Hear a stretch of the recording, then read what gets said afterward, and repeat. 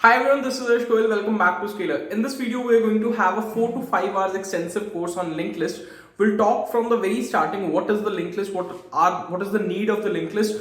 Also, we have discussed various aspects of operations on linked list like insertion, deletion. Along with that, we have solved a lot of problems. We have discussed doubly linked list, we have discussed linked list STL. We've also discussed circular linked list at some point.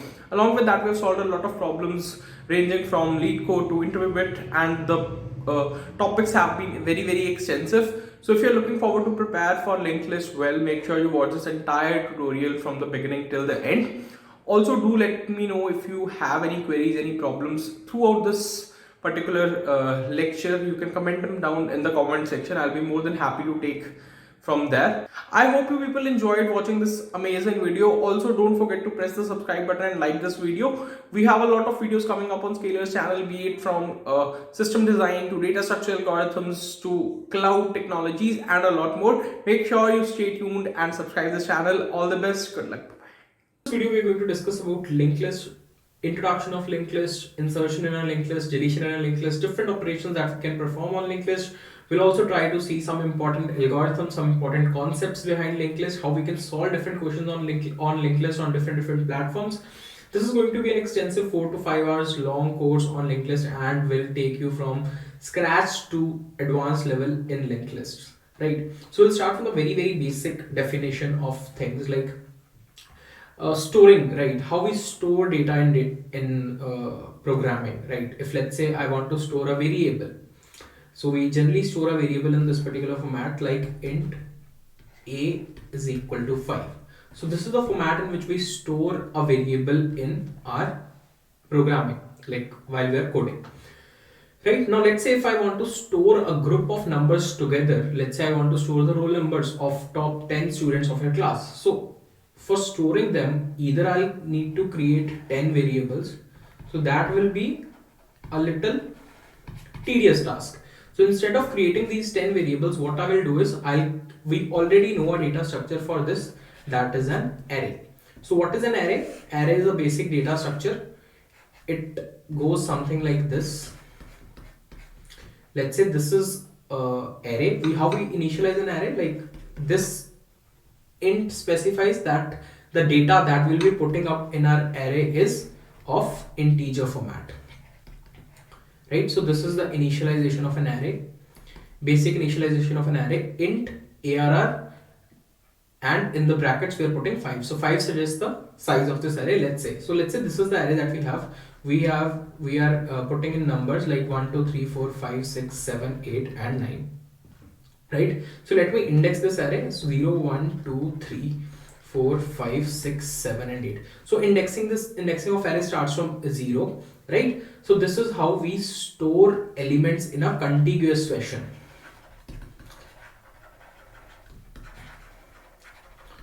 So in array gives us a privilege of storing elements in a contiguous fashion, right? So what if I say now I want to add 2 more elements in my array? So is there a possibility? And how array is, like, let's say this, how we store this particular array? We generally store the address of the first element. Let's say this address is 100, right? And an integer takes 4 bytes. So this is 100, this will be 104, this will be 108, this will be 1112, this will be 116, this will be 120, this will be 124, 128, this will be 128, this will be 132 and 136. So the next number if I want to add should be at 136th place. But I'm not sure whether this 136th place is available for me or not. Right, if I want to add another number after 9 in this particular array, so I am not able to add that number. Right, so so this is a big problem. How we can solve this particular problem? So here comes the concept of what we are discussing is linked list. So how is linked list different from an array, and what actually is there in a linked list is, let's say, so now instead of saving elements in a contiguous fashion as we have seen above, what I'm going to do in this case is I'm going to, let's say I want to store 4 numbers 1 2 3 and 4, right? So I make a block and I take a particular memory block and I put 1 in that. I take another memory block and I put 2 in that. I take another memory block and I put 3 in that. I take another memory block, I put 4 in that. So I have 4 different memory blocks in my array, each having its own address. Let's say it is address 1, this is address 2, this is address 3, this is address 4. Right, so there are multiple addresses that we can see in our linked list. So this is address 1, address 2, address 3 and address 4. So now, like, if I want to add a new element, I can simply create a new element, let's say 5, add address 5. So for this kind of a structure, for this kind of a data structure, what I actually need, I need to store these addresses somewhere, right? So maybe I can maintain something in which I'll be storing all their addresses. Right, this is possible, right? But this will again be very tedious, right? Carrying, maintaining and storing addresses of elements somewhere. So this is again a tedious task. So I want to make it a little more simple. How can we do that? So is there a possibility in which I don't need to store all these addresses? So instead, like, there is a possibility. How we can do that is basically by connecting these elements. How we can connect these elements? Let's say I have 1 here, it is present at 100th location. I have 2 here, it is present at 200th location. I have 3 here, it is present at 330 location. I have 4 here, present at 450 location, right? So I want, like, these should be interconnected. I don't want that I should store their addresses somewhere. It will take me more memory, it will take me more operations. So that is something that is not very required, right? So is there a way in which I can avoid that? So for avoiding that, basically I'll be creating something in which I'll connect this this element or this block with another block, this block with another block, this block with another block, right? And I will save the address of this block. This only saving this, the address of this block will serve the purpose.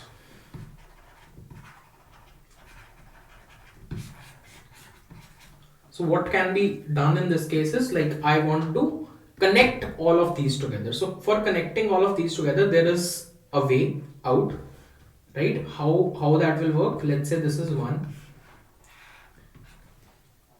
this is 2. So we'll create a structure in such a way that this memory block is divided into 2 partitions. This first partition will contain my data of the node that I have, data that I want to store, right? And the second part will store the address of the next number that I want to store. So the address of next number is 200, so I'll store 200 here. Here it's 100. So the next node here is 330, I'll store the address of 330 here. Next node is 3, I'll store the address of next node, that is 450 here. This is 4, and now there's no node, so I'll store null here, right? So in this way, what we are actually doing is we are connecting this 200. Now this 200 address is written here. That means I have the location of the next node. So both of these are connected now. This is also connected now. This is also connected now. Now I just need to store this address. Now if I have this address, this is the address 100. With this address, I can access any of the elements of this linked list, right? I don't need to separately store these addresses anymore, right? I don't need to separately store these addresses anymore. I can just store the address of the first element, and that's it, right? So how will be, like, if like now you have seen this is a new kind of a structure, right? So when I say a new kind of a structure, it's something of this particular sort in which I am storing data in this part, and I am storing the address of next node here, right? Data here and address of next node here. So is there any data type, like we already know data types like integer or character or float or double. So is there any data type that can store any this type of a structure in which I want to have an integer number here and I want to have a pointer number here, because address is generally stored in pointers? No, so there's no inbuilt data type of such sort. So instead of that, I will be creating my own data type. So creating my own data type means I will be creating my own class. So this whole structure, this structure that contains data as well as address of the next node, next we call this as node. This is known as a node. So we'll create this class node, and inside this class node we will have two data members. This is like first thing that we want to store is data, second thing that we want to store is address. So the data here is integer data, and secondly is what we are going to do is we are going to store the next address. So if we are storing address of something, so what we generally use in storing address, we use the pointer, right? But what will come here of pointer is of what type? Let's say if you have something known as integer a is equal to 5. How we store the address of this integer? We generally store it by %a. Let's say I'm doing int star ptr, right? This is the way in which we store the address of a, right? So this is the variable like of what type, like I am storing the address of integer type, so I have this integer in the front. So here I am storing the address of what? I am storing the address of the next node. So this complete node, right? So what will be the data type here? It will be node star next. So this is the basic structure of class that we will be using ahead. This is how my first linked list will be, one node of the linked list will be made. Basic structure, basic understanding, right? Now if someone says you to create a node, like this is the class that we have made, right?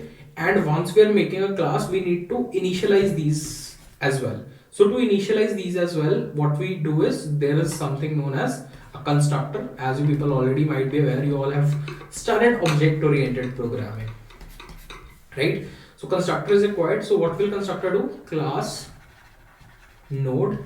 Inside this we have int data and node star next.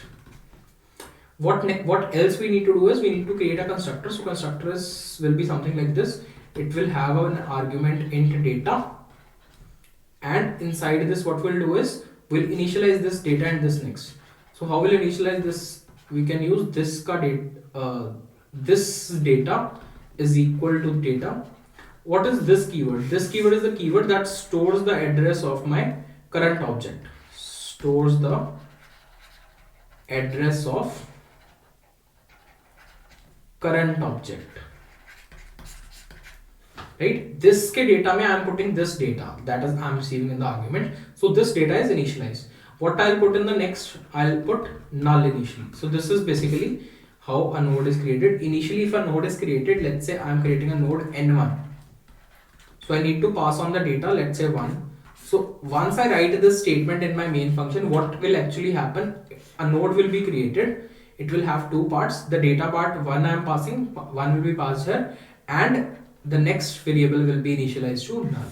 So writing node n1 will create a new node with data 1 and next pointer as null, right? I hope this is true, right? So now let's just try to code in what we have written till now so that you can have a better understanding, right? So we are here on the interview bit IDE. So the first thing that we were doing is we were creating a class node. Inside this class node, what happens is like we generally have access specifiers, be it private, public and protected. So let's create a public data members, int data.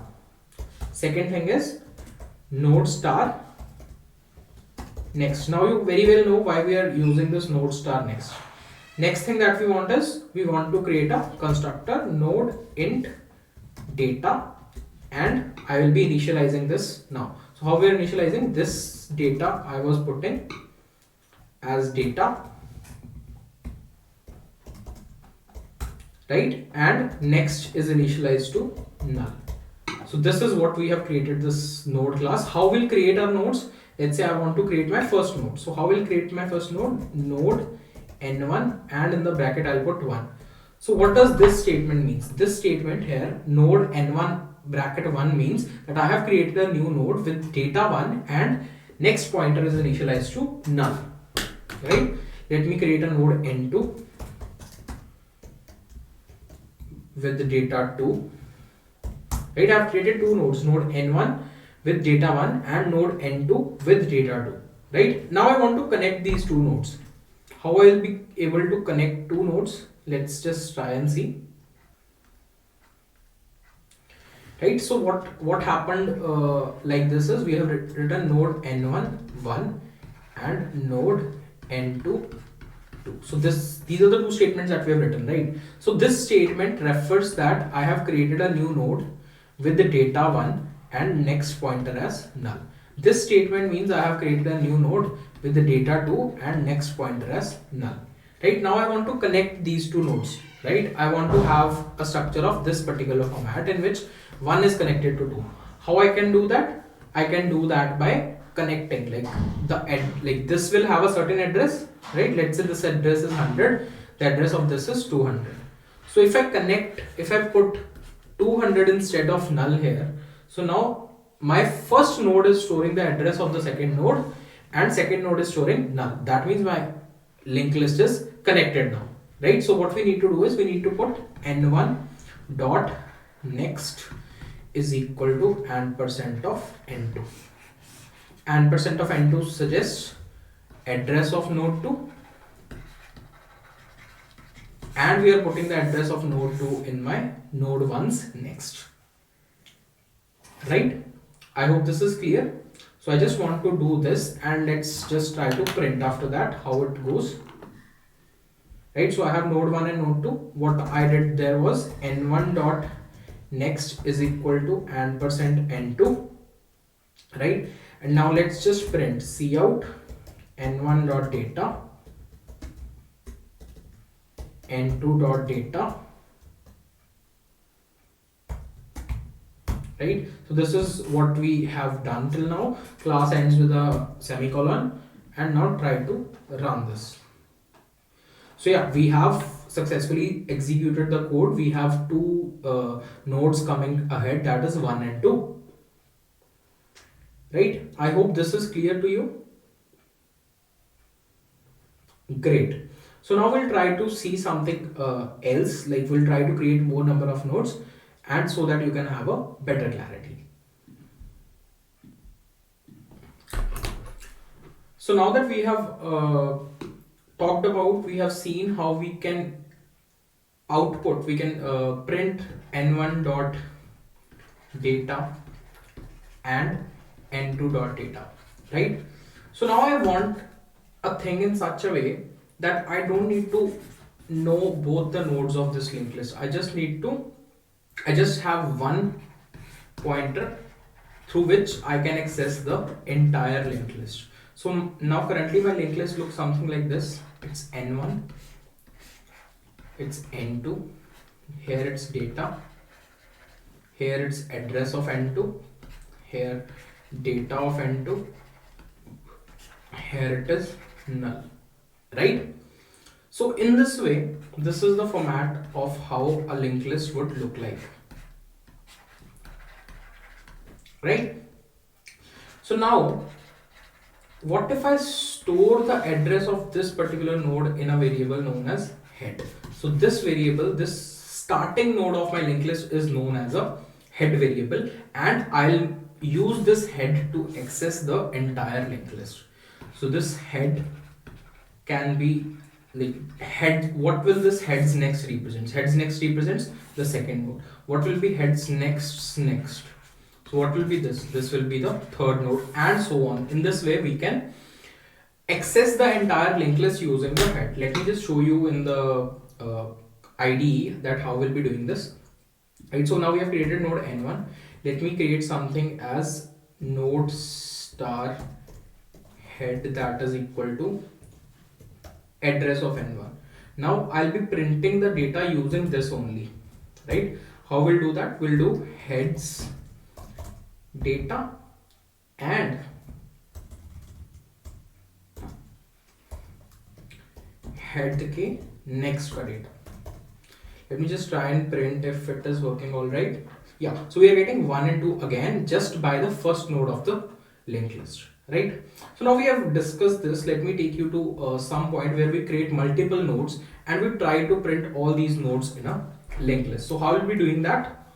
So let me just I just want to let you know what I'm actually trying to say, right?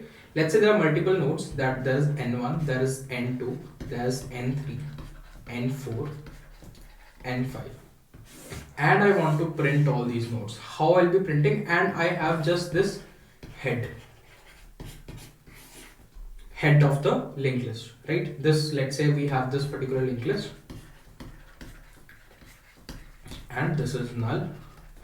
Address of 1 is 100 and 100 is stored in my head pointer, right? So now using this head, I want to print this entire linked list. So what will be the steps that we can follow?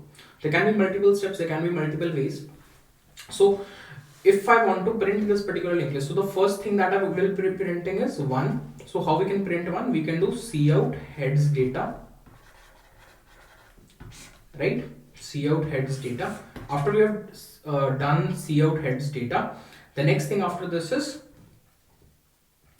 what we'll do, we'll move head equals to heads next.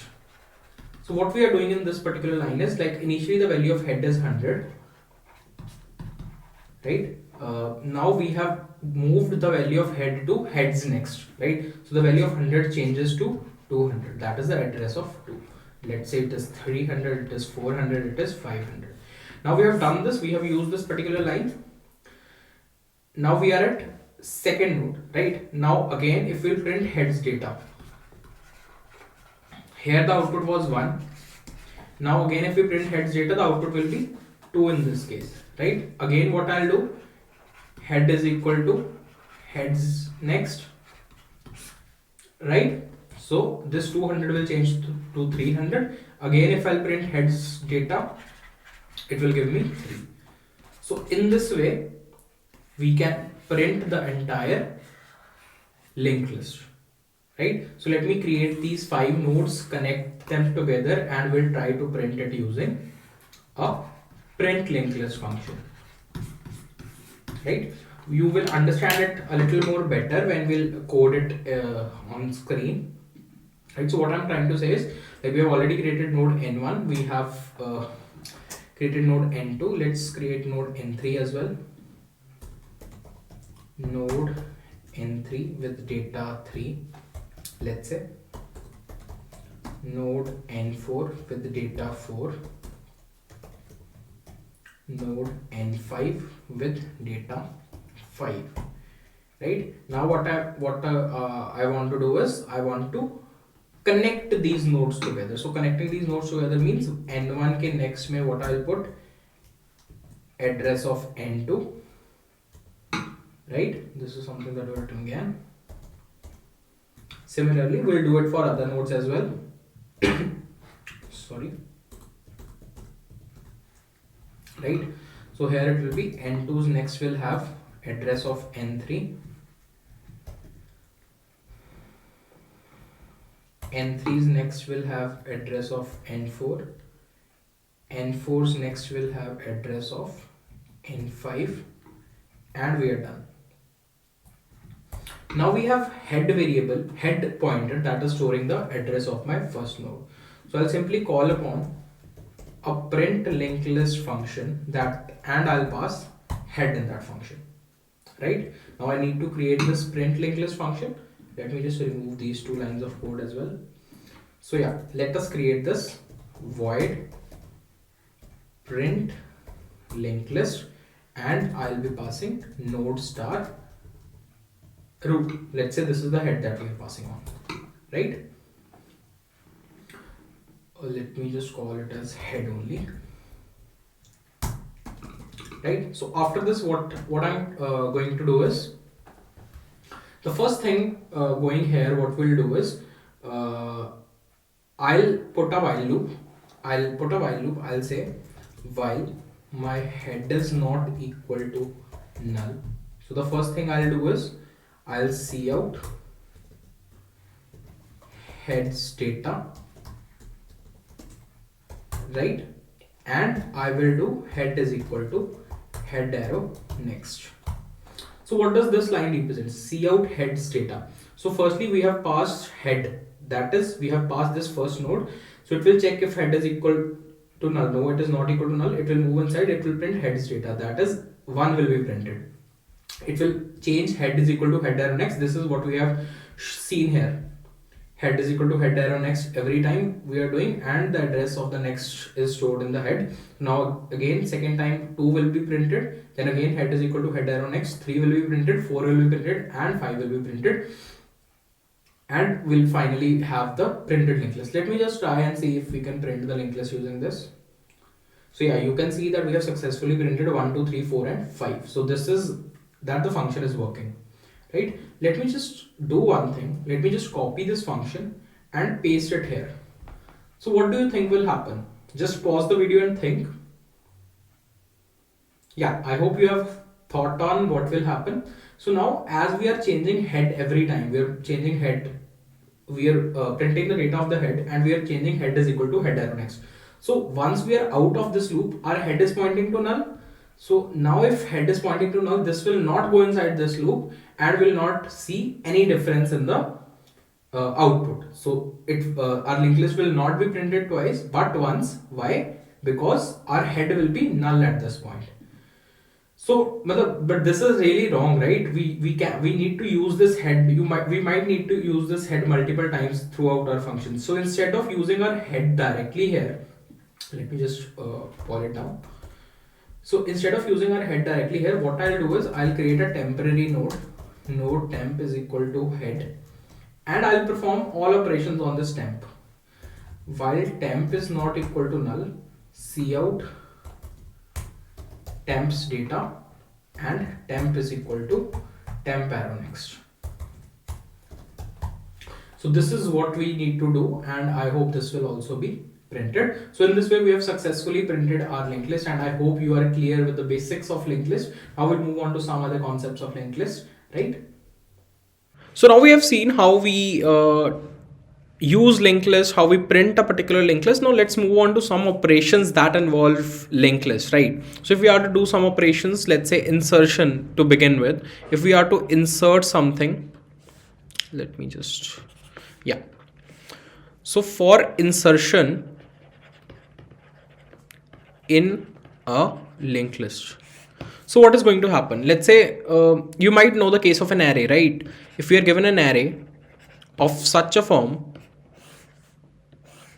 in which there are certain numbers like 1, 2, 3, 4, 5, 6 and so on, right? And like these are the indexes 0, 1, 2, 3, 4, 5.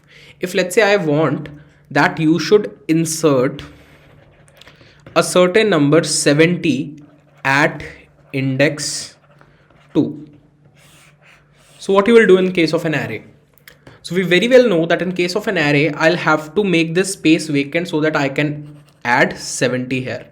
So for that case, we need to move all these elements that are after second index, we need to move them one place back.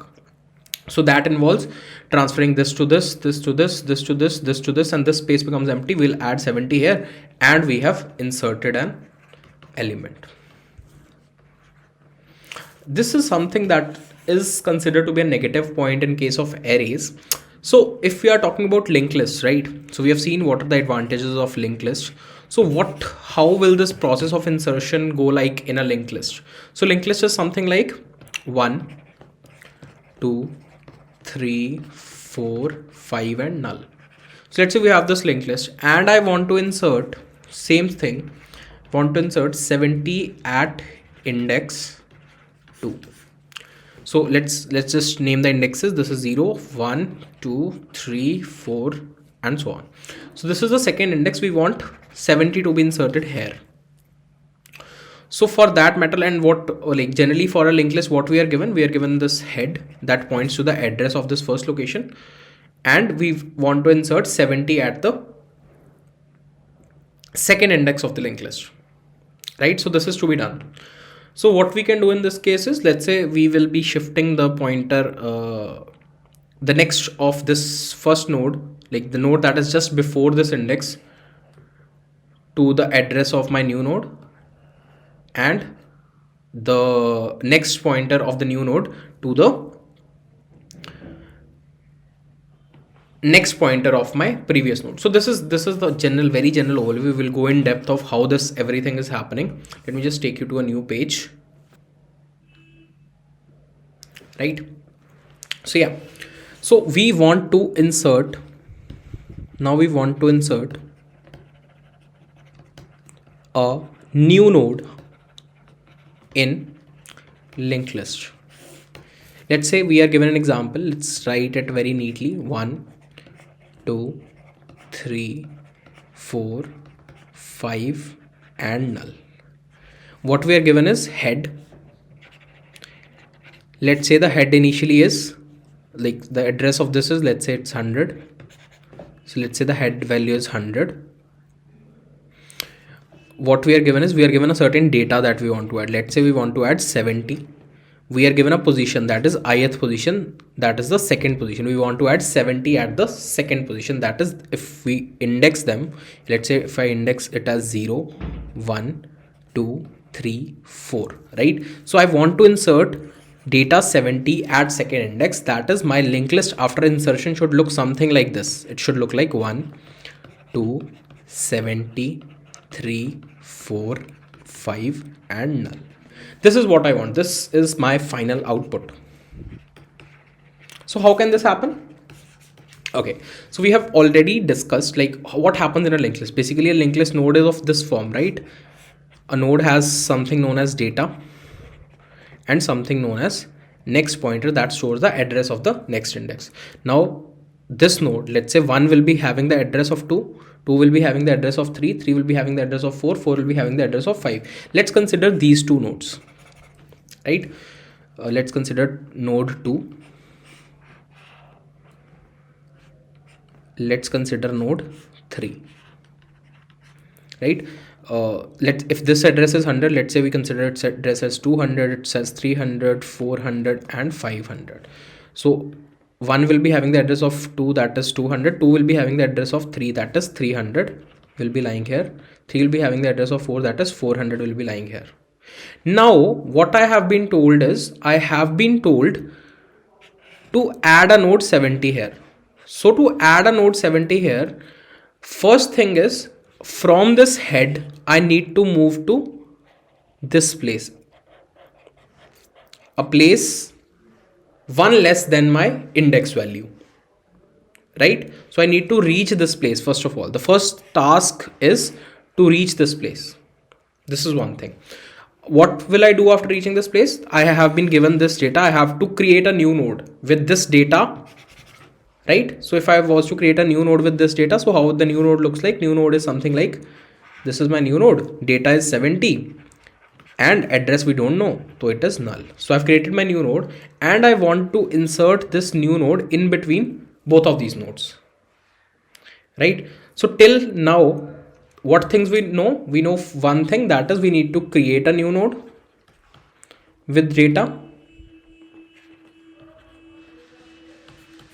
right? Second thing is, we want to travel till the 1 index less than my given position. Travel till 1 index less than the given position. So how we'll start writing the code, right? Let me just take you to the IDE so that you can get some better insights.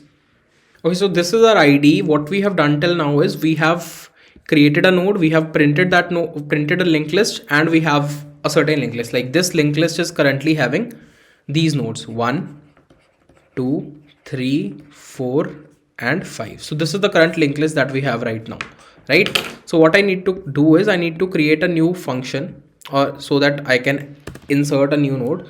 Let me just create a new function by the name of insert node. So what this insert node function will be having? So the first thing that so as to perform anything on any linked list, we need to have the head pointer of that linked list. So one head will be passed. Second thing that is passed is int data. What is the new, like what is the data that we are going to add as a new node?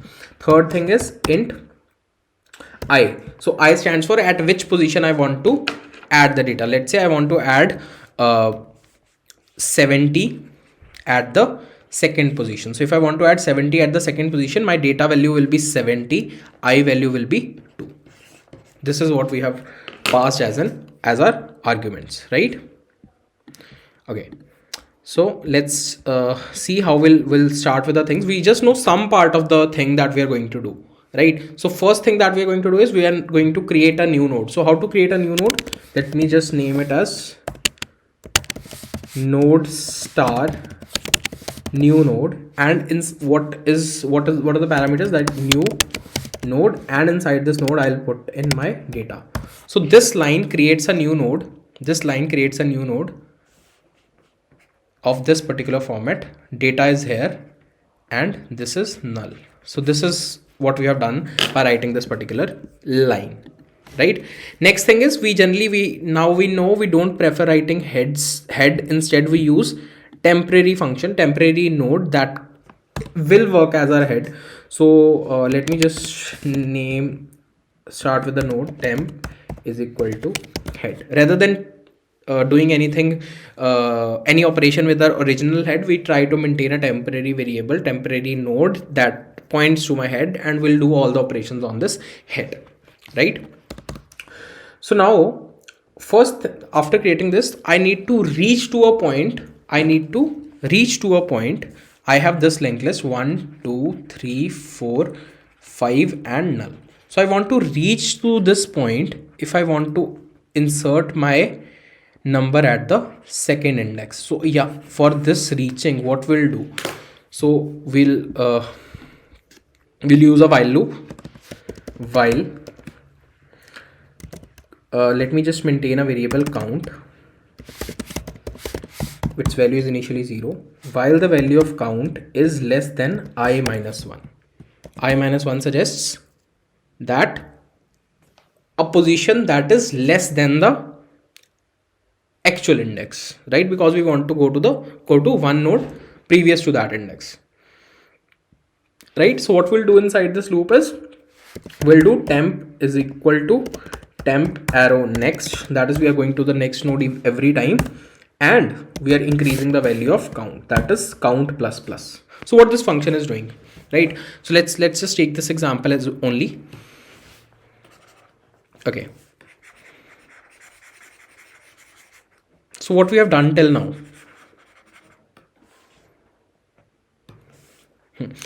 so we have been passed a linked list. Like this is the head of the linked list. This point, the head points to this.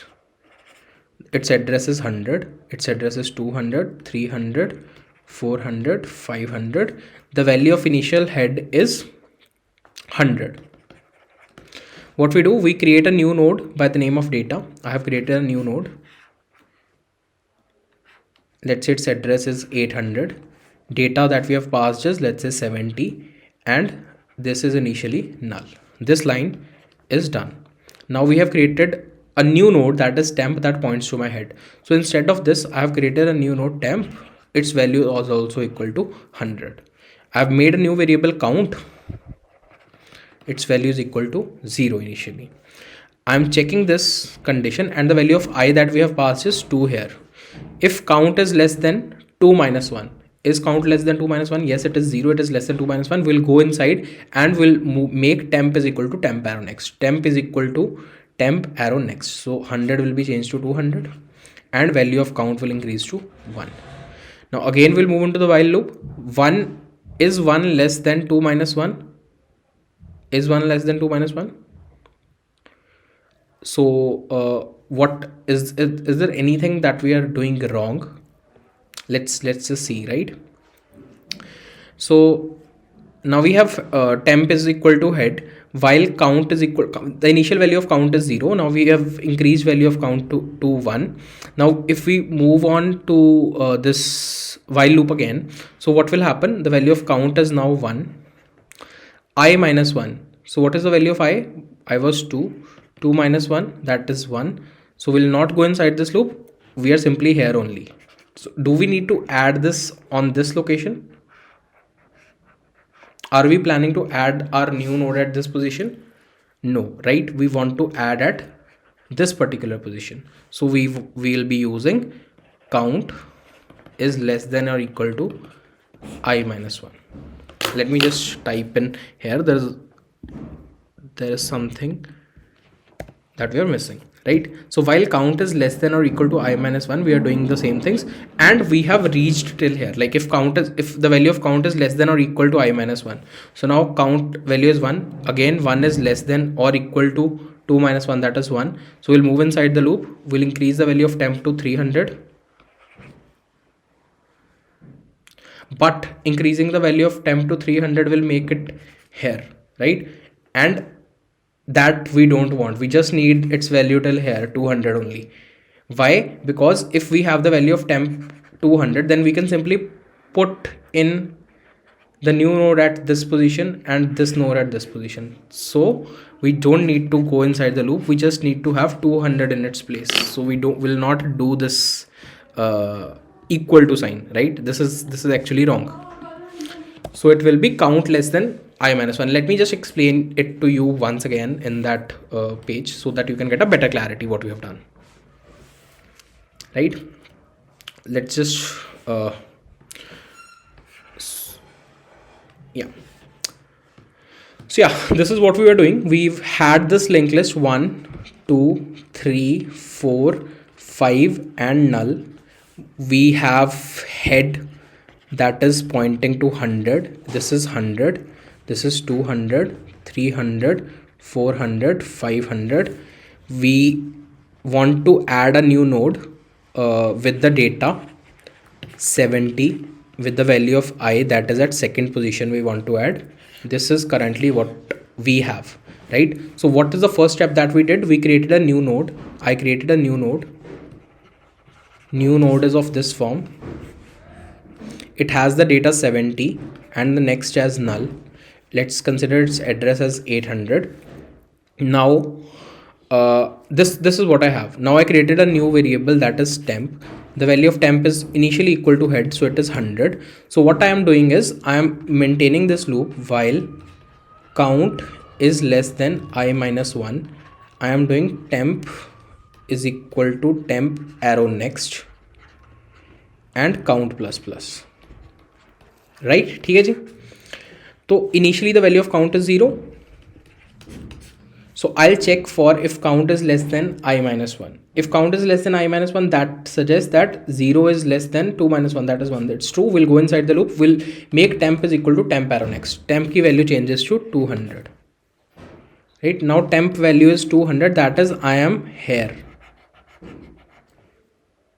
Right? And the value of count increases to 1. As soon as the value of count increases to 1, we'll again check for this while loop. Now 1 is not less than 1. We'll not go inside the loop and our thing is done. We just want to be here. Now we are here. We have reached till this point, or the one index less than the actual position. And this is 0, 1, 2, 3, 4, right? We want to insert between 2 and 3. So we have reached till here. We have a new node 70 and we want to insert it here. So what can be the possibility? We can simply put, can we do this like temp के next में we can put this new node, right? Can we do this? Like if it is, let me just create it once again so that you can get some more clarity with addresses.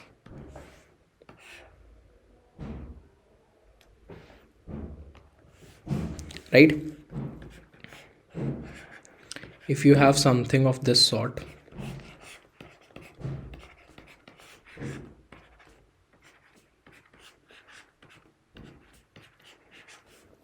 ठीक है, यहाँ its address is 100, its address is 200, it's 300, it's 400, it's 500. 200 is stored here, that is the next address. 300 is stored here, that is the next address. 400 is stored here. We want to insert a new node that we have created. Its address is initially 800, its value is 70, and this is pointing to null. We have reached till here. Now temp points to 200. Temp is currently pointing to 200. And now we want to insert. So the one thing that we can do is we can remove this 300 and we can add 800 here. That makes this connection. right? But as soon as we do this, we lose this 300. We don't have the rest of the linked list available, so we'll not do this. What we'll do this before making this connection, I'll do one thing more. I'll store this 300 somewhere, right? I'll create a new pointer, that is node star a, and I'll store this 300. Node star a will contain my temps next. So now this value is safe. This 300 is safe in this node star a. Now what I will do is, now I can do temp ka next is equal to new node. This line makes this 300 to 800, and now this new 100, this new node's next should point to this. So this address is stored in a. So what I can do is, I can do new nodes k next is equal to a.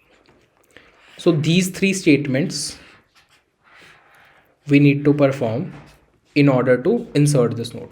Also, one thing more, like instead of saving the address here, what we can do is we can do this in two statements also. So doing this in two statements is of this particular form, like rather than first making this connection, if we make this connection first, right? So what I will do in this case is new nodes next should contain temp ka next,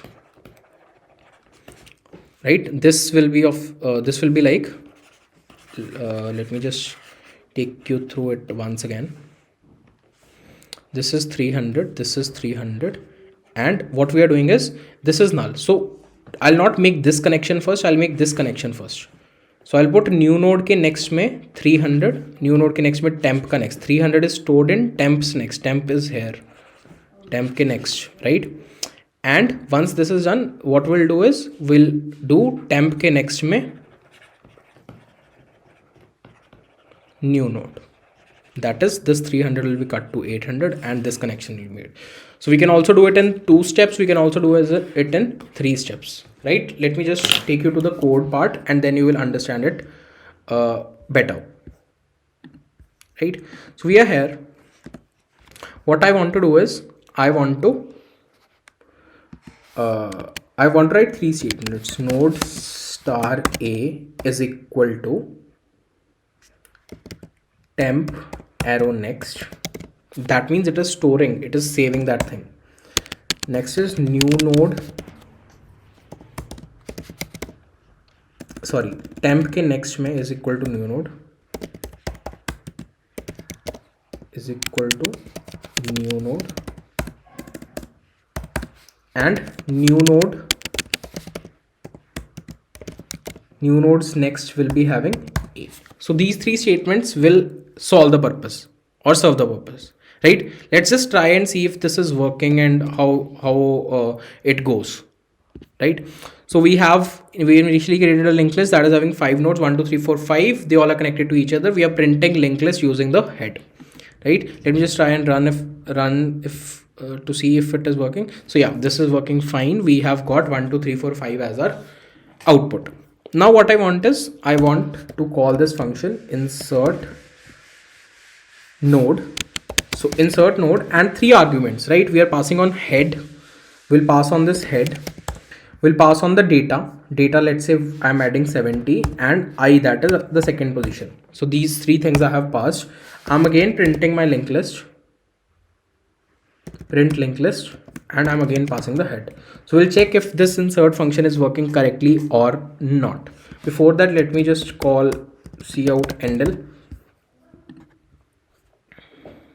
So yeah, we have 2 linked lists, 1 2 3 4 5. 70 is inserted at the ith position, and we are done.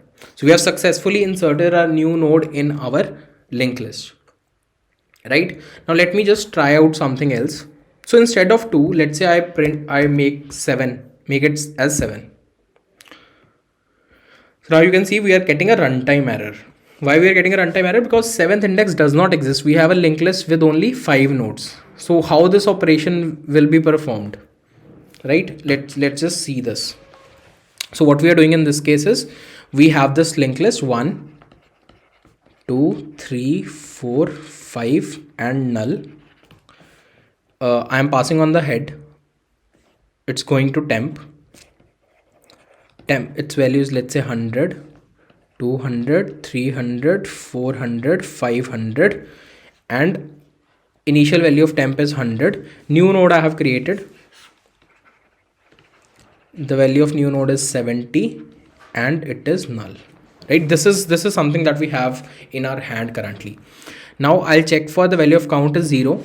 I'll check if while count is less than I minus 1. Now the value of I is 7, right? 7 minus 1, that is 6. Yes, count is less than 6. I'll go and make temp is equal to temp arrow next. It will become 200 and we'll do the value of count. It was initially 0, we'll make it 1. Again, I'll check for the value of count. Is it less than 1? Yes, it is less than 1. I'll make it as 2. I'll increase the value of temp to temp arrow next. That is, it becomes 300. The value of count becomes 2. Again, this happens. We'll check if 2 is less than 6. Yes, 2 is less than 6. What I'll do, I'll make the value of temp is equal to temp arrow next. It will become 400. 2 becomes 3. Again, we'll check. It again goes. We'll make it 500.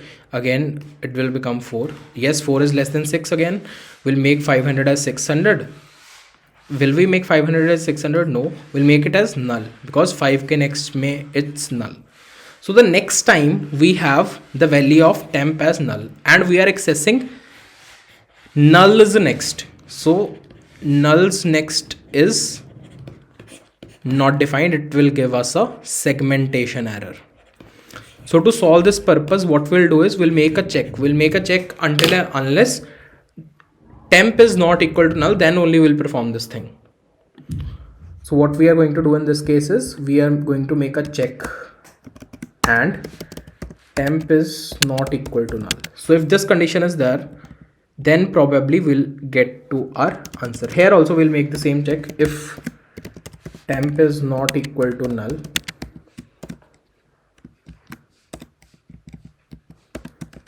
right?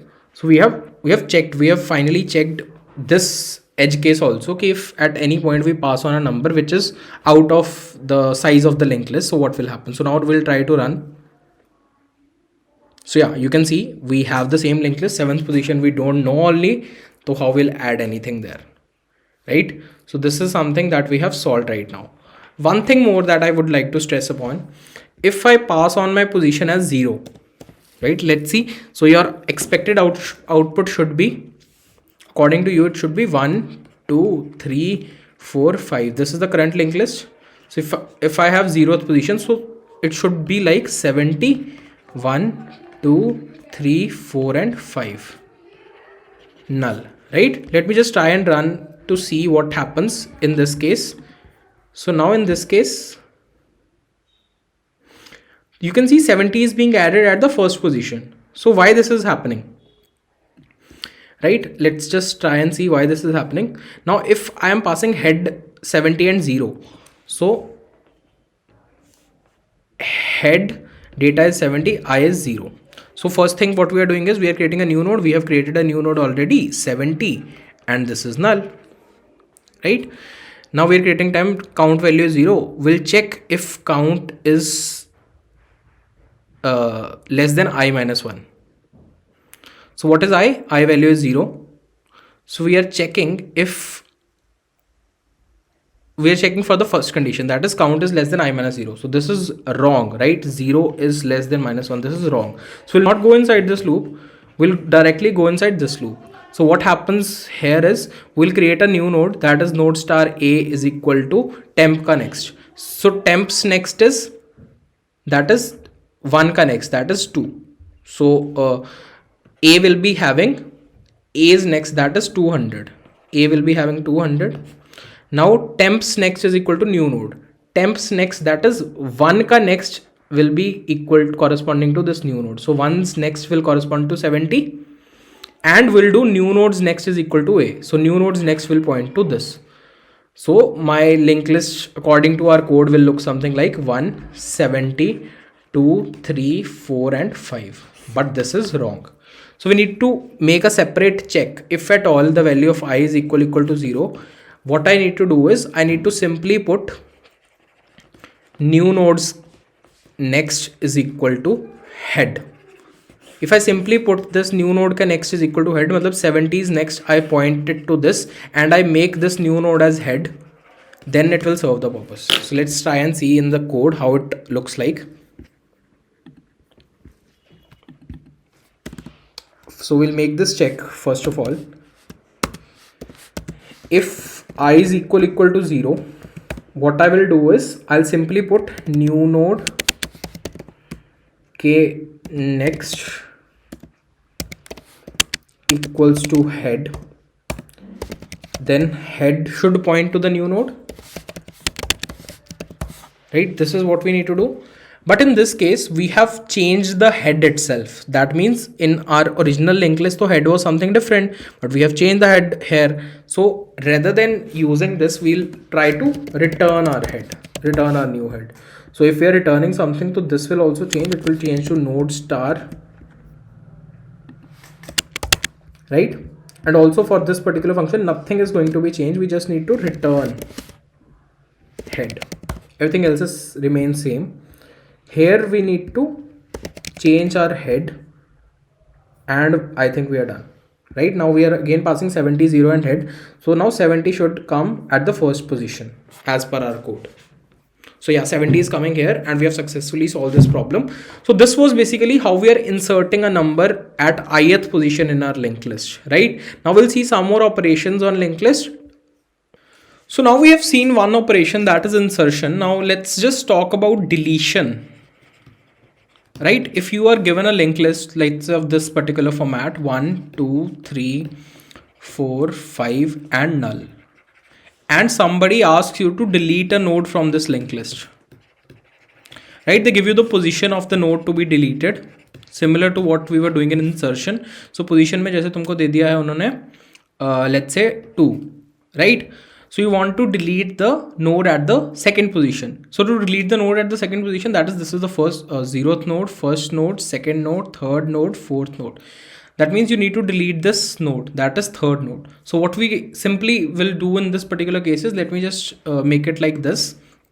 We have something like 1, right? We have something like 2, 3, 4, 5 and null.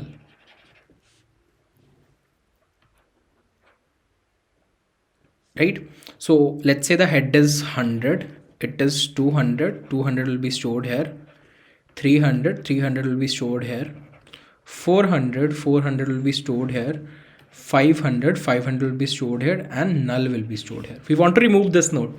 So what we simply will do is, rather than making the second node, that is 0, first, second, third, fourth, the first node to point to 3, we'll make it point to this and we'll explicitly delete this. This is what we are going to do, right? So what the first step in this case would also be, we'll traverse till the I minus 1th node. Second thing is, what we'll do, we'll first of all, we'll make a new node, let's say node star A, and inside this node star A, what I'll store temps next. That is this address, I'll store 300. I'll create another node, that is node star B, and inside B I'll store A's next. So A's next is, that is 300 next, that is 400. So in B we have 400 now, in A we have 300 now, and what we want is, we want to put 400 here. So what we'll do is, we'll do temps next is equal to B, and these three steps will finally delete this node. This will start pointing to this, and this will be explicitly removed. If we have made the nodes as static, then we don't need to do anything. If we made the nodes as dynamic, then we need to use a delete keyword and delete them explicitly, right? Also, one thing more, like how we'll handle the case of if we give the node position as 7. Same, we'll check for if temp is not equal to null. This is the condition that we checked in insertion also.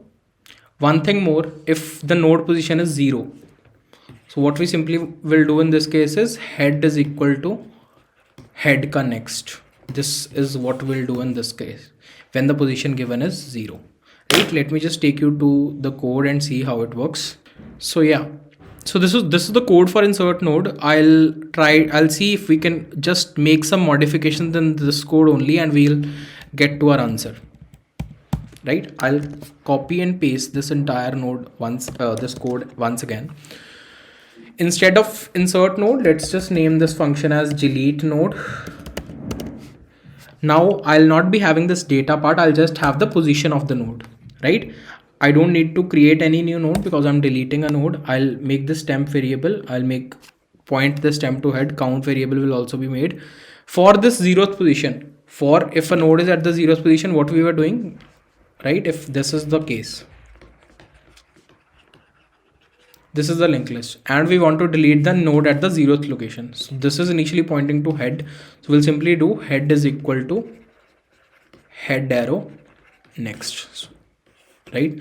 And we'll return. So we'll rather than doing this, what we'll do is we'll remove these two lines.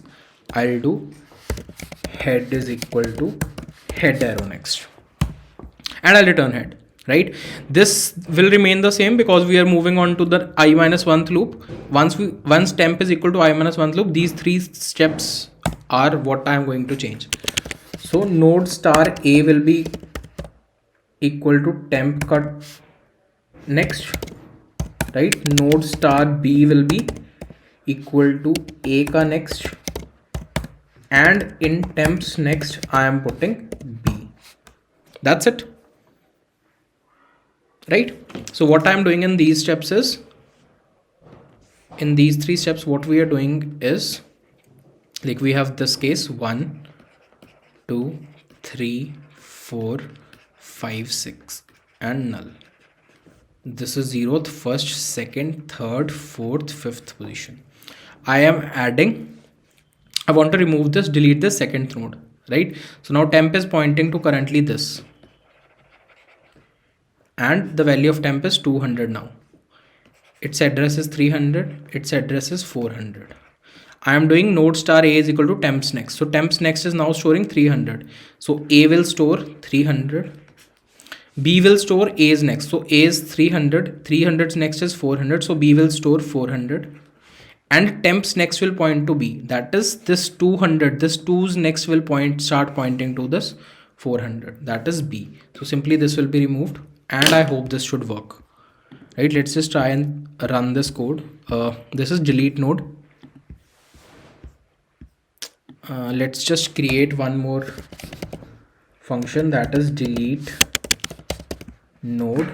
Let me insert head, and let's say we'll remove this 70, right, the 0th location one, and then we'll do the same printing. Right, let me just run this code. So yeah, the 70 is removed. That is the node that was at 0th position, that is now removed. Something more we can try, rather than 0, we are removing the node at the 2nd position now.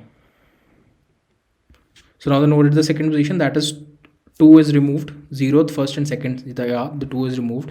Let me just make it as 7. 7th is the index that does not exist. So we'll check if that case is handled.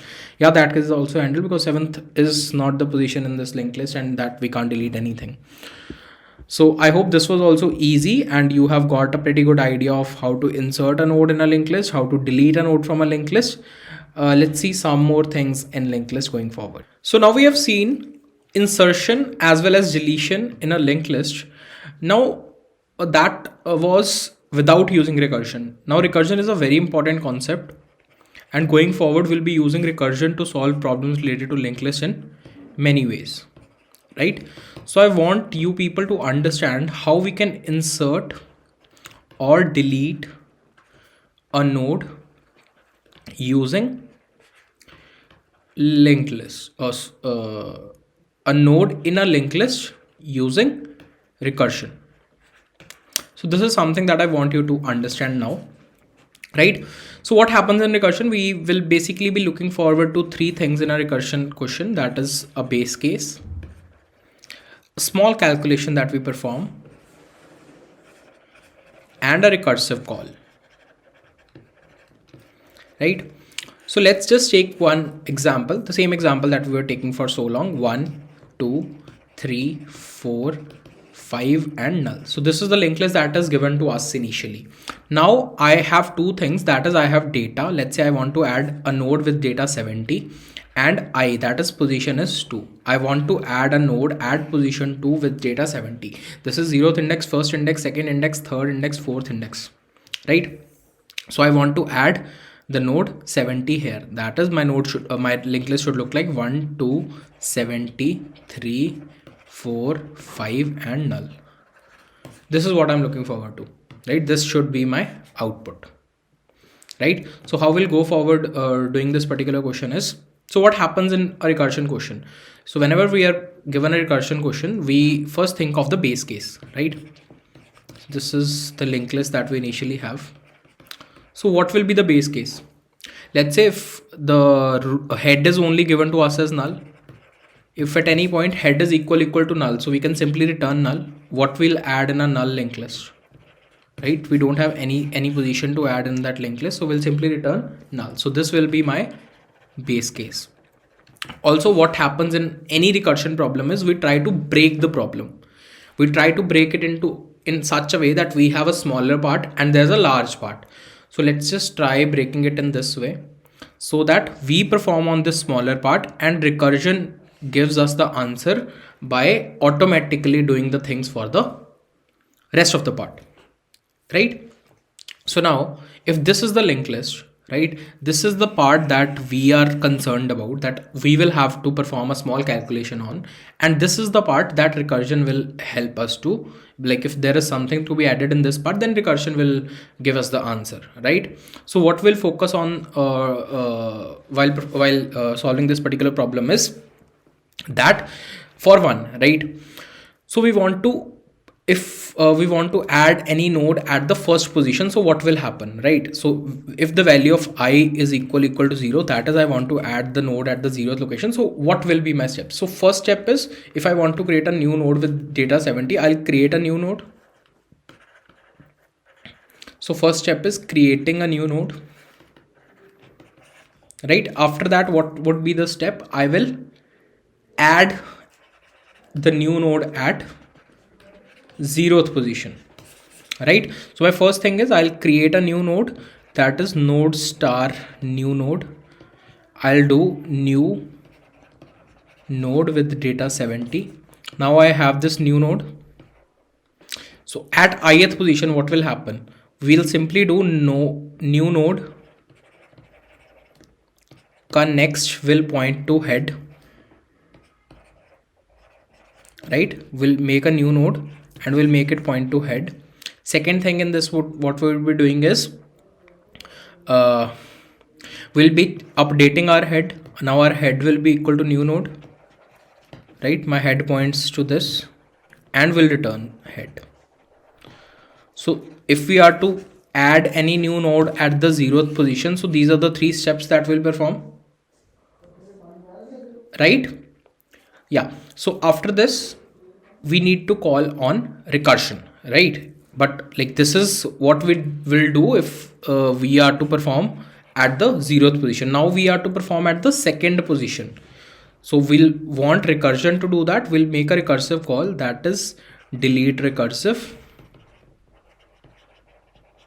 insert recursive, and we'll pass on 3 parameters. So which parameters? Firstly, instead of head, now what we'll pass on? We'll pass on head ka next, because we are passing the entire linked list except the head. So we'll pass on head ka next. We are breaking our problem basically, right? Data will pass as such that we want to add, and now the position, right? If let's say I have 2nd position, so this is 0th, 1st, 2nd, 3rd, 4th. So this would be my 2nd position in that case, right? But now this part is already done by us. Now I'm passing this particular node. So for this particular node, what will be, so these will be the indexes 0, 1, 2, 3. So in actual, we want to add at the 2nd position, but in our new node, it is the first location, that is I minus 1, 1 less than 2. So that is, we'll pass on I minus 1 here. And after this, we'll store it in a new variable, that is node star x. So this x will give me updated linked list with addition of 70 here. So this x will have now 2, 70, 3, 4, 5. Now x is having this. Now the last thing that we need to do is we need to connect our head with this x. That is, heads next should point to x. Now we have our complete linked list with head as the operated head, and we'll simply return this head. Let me just explain it to you once again in a little more simpler way so that you can get an idea. So what we're actually doing in this particular question, we are to add a node in a linked list using recursion, right? We are given this linked list. We are given head is here initially. We are given the data as 70, I as 2. That is, we need to add a number at the second position, 0, 1, 2, 3, 4. Right? Now first is base case. So we have seen that base case would be if head at any point becomes equal to null, so we'll simply return null. Small calculation is like, I'll do the small work. We'll break the problem into two parts. This part will be handled by recursion. This part will be handled by me. That is, if at all the position is 0, then what I'll do is I'll create a new node. Right? This new node will be created. What I'll do for this particular case is I'll do new nodes next is equal to head. Right? And I'll update my head equal to new node, and I'll return this head. Right? These three things I will do. What after this? What after this? So we have done this. We have performed the base case. We have done the small calculation. Now it's the time for recursive call. So what happens in a recursive call is, so now it's the time for recursive call. Insert recursive. So here are the three arguments. Initially we were passing head, data, and I. Now what will pass? I have 1, 2, 3, 4, 5 and null. So now this is our breaking point. We have performed the operation on the first, that is the head. Now we need to pass this into our recursive function. So this will be, instead of head, will pass on head ka next. Data will be same. Now carefully observe what will happen here. Now initially it was, indexes were 0, 1, 2, 3, 4, right? So we were to add at the second position, but now we are passing this as our linked list. So its indexes will be 0, 1, 2, 3. Instead of this 2, now we have 1 that is to be passed. That is one position prior to my actual position. So we'll pass I minus 1 instead of I. I'll get this in a new node, that is node star x.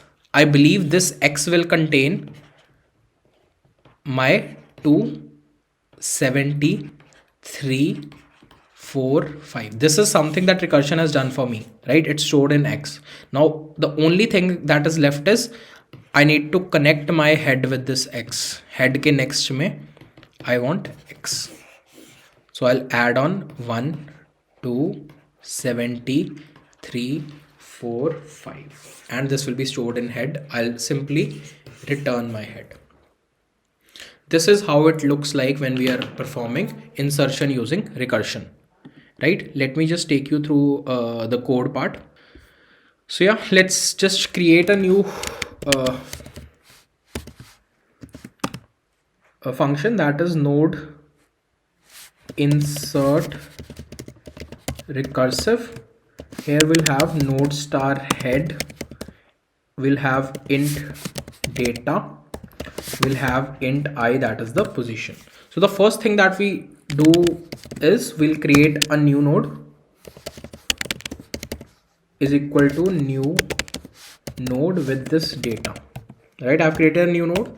After this, what we are going to do if we are to perform this in a recursive manner is the first thing that we'll do if we are to perform this in the recursive manner is we'll check the base case.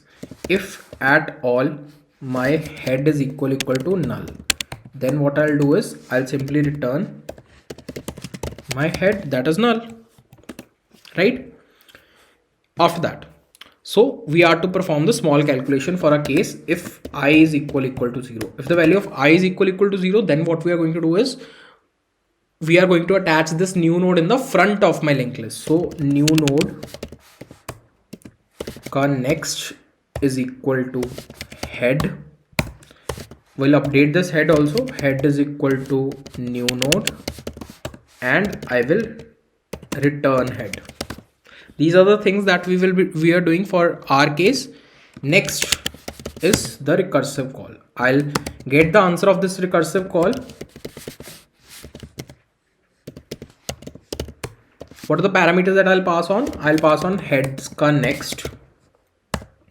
I'll pass on the same data, and this is very important, I minus 1. Right now we have x, we have head, so I simply need to connect head ka next is equal to x, and I will return my head. I hope this should be fine with you. So let's check if this is fine. What we are actually doing is we are creating a new node. This is like this node is being created 70 and null by this particular line. We are checking for if the head is equal to null. This is the base case. We are doing the small calculation for this part of my linked list. For this part, I am doing this work. If I have to add a node at the front location, then I'm passing on the entire linked list in a recursive call. Instead of head, we are passing head ka next. We are passing the same data. We are passing I minus 1. I minus 1 means the position that is prior to the actual position, because we are passing head ka next, right? So now this x will hold on by adding the number at this particular position. I'll simply connect this head ka next equal to x and will return this updated head. So this is how we perform insertion using recursion. Let me just see if this runs well. Right, insert recursive is what we need to call upon. So instead of node insert node, what I'll do is I'll call upon insert recursive. So let's see if it adds upon, instead of 70, let's say I give 69 this time. So yeah, you can see 69 is added at the 4th position. Let me just change this index to 0. 69 is added at the 0th position. So recursion is able to help us in inserting a node in our linked list, and the code looks a little more simpler, right? So let's just see how we can perform deletion operation using recursion, right? We have already seen deletion using a normal method. Now we'll try to see deletion using recursion, right? Yeah. So now what we have is, it's very, very similar to what we have seen in the case of insertion. We have this linked list and somebody tells me to delete the node at the ith position, that is 2nd position. So this 0, 1, 2, 3, 4. So somebody tells me to delete this node. My linked list should be, the output should be something like 1, 2, 4, 5 and null. This is the output that I want. Right now currently I have this. So how using recursion we can do this? So again, we'll have three things in recursion. So which all 3 things we are concerned about? First is base case. Base case is we'll check for if my head is equal to null. If it is, we'll simply return null. Second thing is small calculation. So what will be the small calculation? That is if the value of I is equal to 0. That is if I want to remove this head. What I will do is I'll simply do head is equal to head ka next. That is my head will start pointing to here, and I'll return my head. This will be my small calculation. What will be my recursive call? So recursive call will be, I'll take a variable, I'll take a node x, node star x, and inside this node star I'll call recursive, that is delete recursive. I'll pass on 2 parameters, that is I'll pass on this part of my linked list, that is head ka next, Instead of I, again we are passing I minus 1. I hope now this is clear why we are passing I minus 1, not I in this case. Right, now we have X also, we have head also. We need to connect both of these. What we'll do is head connects equals to X and return head. This is what we are looking forward to do in this particular question. Let me just take you through on how we will be performing the deletion operation. Right, let's just try and see if we can copy paste this only and make some changes to get the answer. It will save your time as well as my time. So instead of insert recursive, I'll use delete recursive.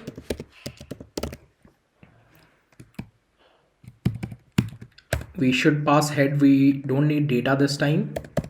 We don't need to create any new node this time. We'll simply check for this. The base condition will remain the same.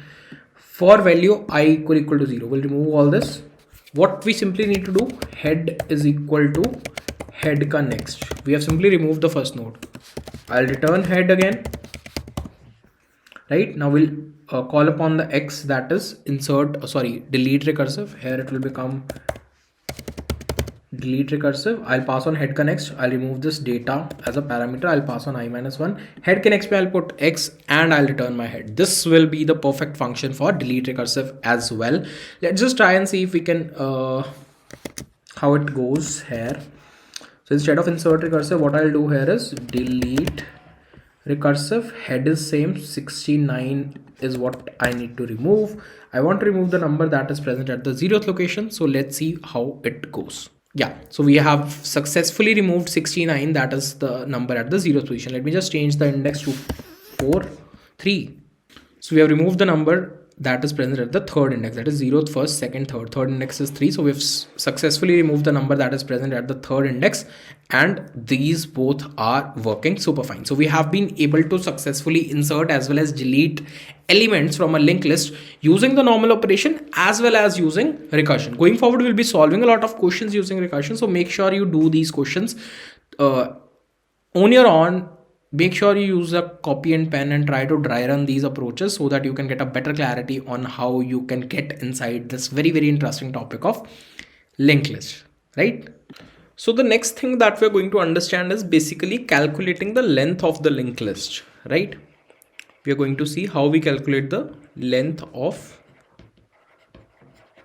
linked list. So let's say we have this particular linked list 1, 2, 3, 4.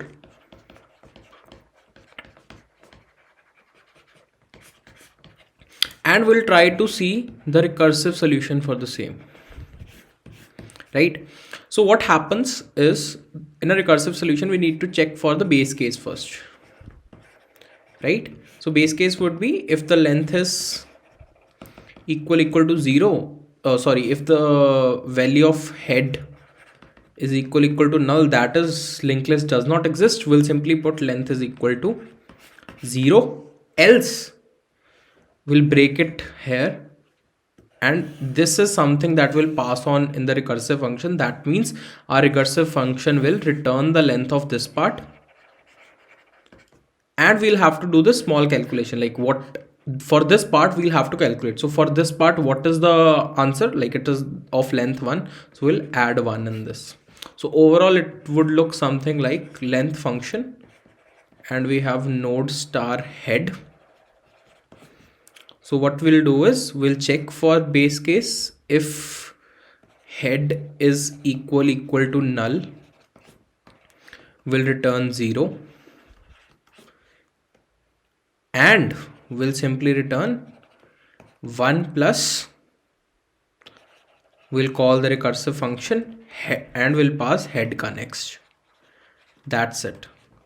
This will give us the length of linked list, right? Now there is one more thing, like I'll try to code this also, but before going forward, let's just discuss one more concept, that is how to calculate the middle of our linked list, right? Calculating the middle of linked list. So it is very, very simple. Like we have already discussed how to calculate the length of the linked list. So calculating the middle is no big thing, right? Let's say you have this kind of a linked list,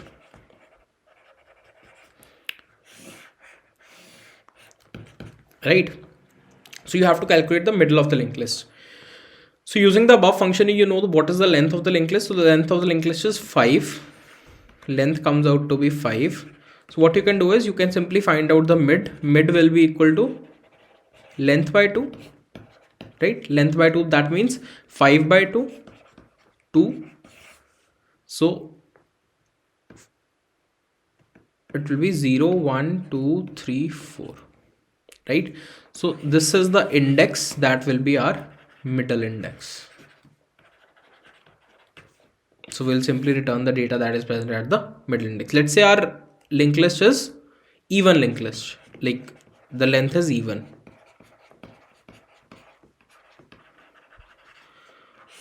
So how we'll find out the same? Let's say we have 6. Now 6 by 2 is 3 again.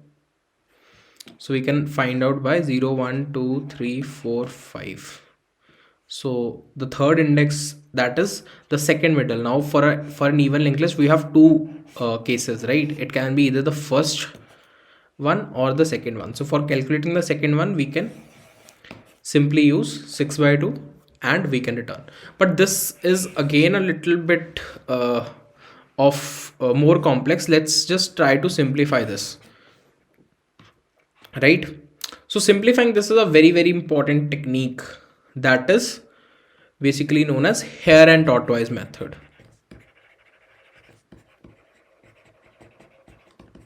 So what is there in hare and tortoise method is how we calculate the length of the middle of the linked list.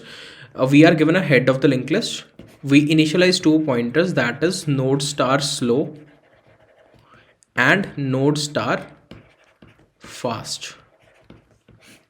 We initialize them to head. Let's take this example.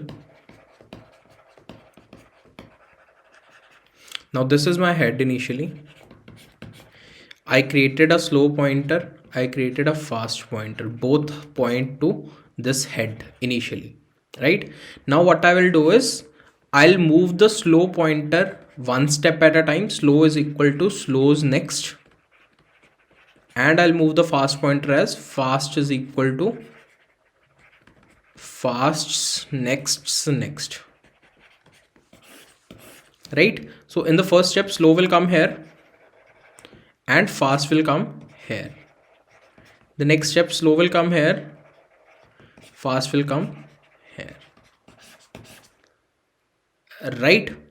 So for whenever fast reaches null or a number before null, that is whenever this thing becomes null or only fast becomes null, so then we can't access this thing at all. So we will not go. So we'll put up the condition. So whenever this fast will point to either null or one less than the null, then the number that is there at the slowest node is my middle. I'll simplify it when you will do the code. That will make the things a little more clear to you, right? So what actually we are going to do is we are going to put down the condition here, and I'm going to move slow by a single time and fast by 2 times.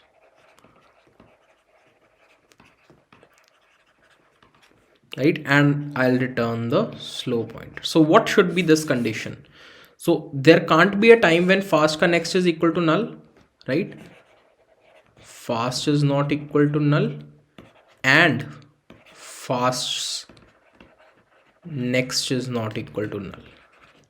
As soon as fast's next becomes null, so we can't access this.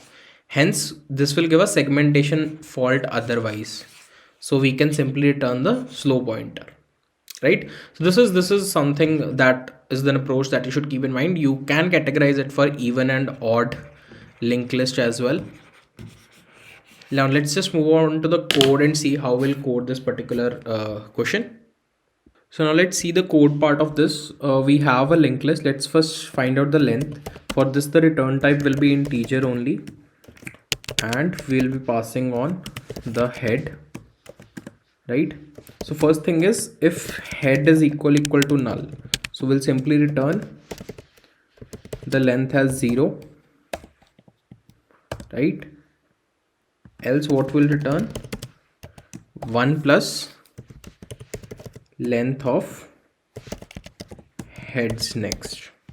Okay, this is what we discussed. So probably this should give us the correct length. Let me just find out length is equal to length of my head, and I'll see out endl first and then length, right? Let me see if we can get the correct length. Yes, we are getting the correct length, that is 6. So this linked list is containing 6 elements. Now let us just find out the middle also.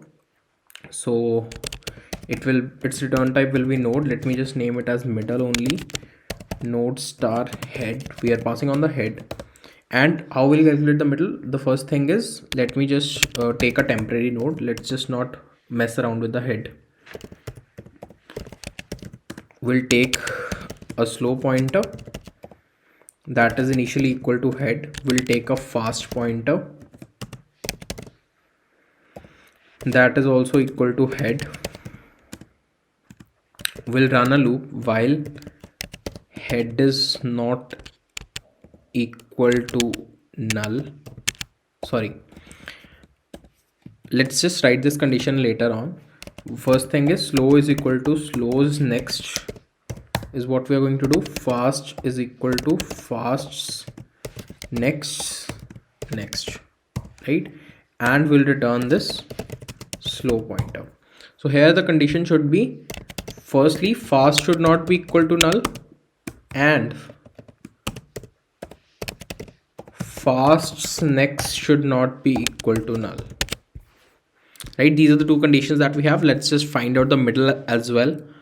So let me just have this as node star mid is equal to middle. I'll pass on the head again. I'll see out mid, and that's it, right? Let's see what does the answer. Mids data, right? This is a node, so we'll be finding out mids data. So yeah, so the middle number out of this list is, we are getting the second middle, that is 3 as the answer. We can also get the first middle if, let's say, you are given the same question and you need to find out the first middle, right? In this particular linked list, you need to find out the first middle. So this is the question for you to try, think upon it, do a dry run and try solving how to get the first middle if the length of the linked list is even. Let's also try for an odd length linked list, right? Let me just remove this insert recursive. Now let's see what is the answer that we get. So yeah, so this is the linked list that we have. The length of the linked list is 5. The middle that we're getting is 3. And I think we are all set to go with the next questions. I hope you have understood finding the length of the linked list, middle of the linked list, insertion, deletion, recursively, as well as with a normal method. So this creates the base for you to move ahead with other questions. So we'll talk about other questions now. So now we have very well discussed what is a singly linked list. So now I want to just focus upon what is a doubly linked list and how can we operate on a doubly linked list, right? So when I say a singly linked list or a linked list in general is what we say.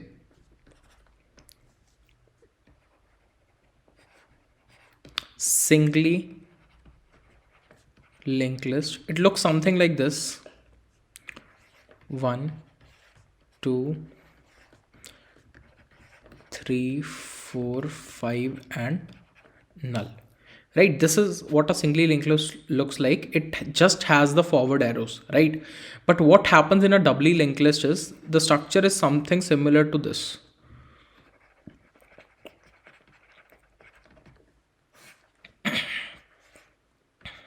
2, 4 and 5. So it is something like this.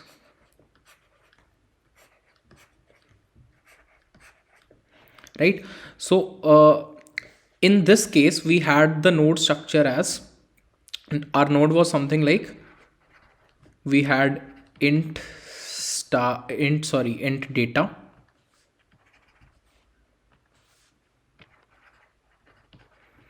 and node star next. So this was basically the components of a singly linked list, or the data members of a singly linked list. But in doubly linked list, what happens is, along with this next pointer, we have something known as previous pointer. So what is the benefit of this is, like, at any point we don't need to like, we can access the previous element to that also and the next element to that also using any particular element. So the node in this case would look something like int data, node star left, and node star right, or you can say them as next or previous. Right? Node star next, node star previous. So this pointer points to the next node, this pointer points to the previous node. Right? So now let's say you are given a case in which you need to remove this particular node. Right? You are given a node, let's say A, and this points to this fourth node, and you need to remove this particular node from the linked list. How can you do it without traversing the linked list at any cost? Right? What we need to do, we simply need to put this here, and we need to put this here. Right? And this we need to explicitly delete.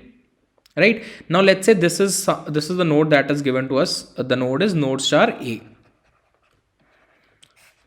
Right? This is the node that is given to us. Now what we'll do is, we'll do A's previous.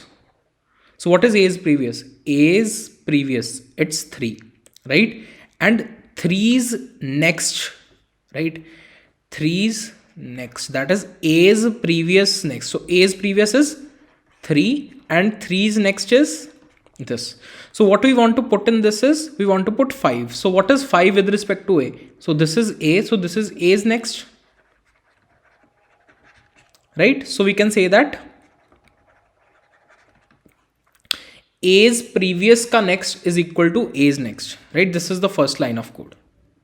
Now after this, like, this connection has been made. We have successfully made this connection. Right? Now this connection we want to make it again. So how we'll do that? So now again, so what is this node? So this is A's next. A's next is this. Now iska previous, A's next previous is equal to A's previous.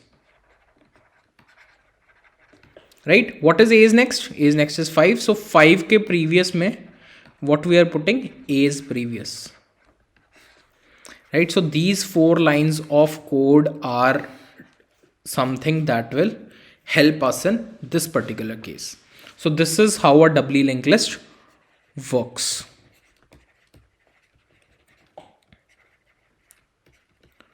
Apart from that, let us just go through what STL in lists look like, right? So how, like, for every time when we are solving particular questions, we don't explicitly create linked list. So we know something known as linked list STL. So STL, you all know that it is standard template library. So what happens in linked list STL is, linked list STL, it is categorized into 2 parts. One is forward list and one is only list. And we need to specify the data, like the type of elements that we want in this list, whether it's integer or whether it's something else. Right? So this is known as doubly linked list. This list corresponds to doubly linked list. And this forward list corresponds to singly linked list. Right?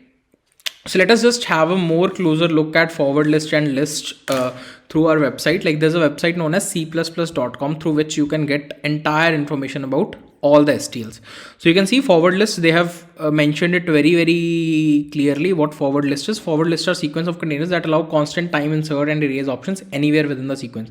So there are a lot of pre-built functions, pre-built member type functions that are already defined so that you can use them directly. So these are the operations, right? You can use insert after, you can use erase after, you can use remove, unique, merge, sort, reverse. Different functions are there that you can use with forward list. Similar to forward list, there is an STL known as list STL. So list STL also, it has some of the functions like begin, end, and some others. So make sure you check out c++.com for more information about STL on linked list, right? You will get entire information about all different kinds of standard template libraries that are available in C++, right?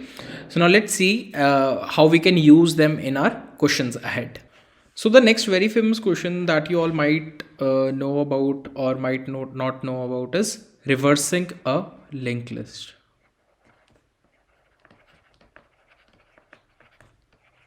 So you all might have heard of an ad. Do you know how to reverse a linked list? So I hope you all know this, right? So reversing a linked list, what happens when we have to reverse a linked list? We are given such nodes like 1. We are given this linked list, right? 5 and null. And you need to reverse this linked list.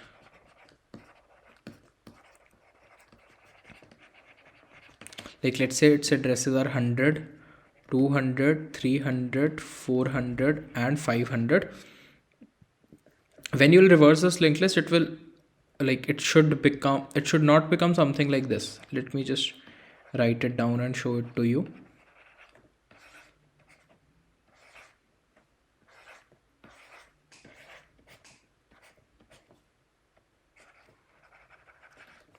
It's not that you are just taking out 5 and putting 5 here, or taking out 4 and putting 4 here at the same address. No, this is not to be done.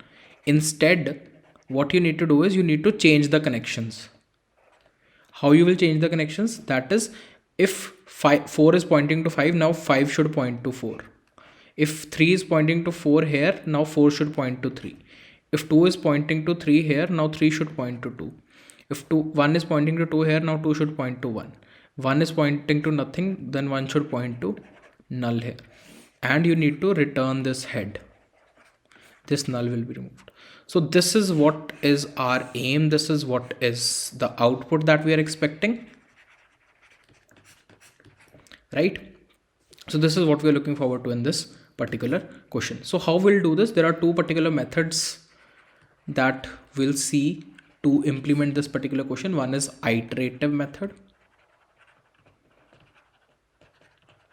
and the other one is recursive method.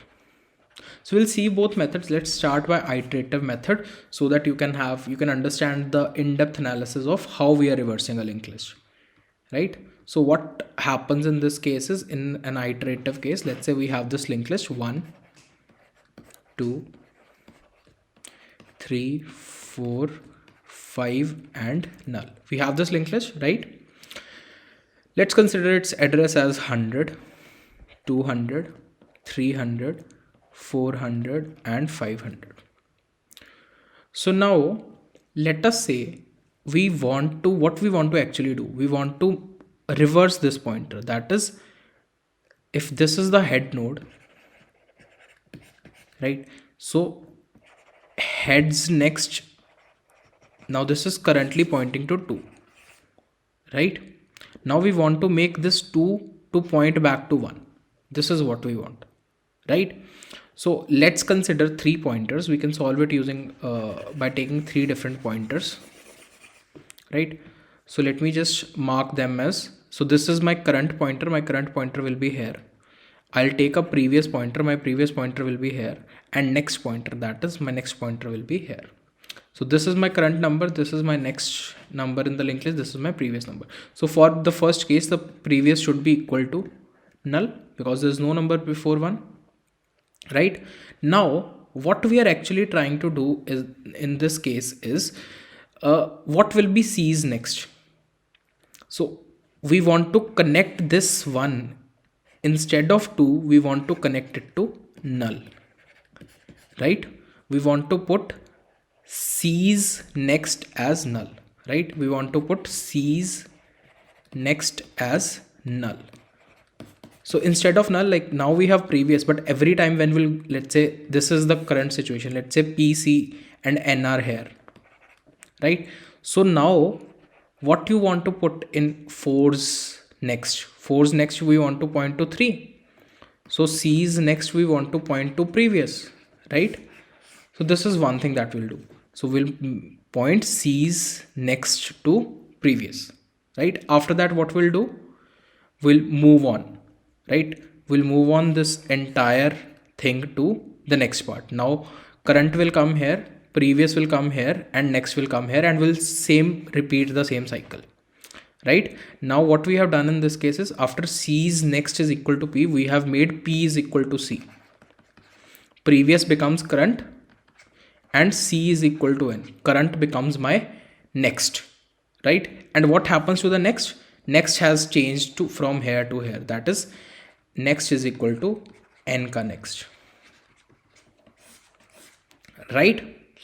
And like we will be putting a check in front of the N, because as soon as we move ahead in our linked list, at some point of time N will become null when current will be at this particular position. So we can't access null ka next, this will give segmentation error. So I'll put a check if N is not equal to null, then only we'll do. So these are the 3 conditions that will help us reverse the linked list, right? And what we'll simply do, once we reach till here, we'll simply return P at the end, right? So these are the steps that will follow. Now let's move on to the code. I hope you will better understand it using the code. So this is a question that is there in front of us. It is basically reversing a linked list. We are given the head of the linked list, and we will be performing. So first thing is, will check if our head is equal to null. If our head is equal to null, we don't need to do anything. We simply return null, right? After that, what we took 3 pointers, list node star P, that is previous pointer, it was initially pointing to null. We also took list node star C, that is currently pointing to head. We took list node star N, that is currently pointing to heads next, right? These are the 3 things only we have. So now we were repeating the steps again and again until and unless C becomes equal to null. C is not equal to null. So which all 3 steps were we are performing? C's next becomes previous, then previous becomes my current, and current becomes my next. These are the 3 steps. And the last step was, if N is not equal to null, we will be moving N is equal to N's next. So these are the steps that we were doing actually. And what will simply return? So my last will be pointing to what? The previous one. Let's just see how it is. So what we have done in this case is, we have created, so first of all, we have been passed a head, right? Let's say this is the linked list that we have 1, 2, 3, 4, 5 and null, right? I have made 3 pointers, P, C and N.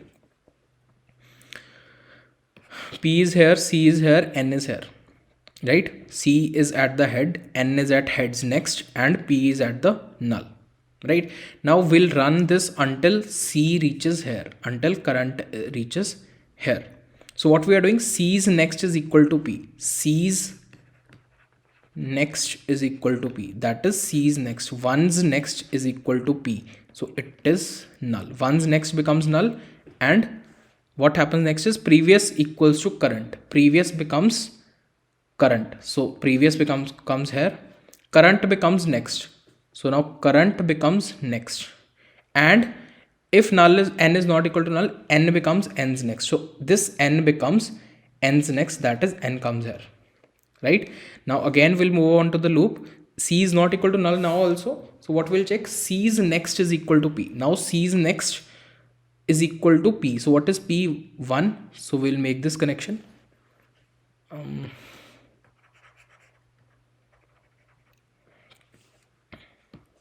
that is 2's next. So 2's next is pointing to 1 now.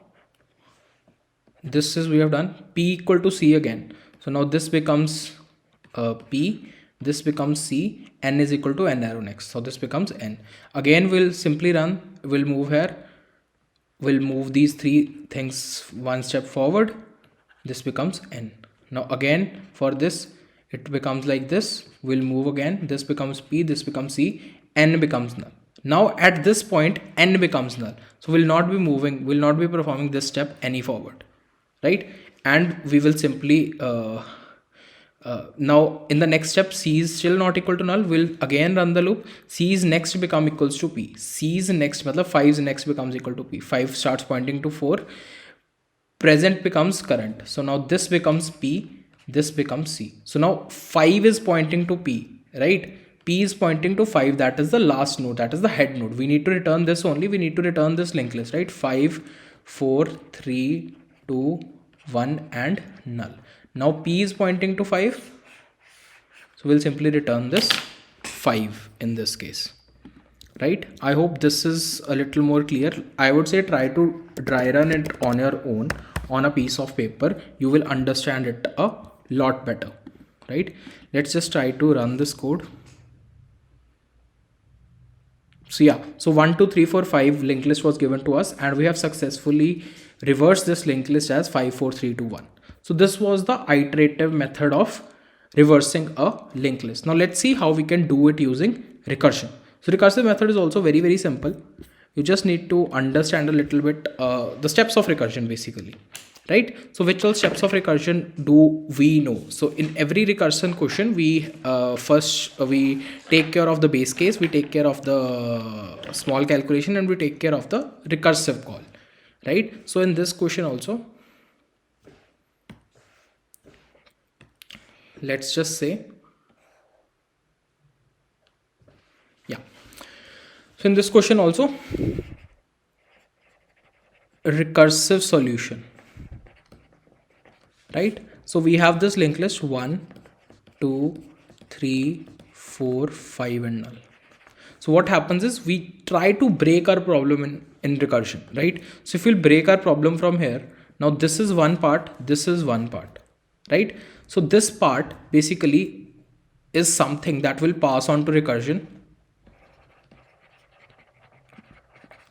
and we expect recursion to give the correct answer. What we expect from recursion is recursion will give us this 5, 4, 3, 2 and null with this as the answer. That is, this is the answer that is coming from recursion. So हमने सोचा कि recursion should give us this, right? After this is done, now what is the thing that is left on us? Now we have this head, right? We want to point this 2 to this head. We want to point this 2 to this head and this head to null. So these are the two steps that we need to perform, right? So what is 2? So 2 stands for, matlab, if this is the head, currently this is pointing to head. So 2 is what? What is 2? So we want to make 2, we want to point this 2 to 1, right? So now head points to 1. So what is heads next? Heads next is 2. So we want to point this 2 to 1, right? We want to point this 2 to 1. We want to point this heads next to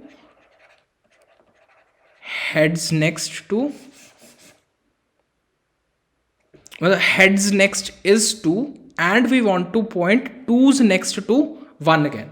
So heads next is 2. We want to point 2's next to head again. That is 1. So now this connection is made. This is a very, very important line. Heads next is equal to head. This line is very, very important. What we are doing in this is heads next is 2. 2's next is 1. This is what we are putting. 2 ke next mein we are putting 1. 2 ke next mein we are putting 1. Right? After this, head. So head should point to null. So we'll write head is equal to null. These are the steps that we need to perform. Also, there should be one base case. So what should be the base case? Like this recursive call, when it should return, when the value of head, when the value of head ka next becomes equal to null. When heads next become equals to null, we simply return head, right? This will be my base case. Now let me just try to submit this recursive code also and see how it goes, right? So let me just create one more function, list node star reverse list node star head, right? What we'll put inside this is, we'll make a check, like this is the base condition. Let's just write this base condition afterwards. First thing is, we will call upon the recursive function list node star x. So we want that answer should be stored in x, that is the head that should come after this recursive call should be stored in x.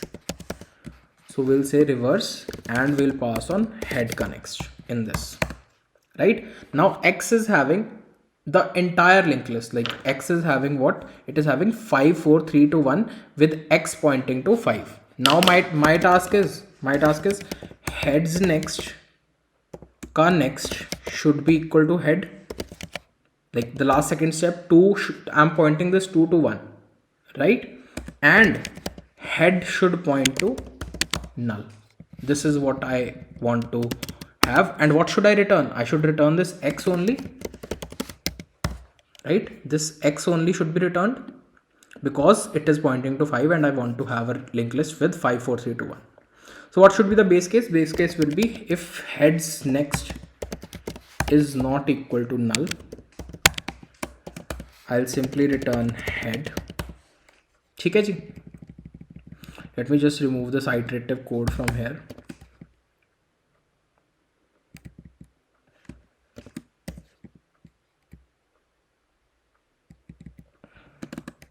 Here also we'll put a check, if let's say if head is equal to null initially only, then we'll simply return null, right? And else we'll return reverse of head. We'll call upon the function reverse of head. I hope this should work fine. Let's just try to run and see how it goes. Okay. There is a little bit of problem. It should not, it is equal to null. When heads next becomes equal to null, then only we were returning. Now this should be the base case, right?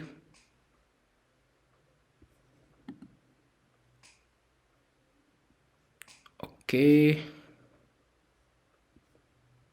So there is some error. Let me just try to debug what is the error.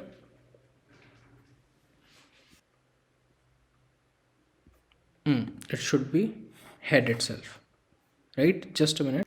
So it should be head ka next is equal to null. This was the problem, I guess. So not to make the head equal to null, we want to make the heads next equal to null, right?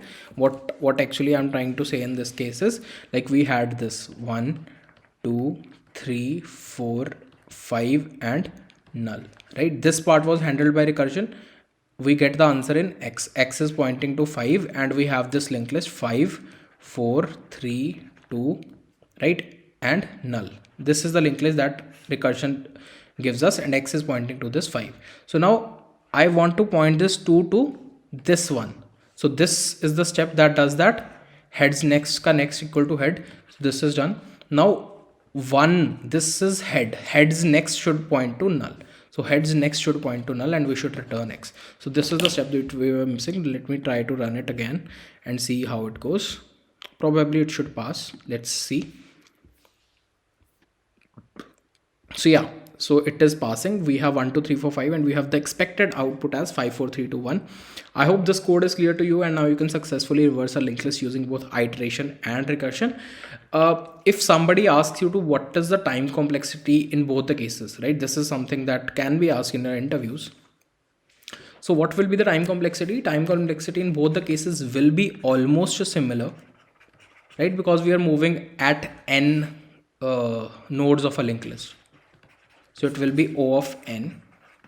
Space complexity in iteration case will be no, will be of 1, right? Because we are just making 3 pointers, nothing else. But space complexity will be there in the recursive case because we create a recursive stack internally.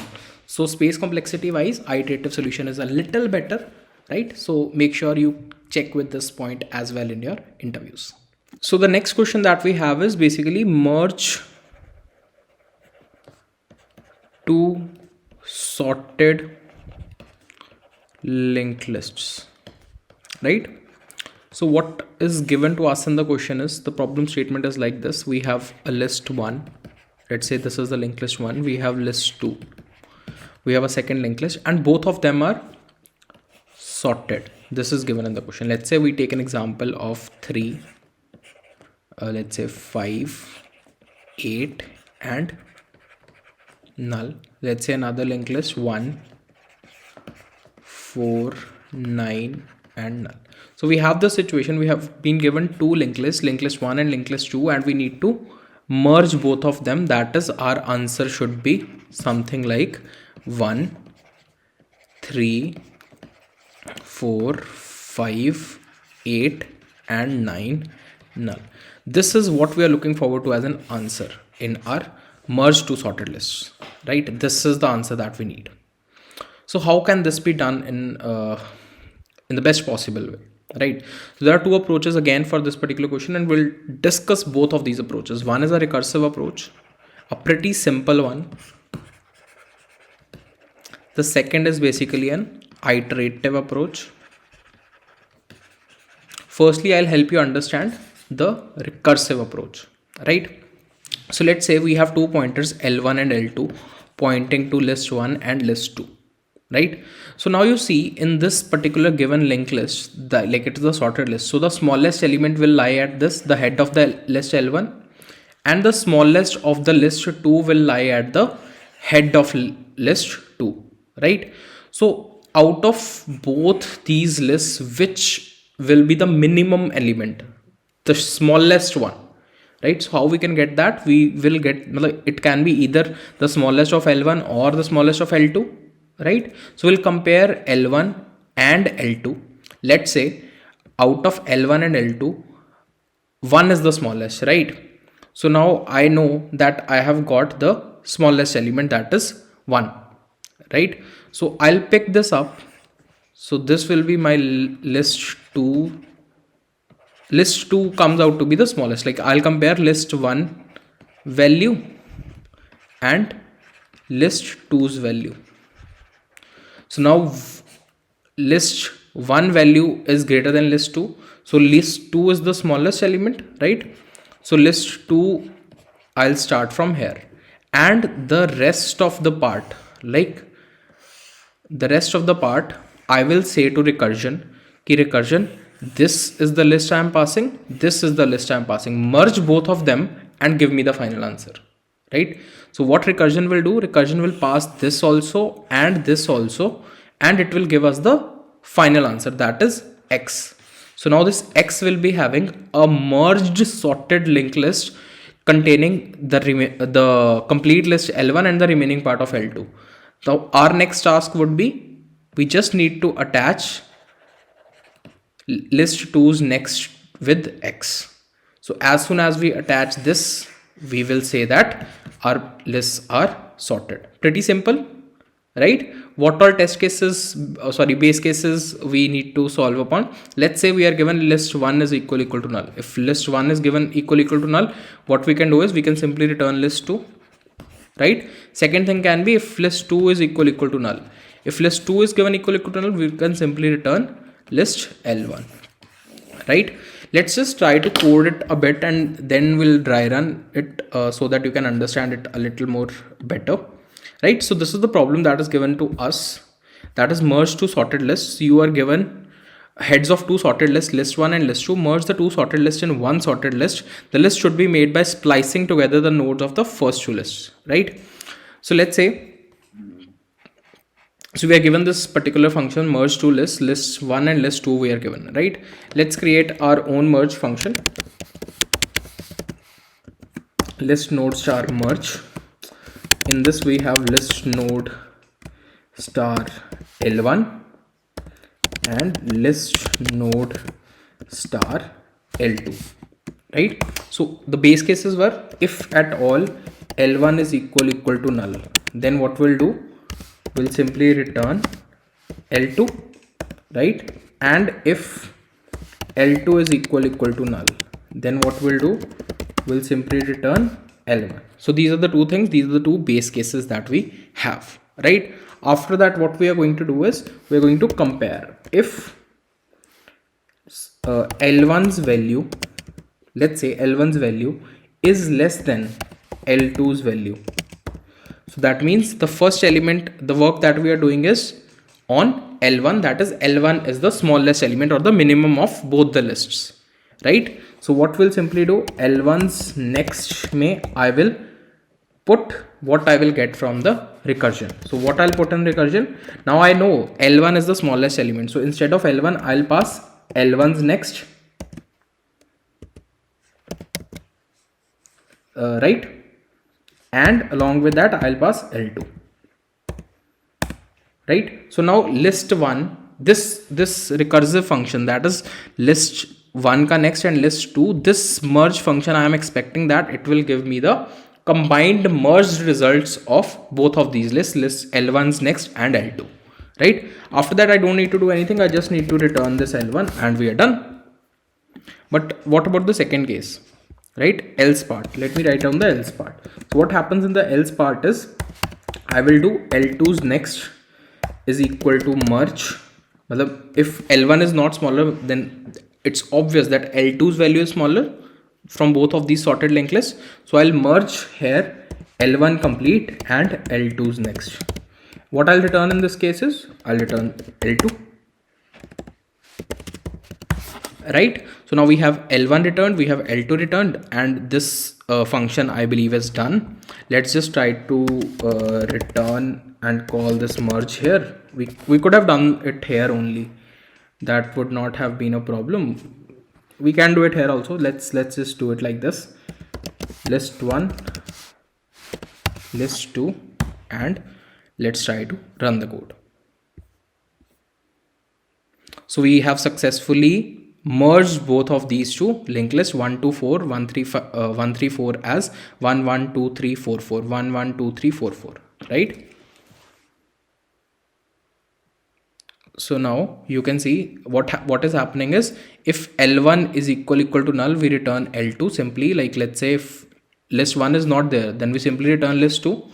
Similarly, if list 2 is not there, we simply return list 1. So both of these things are done, right? After that, the first case, we'll compare the first element of both of these, 1 2 4 1 3 and 4. We'll compare the first element of both of these. So the first element of both of these is same, so we can take any one. Let's say we take this one, right? So L1's next. So now this is what I am passing on to recursion, and I believe that recursion will give me the correct answer after merging. So what recursion gives me is 1 2 3 4 4. This is what recursion has given me, and this is stored in merge. Now what I just need to do is, L1's next may I need to put this one. So I get this final answer as 1 1 2 3 4 4, right? Similarly, if we take the second case, if L2 is smaller, then we'll take this case and we simply merge. This is how recursion works here, right? If let's say we don't use recursion and I want to do it by iteration, right? So how we'll do that? Let's just discuss the approach for that as well, right? So now what we're doing here again is, so yeah, so here again, now let's just take that same example, 1 4 8 null.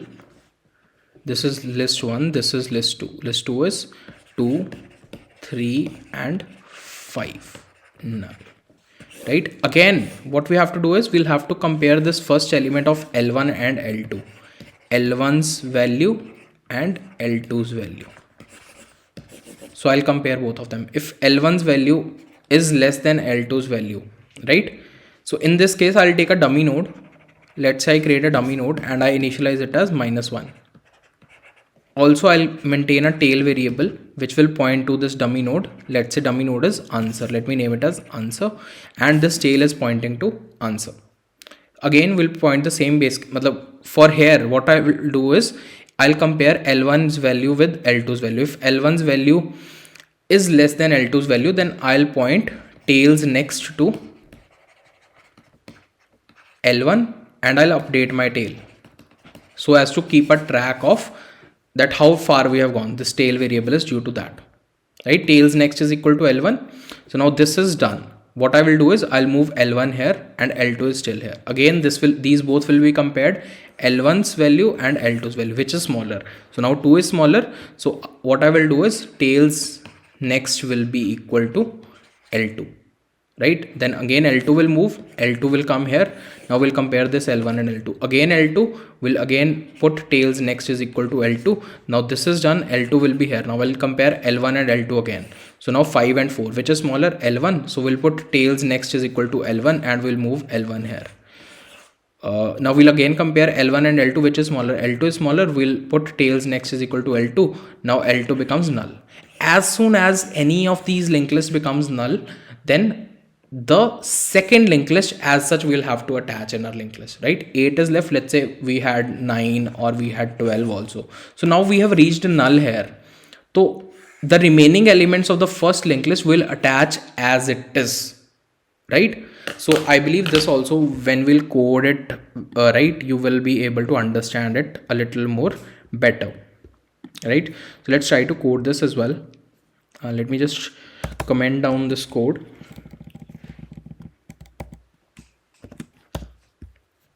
Right, so merge to sorted linked lists, merge to lists. So here also the first thing is, if at all I know that list 1 is equal to null, so what will happen is I'll simply return list 2, right? If list 2 is equal to null, I'll simply return list 1, right? I'll maintain a dummy node. Let's say list node star answer is equal to new list node, and let me just initialize it to anything we can initialize. It can be 0, it can be anything. Let's say we initialize it to something as -3, right? This is something that I have initialized. After that, I'll maintain a tail variable, list node star tail is equal to answer. So this is pointing to answer. This is just to maintain where we are reaching in our linked list. This is basically a tracker, you can say, right? Again, this loop I'll done until and unless either of my list 1 is complete or my list 2 is complete. Until L1 is not equal to null and L2 is not equal to null. Either of them is not equal to null. So now I'll see if L1's value is less than L2's value, right? If L1's value is less than L2's value, then what we are going to do is tail ke next mein we attached L1, right? And now tail becomes equal to L1 and L1 increases. So L1 here is like in the previous question we took it as L1 and L2. Here we are taking it as list 2 and list 1. So let me just rename it as list 2 and list 1.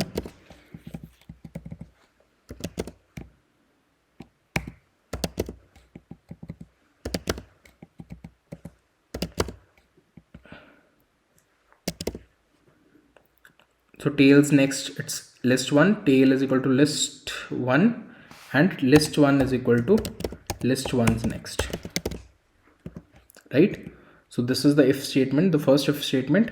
Else, if this is not the case, that is list 1 ka value is greater than list 2, then same thing we'll do with the list 2. Tails next is equal to list 2,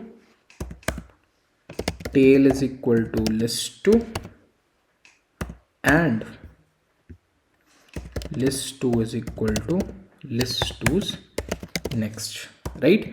So this is something that we have done, and we'll have to check those two cases. If at all one linked list is complete, and then the rest of the linked list will be as such. So for that, if L1 is equal to null, then what we can do is we can use tails next is equal to L2, right? Else tail ka next will be equal to L1 to L1. Again, it's L1, L2 is list 1 and list 2.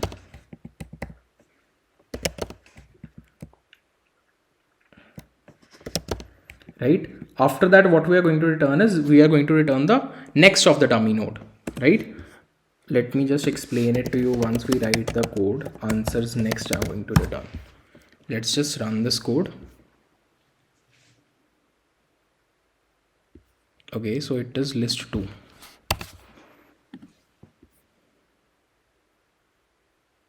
So we've successfully submitted and the solution has been accepted. So what we are doing in this particular case is let's just try and see again. So firstly, we are making the checks. If list 1 is null, we'll simply return list 2. If list 2 is null, we'll simply return list 1. After that, what we have done is we have created a dummy node answer, right? This is the dummy node answer, and we have made our tail pointer to point to this answer. Initially, its value is -3. It does not matter. You can give it as -1, -5, -10, anything, right? After that, we have put a check. We have two lists, list 1 and list 2, right? Let's say it is 1, 3, 5, it is 2, 4, 6, and then it is null, right? So what is happening is until and unless list 1 is not equal to null and list 2 is not equal to null, right? So we'll perform these operations. First thing is we'll check this. If list 1 ka value is less than list 2 ka value, that is if 1 is less than 2, yes, it is true. So what I will do is tail ke next mein I'll put tail ke next mein answer mein I'll put list 1, matlab I'll put 1. So this is what is happening, right? Answer ke next mein sabse pehle 1 chala gaya. After that, tail is equal to list 1. Now tail is updated here and list 1 moves forward. Now list 1 becomes here. Now again this is done. So if statement we have gone to, again we'll move into the while loop. Is list 1 null? No. List 2 null? No. We'll again compare L1 and L2. Which is smaller, 2 or 3? 2 is smaller. So what we'll do is now 2 is smaller, right? So we'll not go in the if part, we'll go in the else part. So tails next is equal to list 2. So tails next is equal to list 2, that is 2 will attach here. Now tail is increased to here and list 2 becomes here. Now again we'll compare L1 and L2, which is smaller, 3 or 4? 3 is smaller. What we'll do, tails next is equal to list 1, so it will become 3. Tail is equal to list 1, so tail becomes list 1, tail is here, and list 1 is equal to list 1 connects. We'll move L1 here. We'll again compare this 4 and 5 and so on. We'll go till the end and we'll have a sorted linked list 1, 2, 3, 4, 5 and 6. So this completes this particular line of codes, right? So after this, let's say why these two lines are there. Let's say I have this linked list 1, 2,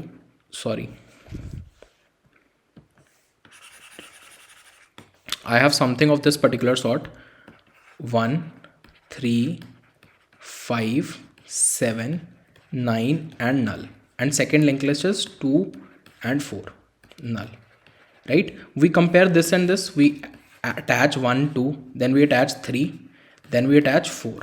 Now after 4, this has become null. As soon as list 1 becomes null or list 2 becomes null, so is it that I'll stop doing anything? No. What I will do is after 1, 2, 3, 4, I'll put all the elements 5, 7, 9 in the complete list. This is what I'm doing in these two steps, right? So at the end, what we are doing is we are returning answers next. That is initially answer was -3. -3 ke next se hi hamari linked list was starting, and that is what we are returning. I hope this is clear, right? So we have successfully solved this problem using recursive approach also and using iterative approach also. Now let's see another problem.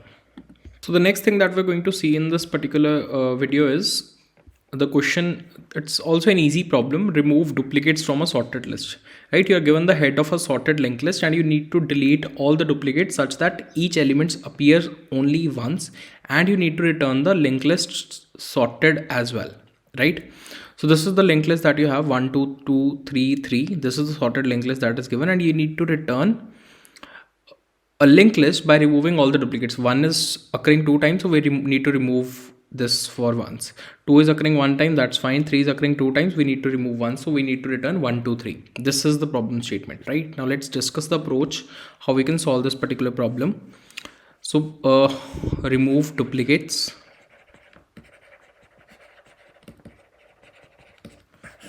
right? So this is the problem statement that is given to us. So let's say this is the example 1 1 2 3 3 and null.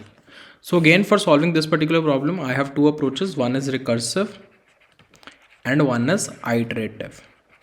Let's first understand the recursive approach, then we'll go on to the iterative approach and we'll see how we can solve it in the best possible way. So this is the list that is given to you and you need to remove all the duplicates.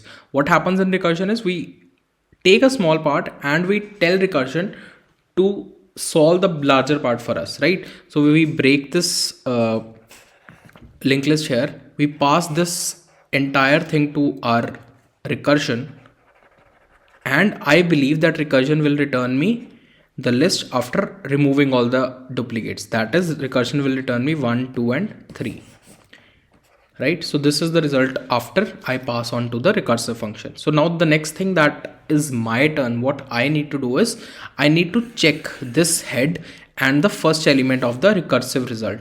So if they are same, that means one is here also, one is here also, so I need to remove this. So I'll simply return my recursive head. Else, if they both are different, right, this head is different and recursive head is different, so I'll have to attach this recursive head to heads next. So heads next will be equal to my recursive head and I'll return this head in that case, right? You will be able to understand it better when we'll code it. So let's just move up onto the IDE and try to code it, right? So we are given the head of the linked list. So the first thing, that is the basic thing, that what we need to check is we need to check if head is equal to null or heads next is equal to null. If both of them, that means it's just one number, so it can't be duplicate, so we need to simply return head in this case, right?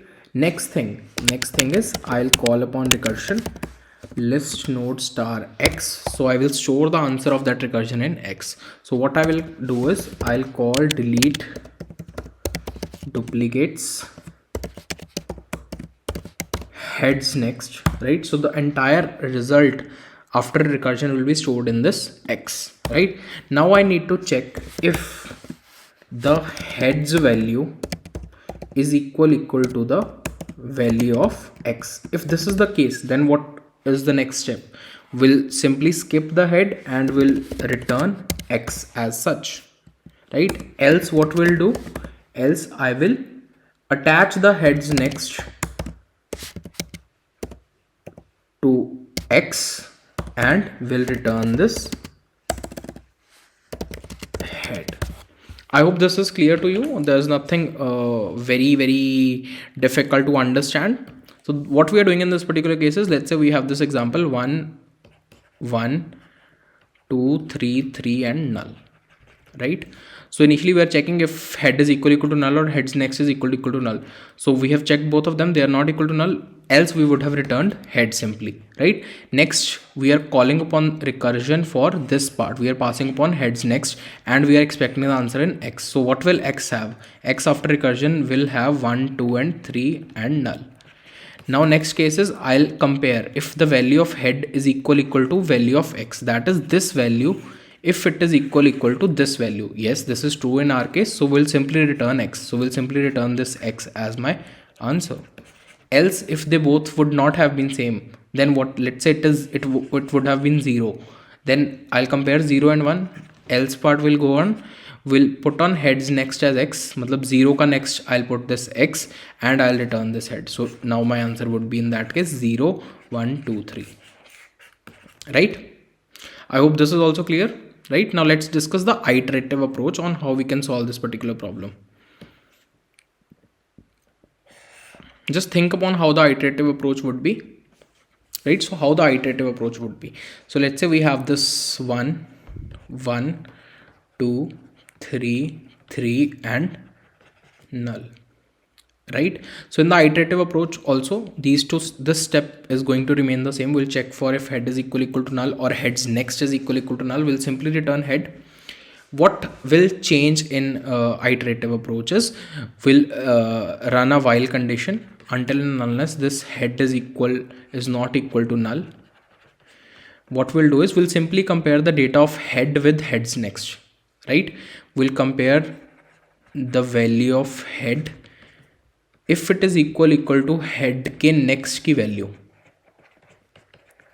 right? If both of these values are same, so what I need to do is I need to simply skip this part, right? So for skipping this part, what I need to do is I need to make this connection. So for making this connection, I need to have the address of this. Let's store the address of this in a variable a. List star a will be equal to temp के next का next. So temp is this, temp or head you can say. Head के next का next, head is this, head का next is this, next का next is this. So we stored the address in a variable. Next, what thing I'm going to do is temp का next I'm going to make it as a. That is इसका next I'm going to make it as a, and this will be removed. Else what I'll do, if this is not the case, like both of them are different, 2 and 3 are different. So what I will do is I'll simply move temp to temps next. So this is going to be the code for this particular question. Let's just try to see the approach. Let's just try to see the code so that you can understand it in a more better way, right? So what happens in the code part is this head is equal to null or head का next is equal to null remains the same. Again, let me just remove this code part. So instead of using head, I'll create a temporary variable list node star temp is equal to head. Fine. So what I am going to do after this, so after this I'll check for I'll put a while loop, right? While temps next is not equal to null.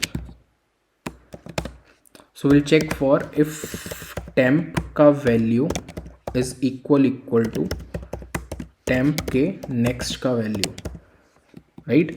So that means both are same, so we need to skip that number. How we were skipping that number was list node star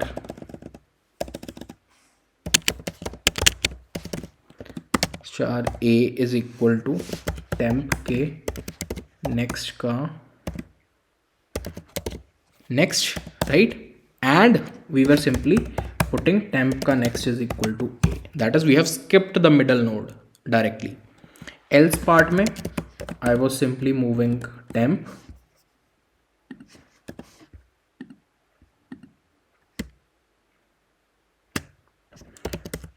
is equal to temp का next, right? Let me just try and run this as well. Okay, there's one extra bracket.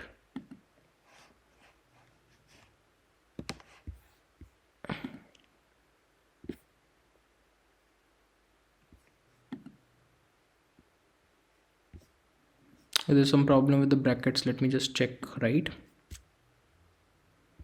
This is for this is for this is for this.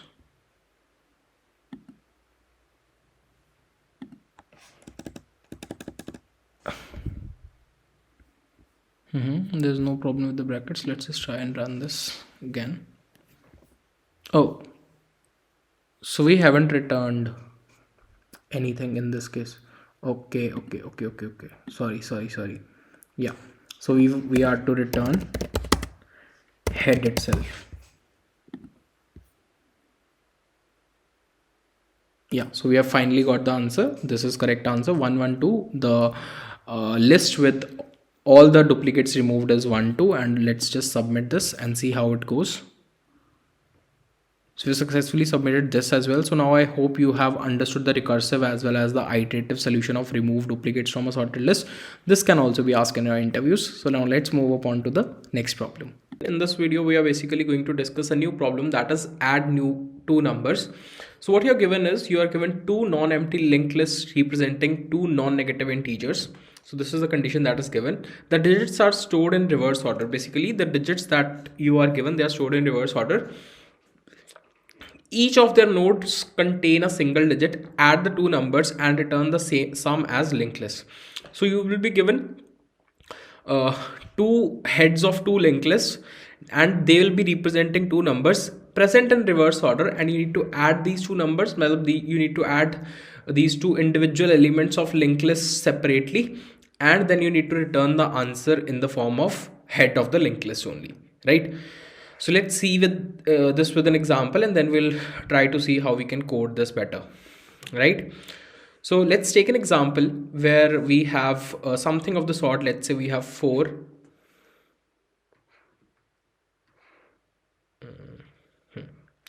Let's say we have 4, we have 6, we have 2, and we have null.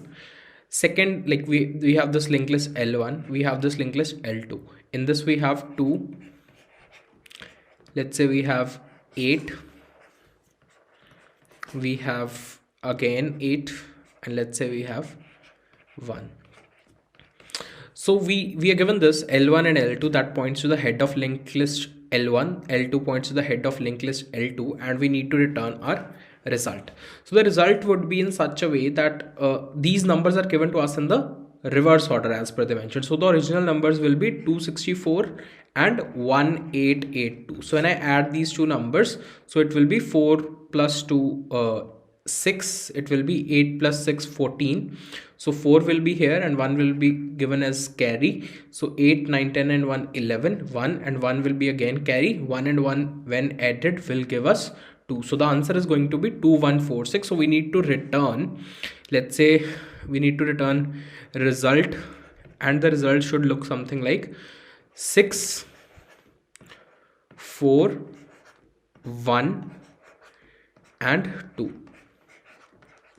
So this is something that I want to return. I want to point this result to this head of the answer, and I need to return this result. So this is something that we are looking forward to in this particular question. So for solving this question, let me take a dummy node. Let's say I'm taking a dummy node D. So this is the dummy node, and let's start pointing it to let me just take this as L1, this as L2. We'll take two variables, sum and carry, right? So we'll try to add individual L1 and L2. We'll first of all I'll go and check if L1 is empty or L1 has something. So if L1 is not empty, I'll go to L1 and I'll add L1 and L2 together. So when I'll add L1 and L2, I'll put that thing in the sum. So 4 plus 2 comes out to be 6. So I'll have 6 in the sum, and also I'll make a new node with 6, that is sum. I'll insert into this list, and I'll point this to this, let's say it's pointing to temp, and I'll point this dummy node to 6. Now temp will move on to this 6 as of now. This is what is happening till now, right? And carry is 0 in this case, right?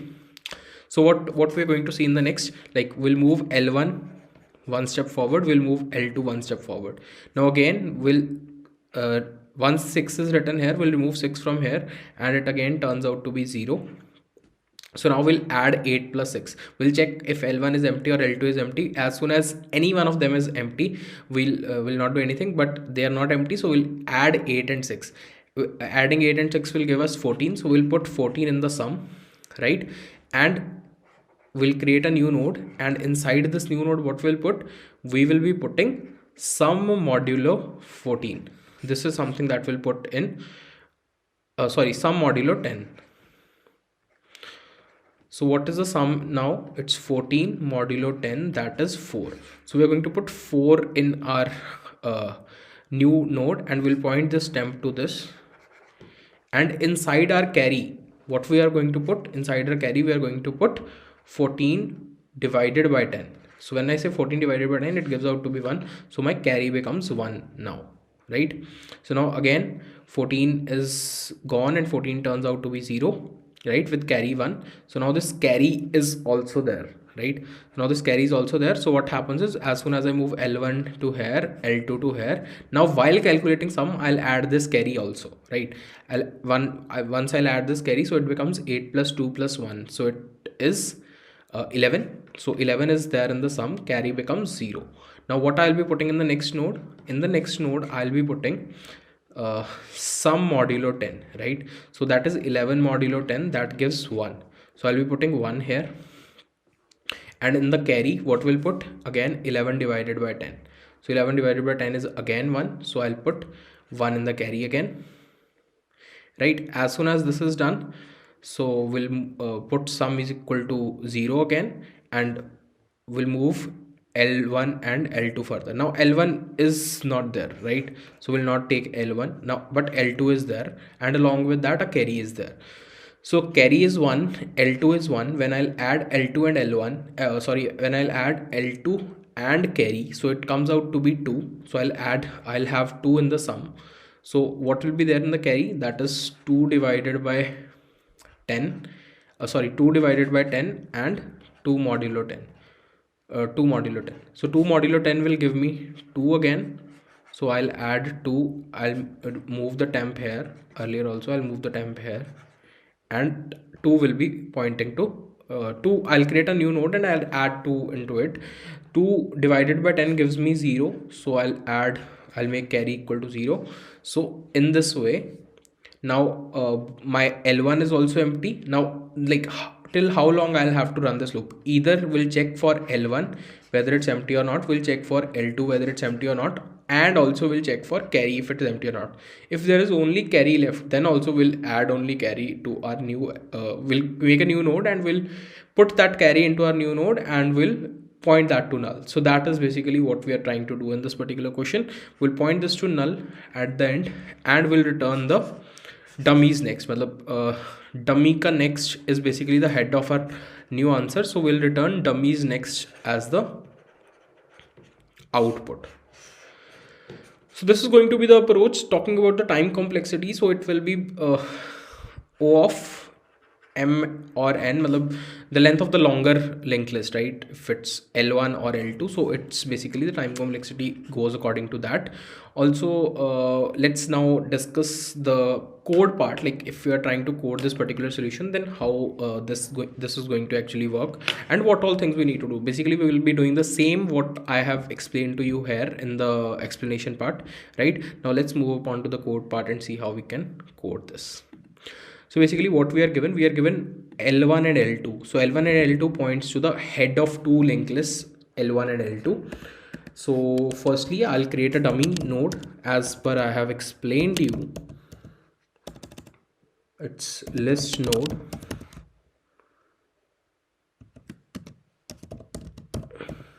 Dummy is equal to new list node.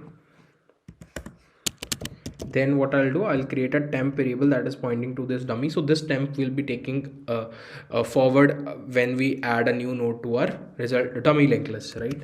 So temp will point to dummy. After that we'll initialize a carry variable which is equal to 0, right? So we'll run this while loop until and unless we discuss about 3 conditions. Firstly, L1 should not be equal to null, or L2 should not be equal to null, or carry should not be equal to null. So these 3 conditions these should satisfy until and unless this loop will run, right? So int sum is equal to 0. Initially I have initialized the sum is equal to 0. Its value will be what we are what we'll be going to see from L1 plus L2 plus carry, right? So we are going to do this. So inside this we'll check 2 other conditions. If L1 is not equal to null, until and unless L1 is not equal to null, what we'll do, we'll add the value of L1 in sum is equal to L1's value, right? And then we'll move on L1 further. L1 is equal to L1's next, right? Again, if L2 is not equal to null, then what we'll do, we'll do sum plus equals to L2's value, right? And we'll do L2 is equal to L2's next, right? So we have done these two things. After that, what I was doing is I was adding the value of carry in sum. That's the third thing, right? And what was the value of carry? Carry was equal to sum divided by 10. What after this? We were creating a new node, list node, in which we were storing the answer. Node is equal to new list node, and what will this list node have? List node will be having sum modulo 10, right? Why this sum modulo 10? Because like we saw that the last part was like, let's say we have 14 as the sum, so 4 will be there in the list node and 1 will be given to the carry. So we have given carry as sum divided by 10 and the number in the list as sum modulo 10. Next thing is we'll be moving apart our temps next is equal to this node that we have created, and then we'll move on temp further. Temp is equal to temps next, right? At the end, what will return? Will return dummies next, and we are done. This is basically what we have done and what we have understood in that particular solution. Let's try to run this code and see if it is working. So we were to create list node here. I think everything else should be fine, or if there is some typo.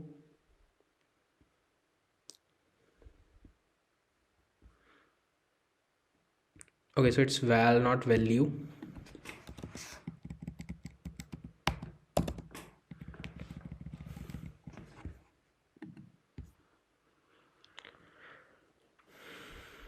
Okay, so for this particular case, like 2 4 3 5 6 4, we should have 5 plus 2 7, 6 plus 4 10, 0 1 is carry, 4 5 6 7 and 8 should be the answer. 8708 is what we are getting at the reverse number, so exact answer should be 807, but we need to return the reverse, so it is 708. Hi, so the next question that we have right So the next question that we're going to discuss is basically to detect a cycle in a linked list, right? We have discussed some of the problems in linked list. Now it's also a very, very important problem from the point of view of interviews. So linked list cycle detection, right? So what exactly does this mean? Let's say you know what is the structure of a linked list, right? We have something known as nodes, in which first node is connected to the second node is connected to the third node is connected to the fourth node, and fifth node, let's say this is connected to null. This is a kind of a linked list that you are aware of. We have something known as head, from where we can access the complete linked list, right? But let's say you have an example in which you have linked list of this particular form: 1 3, right? Or it can be 1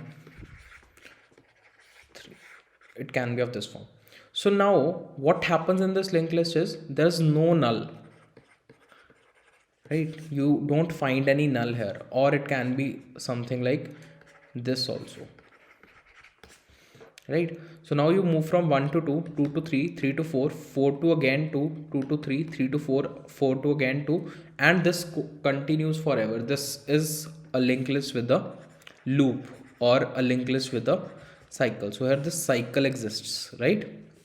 Similarly here also, you start from 1, you go to 2, you then go to 3, and again go to 2, go to 3, again go to 2, again go to 3, 3 2 3 2 3 2 3, and it again forms a cycle. So what we are supposed to do in this particular problem is we need to detect these cycles, right? So when I say detect these cycles, so from the point of view of cycle detection, you need to return a true or a false to confirm whether a cycle exists or not. And if it exists, you have to return which is the first node where it meets. Right, you'll have to tell which is the first node where it meets.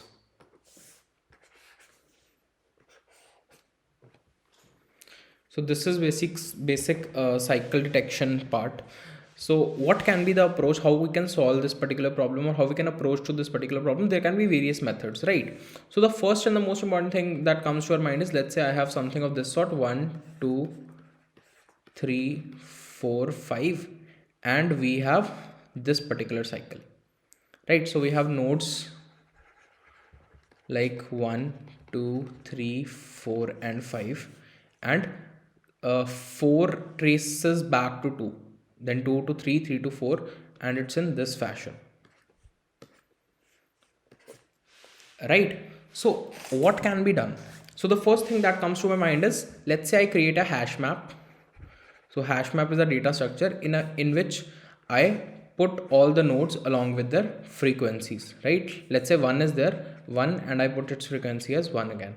Or you can say, like, I have a hash map, like let's say 1, then 2 with an entry 1, then 3 with an entry 1, 4 with an entry 1. As soon as it moves from 4 to 2 again, so I can see 1 is already present in the 2's column. That means 2 already exists in this linked list. So as soon as this conditions occur, what we can say is that this linked list contains a loop or contains a cycle, right? This part is done. Now at which node the cycle exists? So the cycle exists at this node 2. So the first number that exists more than once is the node where the cycle exists, right? So this can be one simple approach that we can follow for solving this particular problem, right? But what is the problem in this particular approach? When I say problem, so there can be a problem with respect to this hash map. So to create a hash map, we need space, right? So this accounts for a space complexity of O of n. So I have this extra space complexity. So I need to reduce this at any cost, right? So this is a very I would say lovely method that we have already used when we are finding the middle of the linked list, right? We found the middle of the linked list by some method. I'll just make you revise that as well. But for discussing this problem, we are discussing a very important algorithm that is known as Floyd-Warshall cycle detection algorithm. So what happens in this particular algorithm is, and it's very magical. Look, you will love this way that we solve this particular problem, right? So how we are going to do this actually? Let's say you have this linked list 1 2 3 4 5 and 5 traces back to 2, right? So what you are going to do in this case is, you take 2 pointers. कौन से pointers?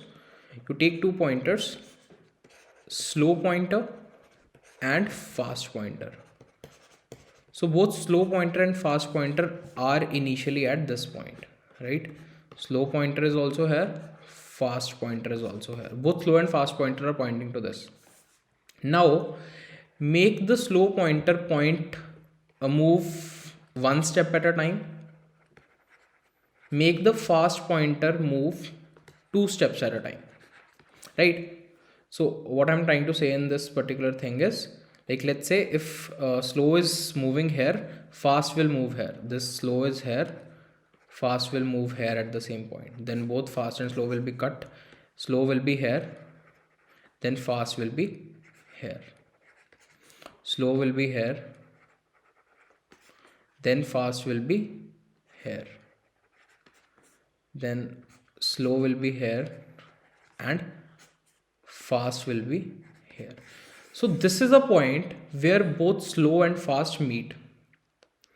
So this thing suggests that cycle exists. So at any point in a linked list, if at all I find that slow and fast pointers, this is logically correct also, right? Pointers meet at any point where slow and fast pointers meet with each other, that is the point where we can say that cycle exists in a linked list, because that thing is something that is occurring twice, right? This tells us that that thing is occurring twice. And let's take it as let's just take one more example. So let's say you have this kind of a situation in which it is 1 2 3 4 5 6 7 and back to 3. So let's say this is the linked list that is given to you, right? And you have your slow and fast pointers here, right? Now you know that slow moves by one step at a time, fast moves 2 steps at a time, right? This is something that you know. So now slow moves here, fast moves here. Then if slow moves here, then fast moves here. If slow moves here, then fast moves here. If slow moves here, then fast moves here. If slow moves here, then fast moves here. Now this is the point where both slow is equal to fast, right? So this suggests that cycle exists in the linked list. So this is the point that cycle exists in the linked list. And how to detect that first node?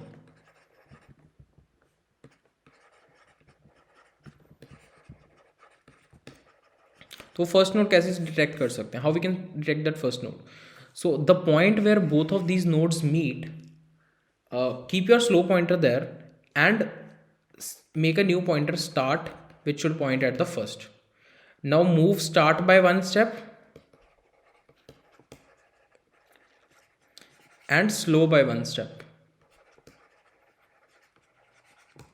One step start moves from here to here, slow moves from here to here, start moves from here to here, slow moves from here to here. So they will ultimately meet at the first node. मतलब यहाँ से if you'll start, मतलब the point where both of these meet, यहाँ से इतना distance will be equal to this distance. थोड़ा अजीब लग रहा होगा ना? I think you might not have understood. इसका proof देखते हैं, right? Why I'm saying all this? What is the logic behind this? So what I'm saying is, let's say if we have something of this particular sort, let's say this is the cycle that is existing. This is a certain distance a that I am traveling, and this is the point, let's say, where both slow and fast pointer are meeting, right? So let me just name this point as P, right?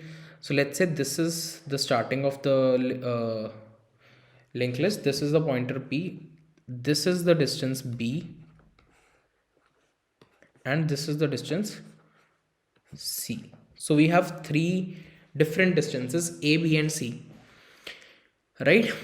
And what we want to see is, like, this is the point where both of them meet, and I am saying that if we start a pointer from this P and you start a pointer from this start, both of them will meet at the starting node, right? So let's see what the proof looks like and why I'm claiming all this, right? So now this let's calculate the distance that is traveled by the slow pointer and the distance that is traveled by the fast pointer. Obviously the distance that is traveled by the slow pointer into 2 will be equal to what is the distance traveled by fast pointer. This is by logic, because slow is moving at single pace, fast is moving at double pace. Let's say what is the distance that slow travels. So slow pointer travels this a distance, then let's say it covers some rounds of this circle and it covers this distance b again, and it meets fast pointer here, right? So what I will write this as, it will be a plus b plus c, that means complete circle. Let's say it covers some m number of rounds, plus this b again, right, into 2 will be equal to fast. How many rounds will fast take? It will take a plus b plus c, that is the number of rounds, into n. N is the, let's say fast pointer takes n different rounds, plus b again, right? Am I clear? So now this is the equation that we have. Let's just try to solve this particular equation and see what are the results that we are getting, right? So it will be 2a plus it will be 2m b plus c plus 2b is equal to a plus n into b plus c plus b, right? So if at all I solve this, I will get this, a is cut with a, b is cut with b. I'll get something like a plus b is equal to n minus m times b plus c, n minus 2m times b plus c. So this is again a constant, because let's say a takes n number of rounds, b takes m number of rounds, so this overall terms comes out to be a constant. So let's say a plus b will be equal to lambda times b plus c. This is the relation we have. Let's try for different values of lambda, lambda equal to 1 and lambda equal to 2, right? Now let's say I have lambda equal to 1. So what will be the case?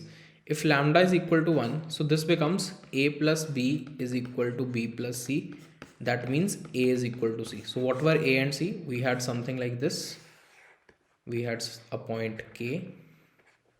This was a. This is b. And this is c. Right? Right? I hope this is fine. So now a is equal to c. That means this distance is equal to this distance, is what I was saying. But you will say, sir, you have taken lambda equal to 1. Now let's say I take lambda equal to 2. What will happen? It will become something like a plus b is equal to 2 times b plus c. Is it? It will become a equals to b plus c plus c. So this b plus c is the repetition, right? B plus c is the circle repetition. So no matter how many times the circle repeats from here to here, so this will again be of no value. मतलब circle तो कितनी बार भी वो कर सकता है ना, मतलब it can do infinite number of times. So I'll neglect this circle also, right? Because at the end goal यहाँ से यहाँ तक he has to reach, यहाँ से यहाँ तक he has to reach. So this a will become equal to c ultimately. So a will be equal to c in any case, right? So this is what we have proved. Let's just dig into the code part and then we'll move on to how we are coding. जिसमें हम basically कर क्या रहे होंगे, detect cycle, right? What we will be given list node star head and हमें cycle detect करना है, right? So the first thing that I did was I took a slow pointer equals to head. I took a fast pointer equals to head. Then I took a while loop. While this fast is not equal to null and fast ka next is not equal to null, what I do is I move the slow by one step ahead. Slow is equal to slow ka next and fast equals to fast ke next ka next, right? At any point if slow becomes equal to fast, that means they are meeting at some point. So what we did in that case, we returned true. That means cycle exists in my linked list. Else when we come out of this loop, I'll return false. That means there is no cycle in the linked list. Linked list में कोई cycle नहीं है, right? How will detect the first node where both of where the loop starts? Detect the first node where the loop starts. Now you have the proof, right? Proof of where the loop starts is, if this is the case, this is some point P, this is some point A, this is the distance A, this is the distance B, this is the distance C. right? So now you know that once you get this point, that is the midpoint, right? In here, in case of true, let's say I return the original value. Instead of true, I return slope, and at the last I return null. मतलब the point I am returning कि यहाँ पे they both are meeting. So now for detecting the first loop, what I need is I need to have a pointer that starts from the start. Let's say I have one start pointer, and I should have a pointer from this mid. That is the mid pointer. How I can get this mid? I'll simply pass my head to this function that we have made above.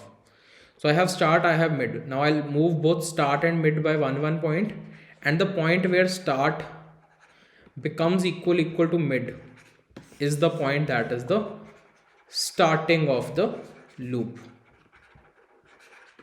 right? Now let's just try to code. Well, this is something that I believe you would have understood. If you still have doubts, make sure you watch this video again. It will clear a lot of your doubts. Now, this is the problem that is there in front of us, linked list cycle. So you'll have to return key whether this linked list contains a cycle or not. So the first step that we did was list node star slow pointer, it's pointing to head. List node star fast pointer, it is also pointing to head, right? So these two things we have. While fast is not equal to null and fast ka next is not equal to null. Now I have two things. What I will do is I'll move slow equals to slow ka next and fast equals to fast ke next ka next, right? Now if at any point slow becomes equal to fast, what I will do is I will return true. Once I come out of this loop, I'll return false. So this was the basic code behind this particular linked list function. Similarly, we can implement a little bit of change in the second part that we discussed, and we can submit this problem. We are returning a true, so this contains a cycle. Yes, that's true. So that was it for this particular video. Let's move on to another problem, right? So the next question that we are going to discuss in the series of linked list is to remove linked list elements.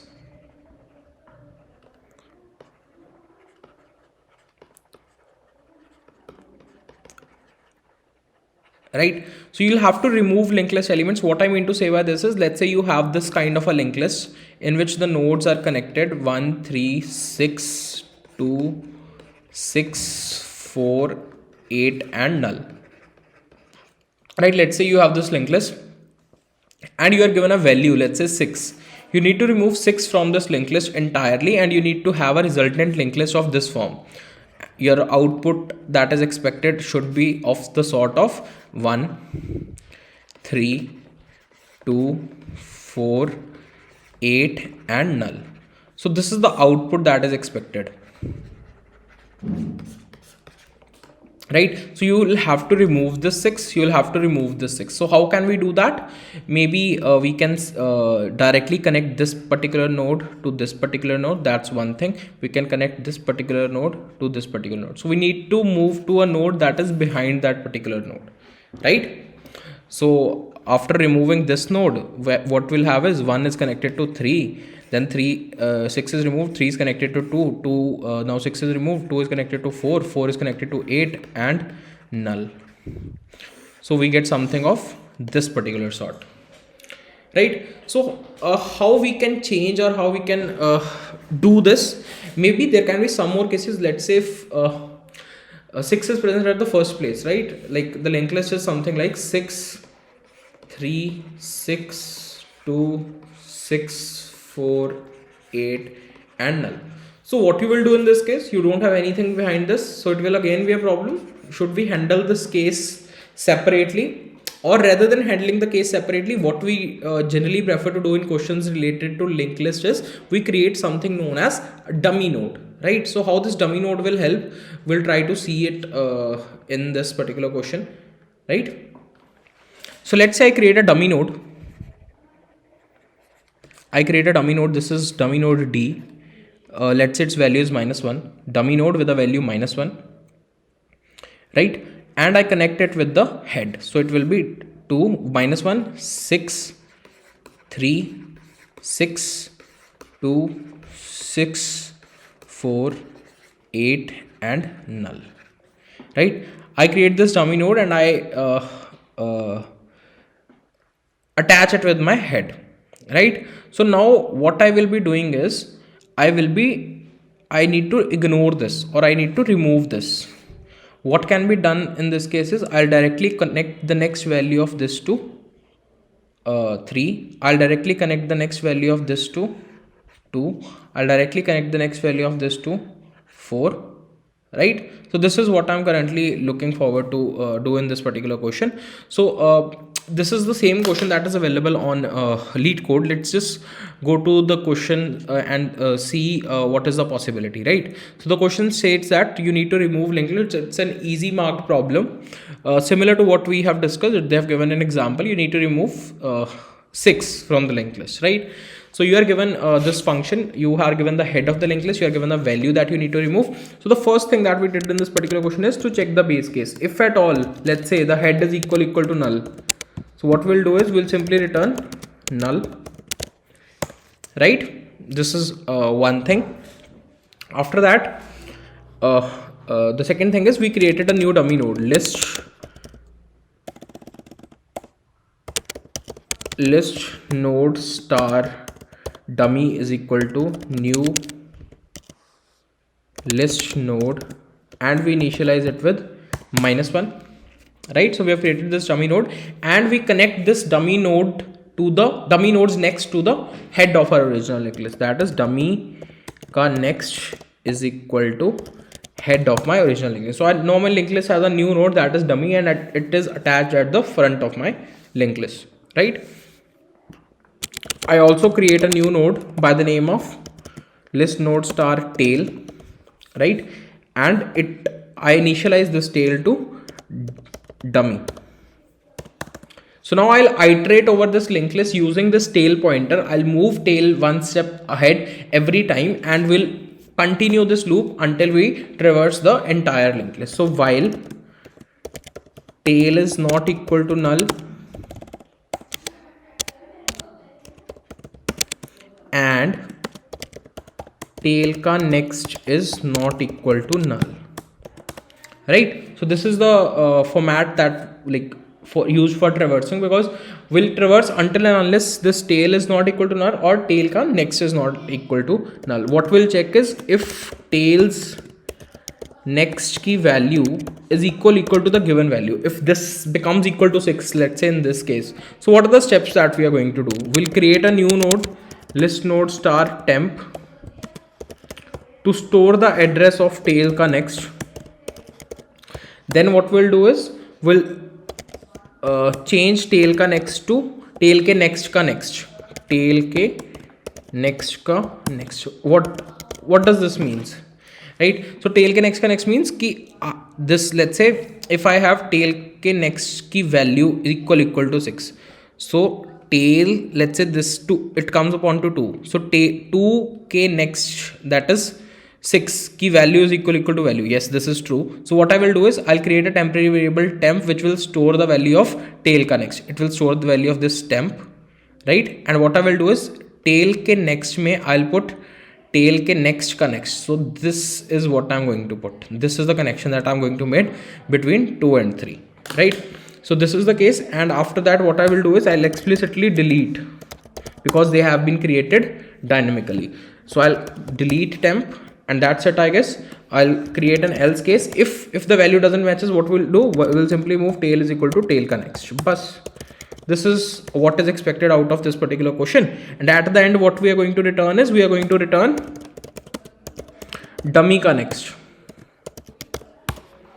right? Because our head starts from after dummy. Dummy is the node that we provided. So this is the case. This is the question that we have done, right? So we are getting the correct answer. Let me just try and submit. So we'll be able to submit this problem, and I hope this is clear. Also, there's one more solution to this. We can do this using recursion as well. Recursion can help us solve this problem in a much I would say in a cleaner fashion, not if not help us in reducing the complexity or so, but it will help us in solving it in a cleaner manner, right? So what exactly I am looking forward to if I'm saying recursion is, let's say what I'm saying. So now let's say we again have this linked list 1. Let's say I have 6, I have 3, 2, 6, null again, right? So what I will do is, what happens in recursion? We solve a smaller problem, we break the problem and we solve a smaller part, and we want recursion to solve a bigger part, right? So we'll break the problem from here. Now this part of the problem will be solved by recursion, and I will do a small part. I'll check for this particular node whether this is equal to value or not. If it is equal to value, then I'll simply return this what I have got from recursion. Else I'll add this head and I'll return, right? So what the code will generally look like, the base condition will be same. So first thing is I will recursively call and I'll pass head ka next along with value. So this I believe will give me this as the answer, 3, 2 and null. So this is the answer that I'll get from recursion, and then I'll put a check on my head. If the value of head is equal to value, that means if it is equal to 6, then what I will do, then I'll simply return this. Else what I will do is I'll attach head ka next, and head ka next equal to the recursive answer, and I'll return this head. So this is the question, this is the approach that can be followed if you are keen on using recursion here. Let me just clean this code and see this upper line will be the same. If head is equal to null, we need to return null in this case also. So this serves as the base case for this particular question, right? And yeah, so what I would be doing is I will create head ka next is equal to, I'll recursively call remove elements, I'll pass head ka next, and I will pass this value. So now I have a linked list in which head is not checked, but rest of the linked list is checked whether it contains the same element or value, element with the same value or not. Right now I'll need to check with my head. If at all head ka value is equal to my original value, then what I will do is I'll create a list node star answer is equal to head ka next, right? And I will delete this head explicitly. Maybe I'll return the answer, right? In this case, if the value is equal to same, so I'll simply return head ka next. This step I am doing just because I need to explicitly delete. We can skip this step also, it will not create much difference, but we should be completely correct. Else we'll simply return head. This is the case. Let me just try and submit this as well. Yeah, so this is also getting submitted. I hope this is clear to you now. Now let's see how we can solve the next problem.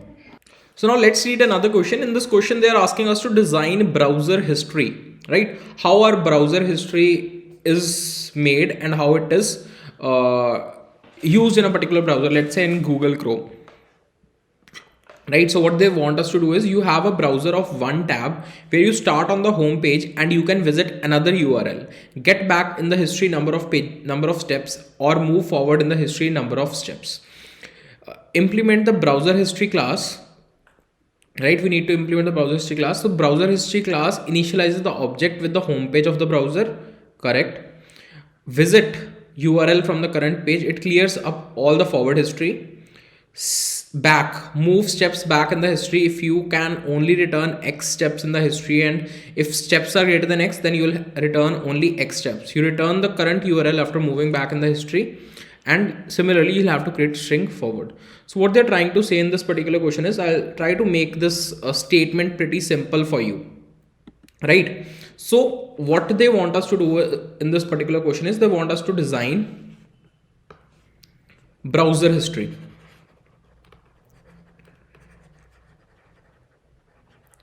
right? Browser history is how our browser actually work. Let's say you all might have used Google Chrome, or you might have used Mozilla Firefox,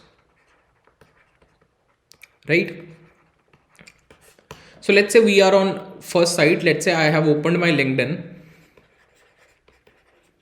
Then from my LinkedIn, I move on to another site, that is LeetCode. I type in the URL of LeetCode and I land it on LeetCode. Then from LeetCode, let's say I want to go to InterviewBit. And from InterviewBit, let's say I want to go to Instagram. So these are the 4 sites that I'm visiting from my browser. First, I was on LinkedIn. I typed the URL LeetCode. I was on LeetCode. I typed the URL InterviewBit. I was on InterviewBit. I typed the URL Instagram. I am on Instagram. Now using the back functionality, there's a back button on our browser. Using the back button, I can move from Instagram to InterviewBit. I can move from InterviewBit to LeetCode. I can move from LeetCode to LinkedIn. Right? Again, let's say I'm like I haven't like again I want to move to LeetCode. So again I'll do the next, I'll move a step forward and I'll go to LeetCode. Now let's say I am on LeetCode, and in between there I felt that there's a very important mail that I have got. So I want to go from LeetCode to Gmail, right? I want to go from LeetCode to Gmail, and I'll put the URL of Gmail on the same LeetCode page. Then I'll move on to Gmail. And now once Gmail is opened, this entire history is lost. This is lost. Now I have this chain formed. The new chain that is formed is LinkedIn, LeetCode, and Gmail. Right, so this is the new chain formed. So how can we implement this functionality particularly in our code? So this is what they want us to implement. Firstly, like once we open any browser page, once we open LinkedIn, we need to initialize that page. First thing. Secondly, we want to move from one site to another. Let's say I want to move from LeetCode to Gmail. So this entire thing is to be deleted, that is after LeetCode. So visit function I need to create. Third function that I need to create is back function if I want to move from InterviewBit to LeetCode or LeetCode to LinkedIn. Fourth thing is forward function if I want to move from LinkedIn to LeetCode or LeetCode to InterviewBit or InterviewBit to Instagram.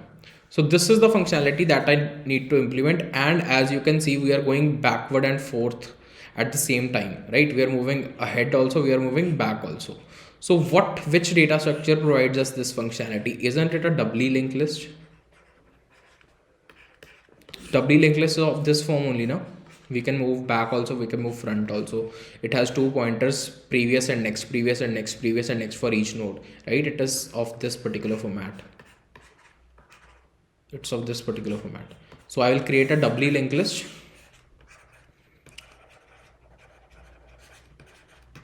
Right? So using this doubly linked list, what I will be doing is I will be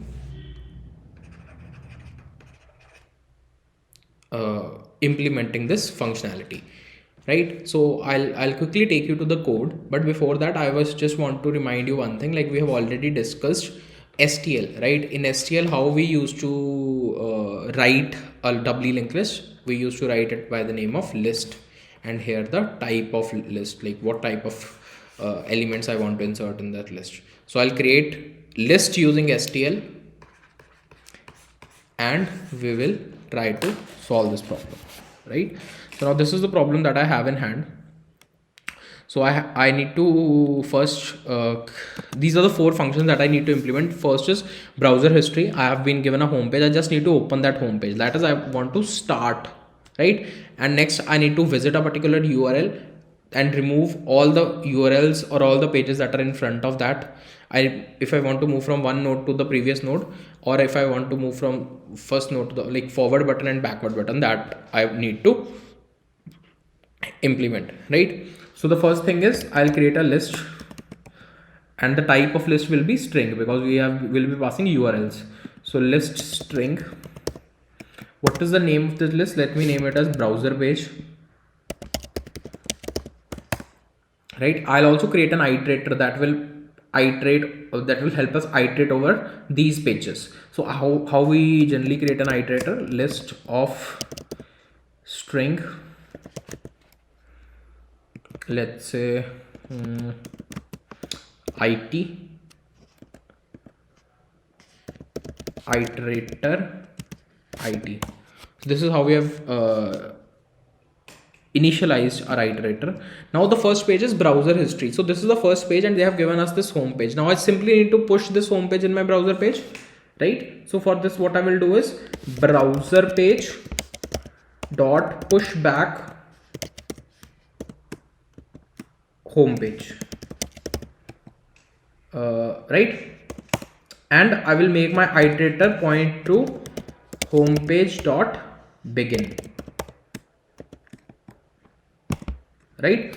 So this is, sorry, it's not homepage, it's browser page. Sorry, homepage is so something that we have added. It will be browser page dot begin, right? So this is done, I guess. Like we just need to push that particular homepage in our browser page. That's it.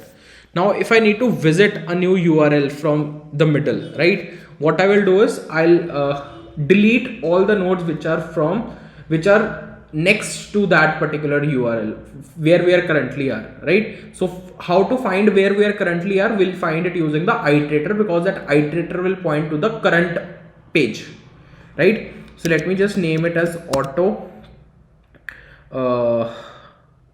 current is equal to it. So this will give me the current page iterator. What I will do is I will increase this iterator, sorry, current plus plus, right?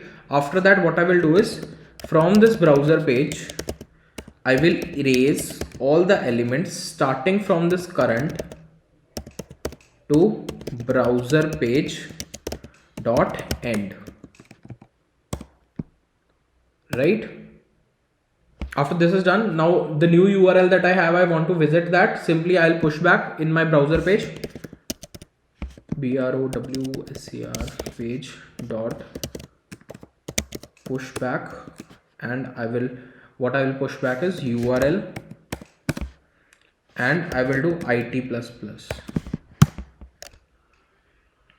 So this is the visit function we have created. Now back function, if I want to go to the previous pages using the bag functionality, right? So what I will do is, and they have given us how many steps you need to move back. So until these steps are decreasing, we'll simply use a while loop, while steps minus minus. What I can do is I will do it minus minus, that is my iterator is pointing one step behind, and I'll simply return star it. That means I am returning that particular string, right? But I think this is not sufficient. Like at a certain point we need to stop, right, when we are at the first page, because before the first page there is null, after the last page there is again null. So we need to stop at some point. So for that stopping condition I need to put one more condition, and it is not equal to browser page dot begin, right?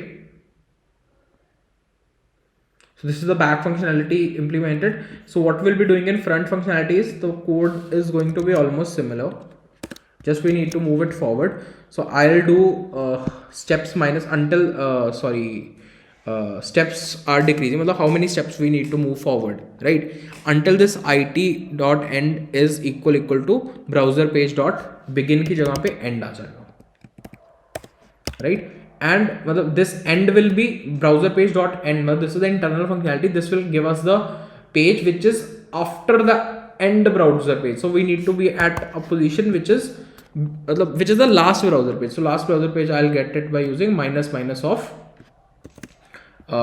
end, browser page dot end, right? Simply here also will return and here we are increasing rather than decreasing. I'll return star it, and this is it. I hope this is clear now. Let me just take you through how we have implemented this. Okay, so now if you see, so we have been given this browser history function to be completed and we are given this home page. So what we are simply doing is inside this list initially, which is empty, which is null, I am adding this first home page and I'm pointing my iterator to the starting of this particular browser history, browser page linked list, right? Then they have given us a function to complete, that is visit, and inside this they are given a URL. Well, let's say I am here, first page that I've opened is lead code, then it's interview bit. Now from interview bit I want to go to Gmail. Interview bit se pehle I have opened already Facebook, right? Now from I moved back to interview bit and now I want to move to Gmail. So for this what I will do is I'll firstly take my current pointer, that is it. This will be pointing to the current. I'll increase the current pointer. Then I'll erase all the pages which are after interview bit, like Facebook and all this. These will be deleted, and then I'll push back my new URL, that is Gmail. So it will become like lead code, interview bit, and Gmail. Then again increase the iterator, and in this way this function is complete. Next, while moving back, these many steps we need to move back. Steps minus minus, and until and unless it is not equal to browser page dot begin, we'll keep decreasing this it and we'll return star it. Last function similar to what we have done in the previous function. We are increasing. We are moving ahead. We are moving in the forward direction. So if we are moving in the forward direction, again we are increasing the iterator, in this case iterator plus plus, and we are returning star it. So I hope this is clear to you. Try implementing this particular problem yourself. You will understand a lot of things, and these kind of questions can also be asked in the interview from application point of view, right? So the next question that we are going to discuss is basically LRU cache. So LRU cache, it's a very, very important question from the point of view of interviews. Like, this is the mostly asked interview question of Amazon. If you haven't heard of this question, so make sure you watch this very, very seriously. We'll try to demystify what this problem they're trying to say, and then we'll go ahead with the solution part, right? So what they're trying to say is they're saying that you need to design a data structure that follows the constraints of a least recently used cache. So what is cache? We'll discuss about this as well. What they actually want us to do is they want us to implement the LRU cache class, and LRU cache, initialize the LRU cache with positive size capacity, then int get, that will return the value of the key if the key exists, otherwise return -1. Update the value of the key if the key exists, otherwise add key value pair to the cache. If the number of keys exceeds the capacity from this operation, evict the least recently used key, right? So this is the question. Let me just try to explain you what they're trying to say, right? So what is a cache,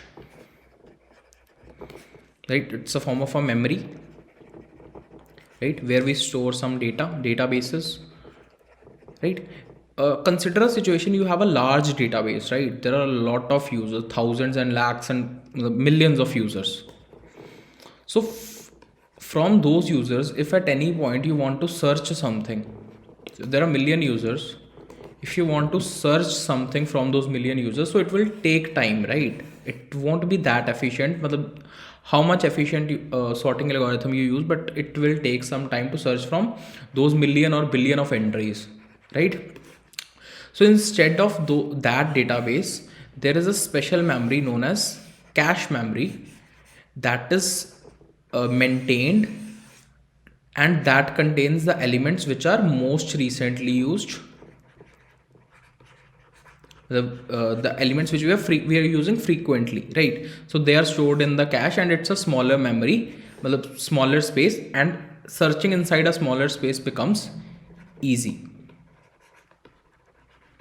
searching inside a smaller space becomes easier. This is very layman terms explanation of what is a cache. If you're not aware of, once you will understand operating systems as a subject, maybe you will or databases as a subject, so you will understand this concept in a more clear and precise way.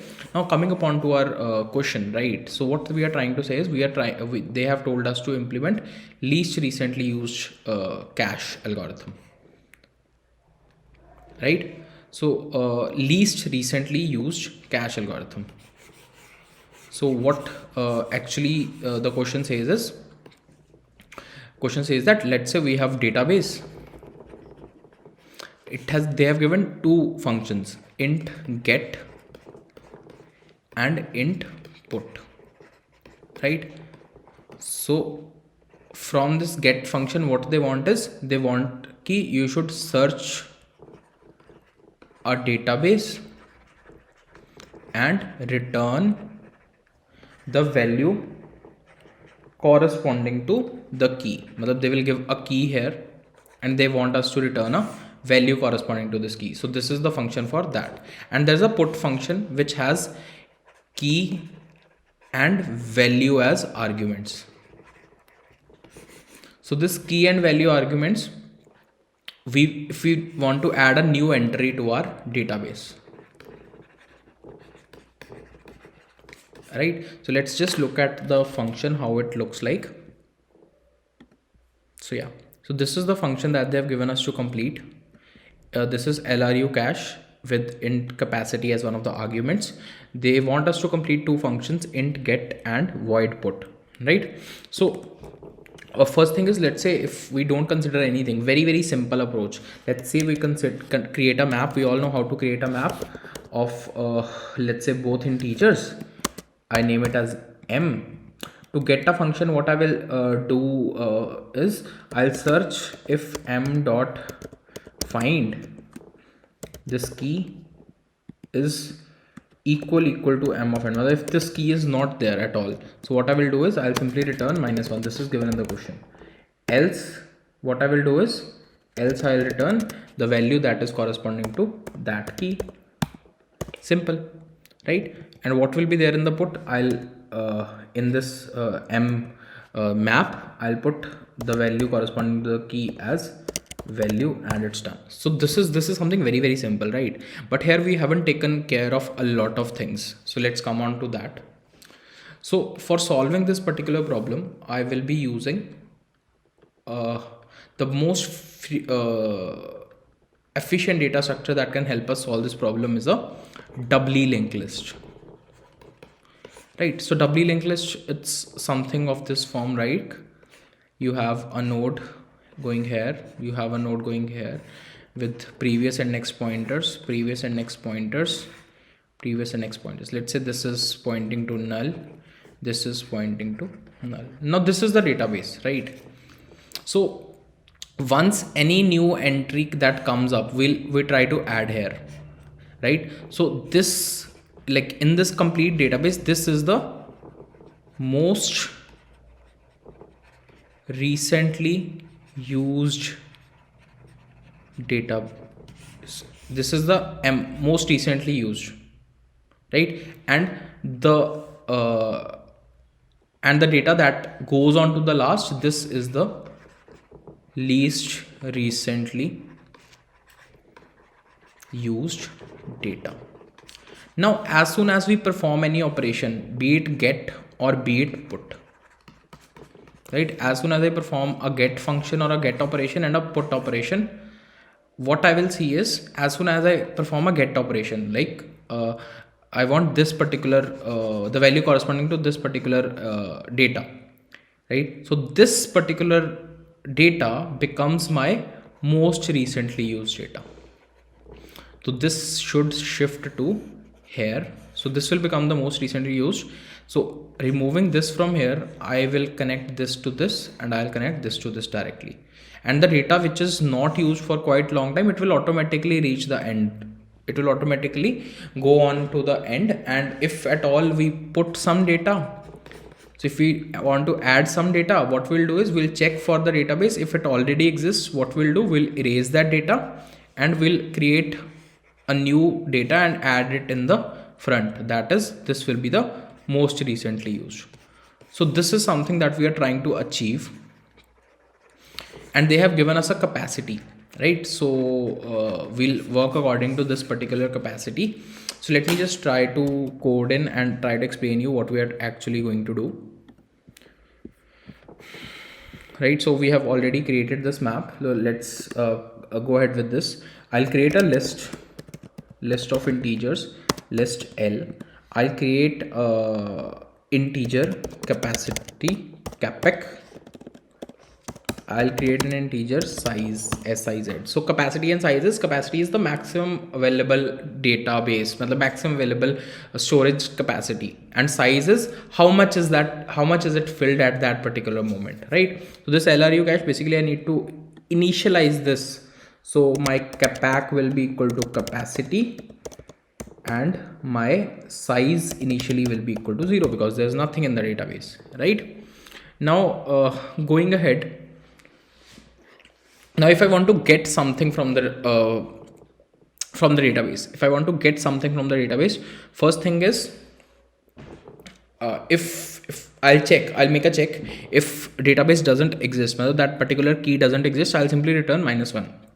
So this holds valid here also, but along with that, I can't simply return the key here. What I need to do is I'm performing a get operation. As soon as I'm performing a get operation, that particular key becomes my most recently used character. So to make that key to the most recently used character, I need to know which node is corresponding to this particular key. So to get which node is corresponding to this particular key, I'll have to traverse the linked list till this key, so that I can get the address of that particular linked list. Let's say if this is the linked list, right?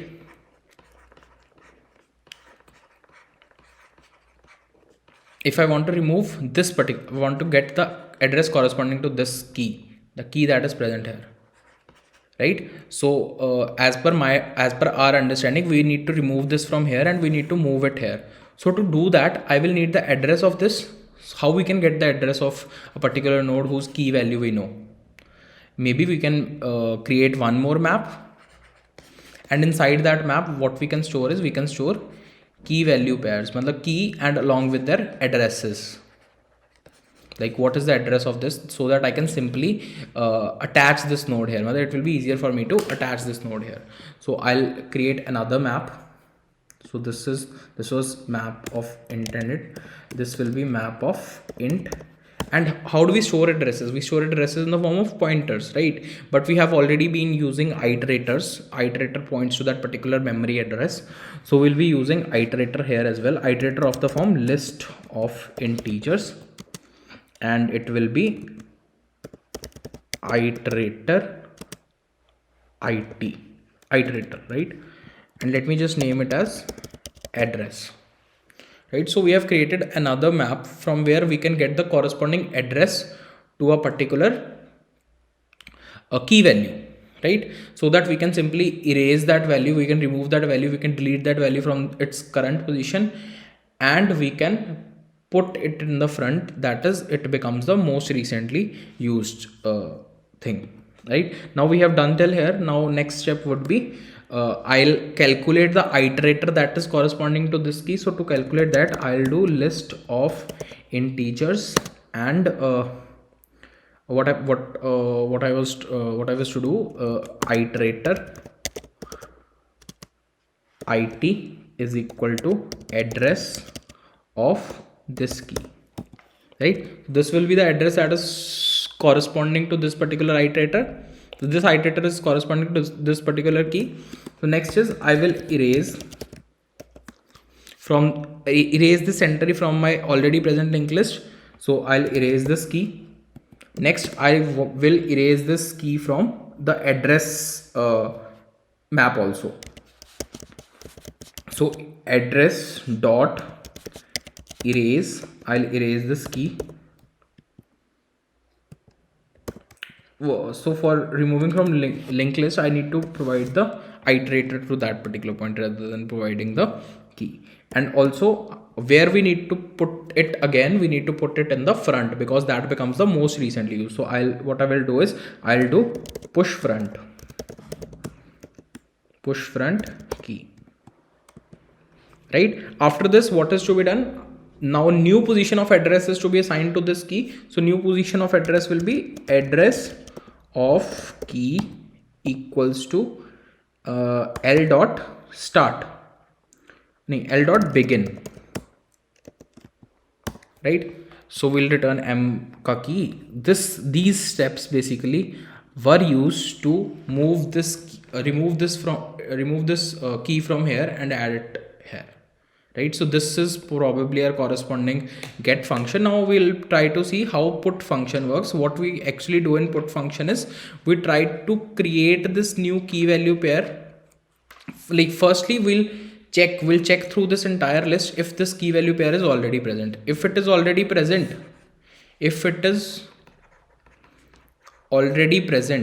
then I'll erase that,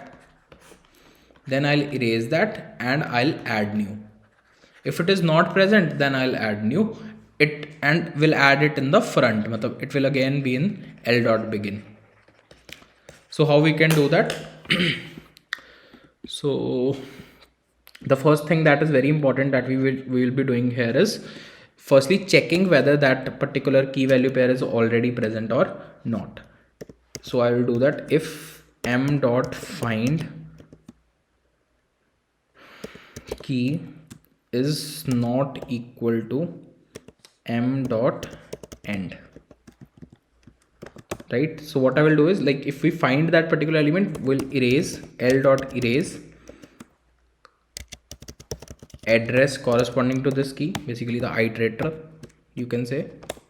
Right, next is from that address block also I'll erase this key. Also from the map we'll remove this, right, because we are trying to, we'll make it one more, we'll make it new. So m dot erase key, and I will reduce the value of size by 1 because we are removing something. ठीक है जी, I hope this is clear.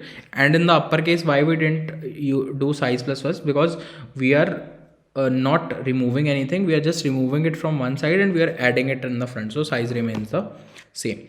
Right, now here we have decreased the size. After that, what we are going to do is we want to add that key value pair in the front position. Right, so to add that key value pair in the front position, what I will do is L dot push front key. Right, I'll also add it in the address of key is equal to L dot begin, because it's the front element of that list. Along with that, m of key is equal to value. Right, so this is something that we have already done. Now also the size will increase because we are adding a new entry in the front, so size will be increased. There is still one problem. Let's say if size becomes equal to capacity, then what we should do? If let's say this is the linked list, this is the most recently used, this is the least recently used, and there is a new entry, there's a new key value pair that you want to add into this particular list or this database or this cache. So what you will do, will you remove this most recently used or this least recently used? So we'll remove this least recently used, matlab in that particular database we'll remove the last entry. When will this condition arrive? This condition will arrive whenever the size is equal to capacity. Right, so let me just try to code this as well. So what we will do is, if size is equal to capacity, what we'll do is we'll take the last element of this list, that is, let me store it in k, L dot back. Right, then I'll remove that back element, L dot pop back. Then from address also will erase address map also will erase, address dot erase k. From that m map also will erase, m dot erase k, and size minus minus. So if at all size becomes equal to capacity and we still want to add something, so we'll remove the least recently used scenario, right? Let me just try and erase this, and then we'll see what is left now. I hope this thing is clear, right? For most of you, this thing is clear, right? So what we are actually trying to do till here is, let us just revisit the code and try to see if you have understood or not, right? So we were to create a, so we were to implement LRU cache. So you understood what is cache and what is LRU. So now we say that we create a list that is in the form of a doubly linked list. So STL for doubly linked list is list, right? So this will point to null, this will point to null. So we have LR, we try to implement in this particular fashion, right? Where capex denotes the capacity. That means what can be the capacity of my database. Size denotes the current number of objects, how many we have already added. This is the function where we initialize capacity and size. Initially the capacity is equal to the given capacity, size is equal to 0 because we haven't added anything. Then there are two functions, int get and void put. So what does this int get function means?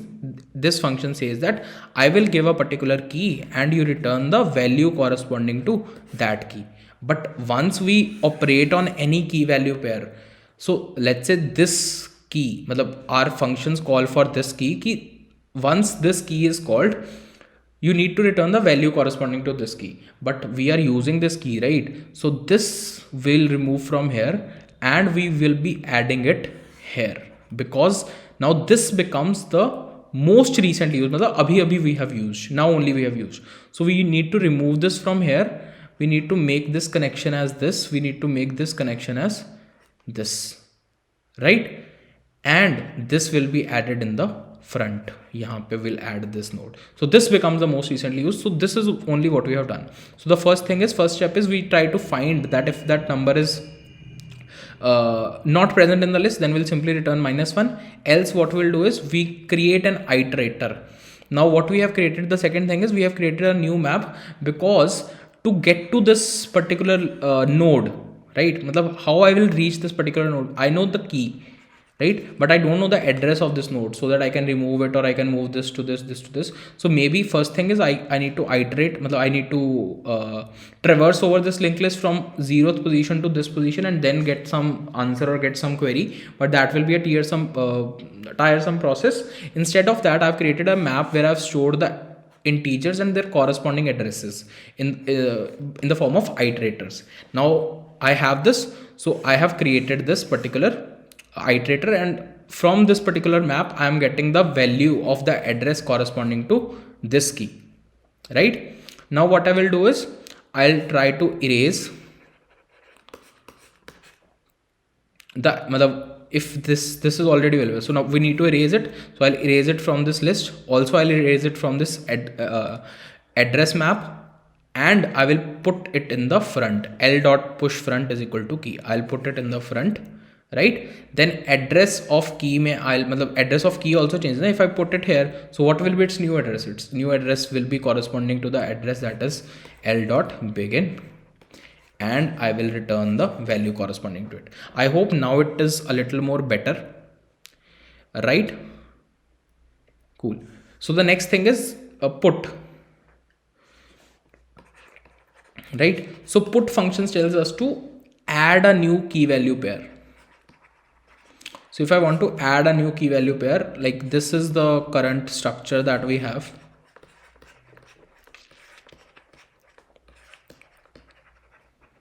This is the current structure that we have, and they tell us to add a new key value pair. So where we'll add the new key value pair, we'll add it in the front for sure, right? But before that, before doing this, I will check whether this key value pair is already present or not. If at all this key value pair is present, so I will erase that key value pair, right? And then only I will add this. So this particular thing we are doing it for finding and erasing that particular key value pair from my already available database. If at all this does not work, well, this erases that particular key value pair from my already available linked list, and after that I try to push my key value pair in the front, and address corresponding to begin is mentioned, and we assign that key value the correct pair, right? But still one problem is there. If at all the size becomes equal to capacity, if at all the size becomes equal to capacity, then what I'm going to do is, from this linked list, this is the most recently used, I know this is the most recently used, and this is the least recently used. So which one I should remove? Should I remove the most recently used, or should I remove the least recently used? Obviously this is something that we are not using from quite some time, so I will be removing this. So here also what I have taken is, I have taken the last element, I have removed that last element, erased that from the address, and size I have decreased. So this is what is being done, right? I hope things are clear to you now. So what I want you to do is try to dry run this particular question, because some of you might face difficulties in understanding it for the very first time if you're doing it for the very first time, right? Make sure you try to dry run it on your own on a piece of paper, right? After that, try to submit your code on platform and try to analyze what is its time complexity and space complexity. You can do comment the time complexity and space complexity if you are doing this question on your own. I'll try to reply to all the comments that you do on this video, right? Now I hope this question is clear. If you still have doubts, make sure you ping your doubts in the comment section. I'll be more than happy to take it from there, right? So moving on to the next question. So the next question that we're going to discuss is basically a palindrome linked list.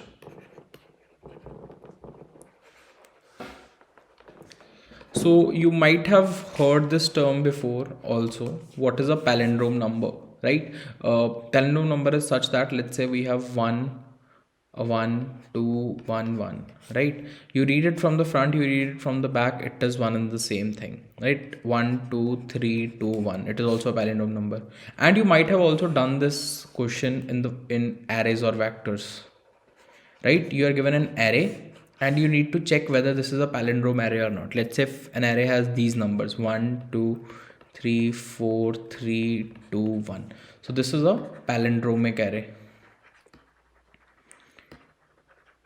right? So you need to check and return whether it's true or false. That means the array is palindrome or not, right? So you have done this in arrays. How we do it in arrays? We use two pointers approach. We take a pointer, a left pointer here, we take a right pointer here, and we start comparing left and right. As soon as any of them mismatches, we return false, else we return true. So this is a very, very efficient and a good approach. But now the case is not like that. We are given a linked list, right? We are given a linked list of this particular form. Let's say 1, 2, 3, 2, 1, null. So this is the linked list that is given to us, and we need to return whether this linked list is palindromic or not, right? So how can this be done? The first way that comes to your mind may be, let's say I convert this linked list in the form of arrays or vectors, and I use two pointer approach. But in this case, there will be a lot of space complexity involved again. So we'll avoid this, we'll not use this space complexity wali cheese. Instead, there is something else. Like what can be done is, let's say we have this linked list, right? 1, 2, 3, 4, 3, 2, 1 and null. Let's say we have this linked list, right? So what we can do is maybe we can divide the linked list into two parts. This is one part and this is another part, right? Or we can have like we can divide the linked list into two parts and reverse the second part. So this becomes something like 1, 2, 3, 4. If we reverse, 1 will come here, 1, 2, 3. So we'll make a pointer here, we'll keep a pointer here, and we'll start comparing. 1 is equal to 1, true. 2 is equal to 2, true. 3 is equal to 3, true. So this is what I can say is a palindromic linked list, right? This can be one way. So, and let's say this is for the case when the number of elements are odd. Let's say we are doing it for when the number of elements are even, right? 1, 2, 3, 3, 2, 1, right? So for this we'll divide it from here, we'll have it like this, 1, 2, 3. We'll reverse this list, we'll get 1, 2, 3 again, and then we'll compare both of these. Take a start pointer, take a mid pointer, we'll move start pointer one step, mid pointer by one step, and compare at each point. As soon as any of these mismatches, what we'll do is we will return false, else we'll return true, right? And make sure, like, if the elements are odd, then we need to return the middle. We need to find out the middle and then reverse the next linked list. But an element prior to the middle we need to find, right? And similarly in even case also we need to find the first middle, and the rest linked list is to be reversed, right? Let's just move on to the code and see if we are able to code this particular problem. Then you will be able to understand it a little more better way, right? So let's say this is the problem, right? So this is the problem that is given to us. We are given the head of a singly linked list. We need to return true if it is palindrome or not, right? So this is the head that is given to us. We need to check if it is palindrome. So the first thing that we will be doing in this particular question is we'll be finding out the middle and then reversing the middle. So how we generally find out the middle of a linked list? Using slow and fast pointers. We move slow pointer by one step, fast pointer by two steps. We have already done this question in the previous portion of this video, right? So what I will do is I will initialize a list node star slow is equal to head, list node star fast is equal to head, right? While fast का next is not equal to null and fast के next का next is not equal to null. Why I'm doing this? Because I want the first middle element. Try to dry run this and you will get the answer of this. Why fast ka next is not equal to null and fast ka next is not equal to null. Earlier we were doing fast while fast is not equal to null and fast ka next is not equal to null. Now we have changed the condition because we want the first middle, right? Slow will be equal to slow ka next, fast will be equal to fast ke next ka next, right? So both of these are done. After that what we are trying to do is slow. Now we have got, now the slow pointer carries the middle element and after slow ka next we need to reverse. So how we reverse a linked list? We have already written the code for reverse a linked list. I'll just copy paste this same reverse the linked list code and I'll use it in this particular problem, right? So what I can do is I can simply say slow ke next mein what you can put is reverse list starting from slow ka next right? Reverse list true.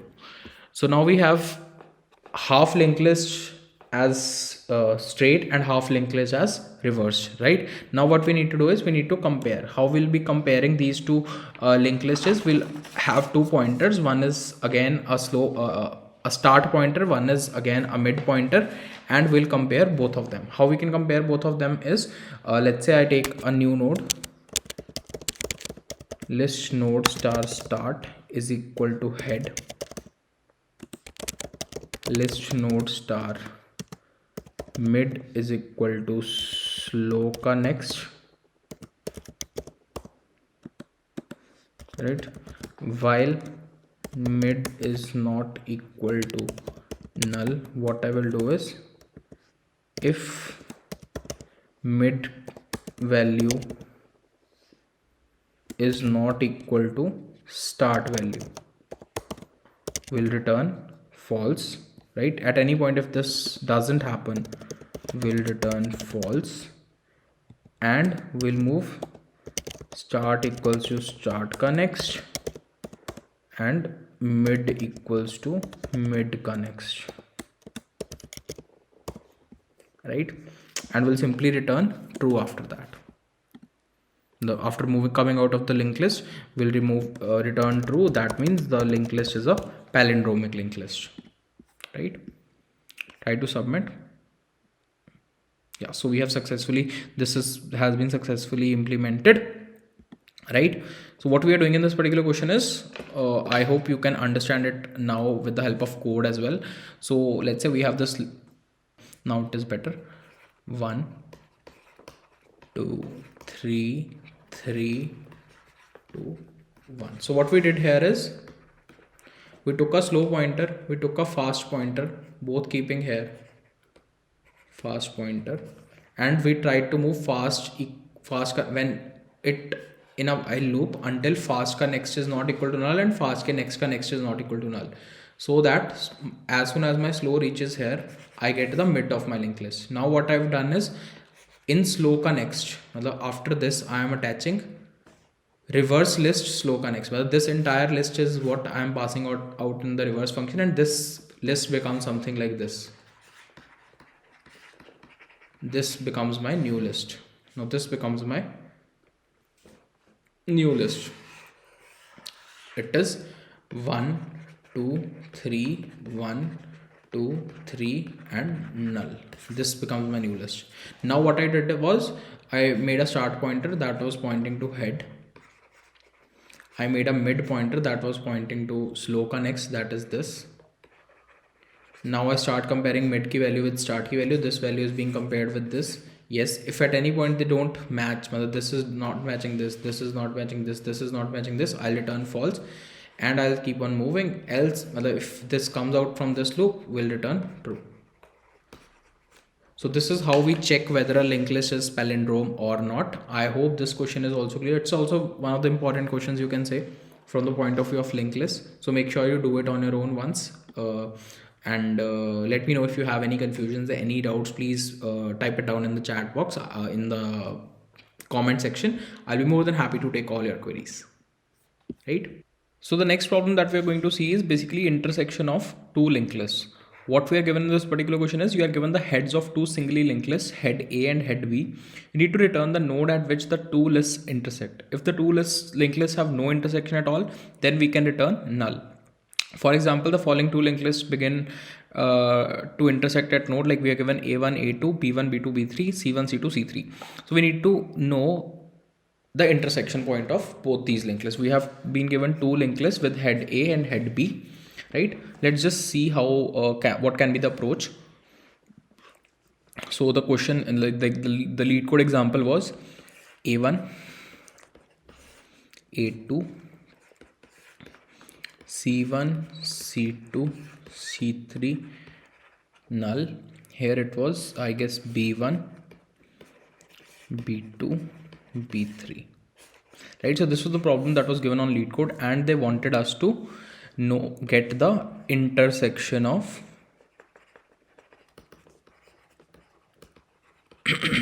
linked lists, right? So this is the intersection point and we need to return this, know this, right? So what can be the first way, what can be the brute force approach, right? Maybe I'll choose this one, and I'll traverse B, linked list B, right? I'll move from B1 to B2, and I'll match it with A1, whether it is matching or not. I'll move from B1, B2, B3, C1, C2, C3. If at no point they don't meet at any point, so I'll move to A2. Then I'll check match with every node of B, whether it is matching or not. If it is not matching, we'll move to this. Now in this case, if we'll traverse the linked list B, so they both will match, hence we'll return true, or we'll return this node.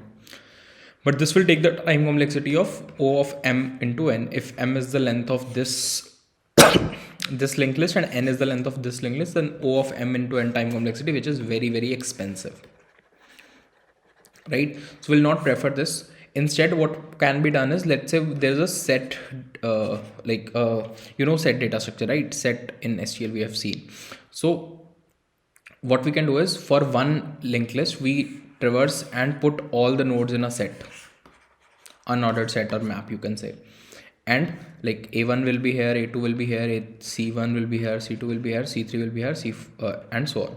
Now we'll start traversing linked list B, and we'll see if B1 is already present in set or not, B2 is present in set or not, B3 is present in set or not, C1 is present in set or not. We have significantly improved upon our complexity, but again we are using an extra data structure that can be a problem at any point. So what can be a little more better approach?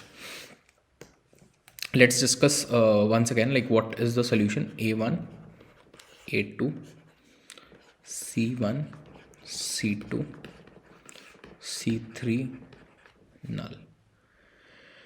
In this case it is B1, B2, B3, right? These are the two linked lists. Now the next thing that I want to do is, what I will do is, I'll calculate the length of both, length of A and length of B. Now length of A is 1, 2, 3, 4, 5. Length of A is 5. Length of B is 1, 2, 3, 4, 5, 6. Length of B is 6. Now to make them both move in a synchronized fashion, what I will do is, I'll traverse the longer one. Well, I'll take the difference of both the nodes, 1, and I'll traverse the longer one by the difference, right? So I'll traverse it till here. So this is the starting point. Now I'll move both of the linked list from here. They'll see if they're equal, no. If they are equal, no. At this point they meet each other. So this synchronization can help us in understanding that how we can improve the time complexity. Now this synchronization concept, if we try to implement in one more way, how can that be done?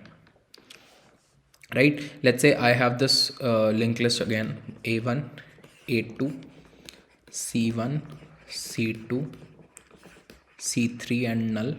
Here it is B1, B2, B3 and so on. Right?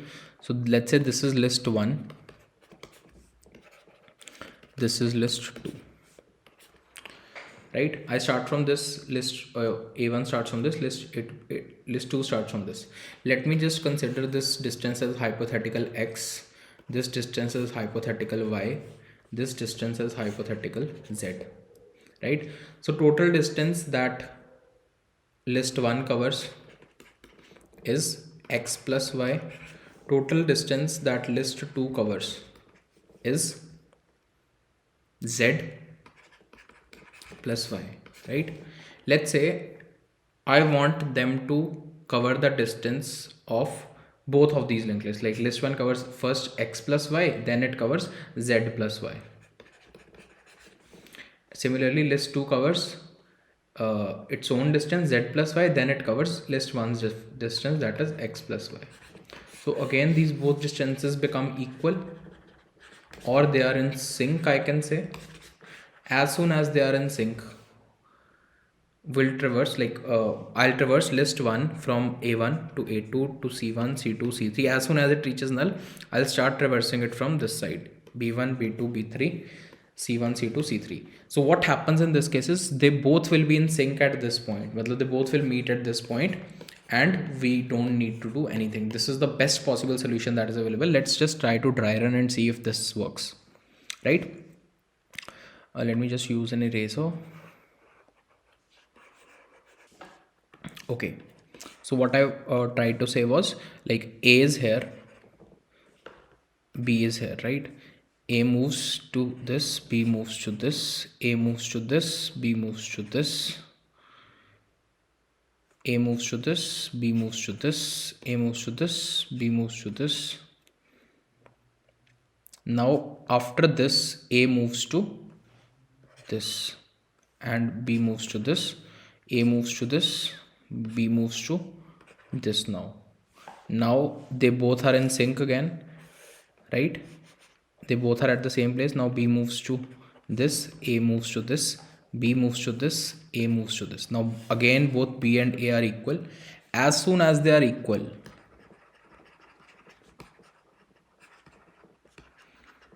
we got our point. Well, this is something that we wanted to know in this particular question. So this is the approach, this is the best approach that you should give to the interviewer once, like, if this particular question is asked to you in an interview, right?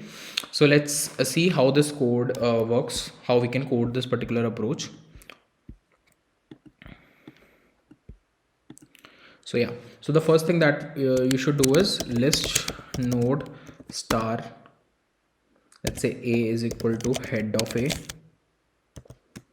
star B is equal to head of B. So I have two nodes A and B.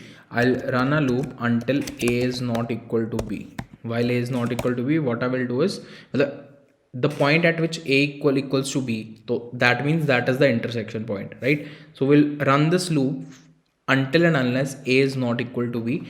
So I'll see if at all A is equal to null. A becomes null, then A should point to head of B, right? We'll start traversing from B if A equals to null, else A equals to A connects, the A moves forward. Similar is the case with B. What we'll do in case of B, if B equals to null,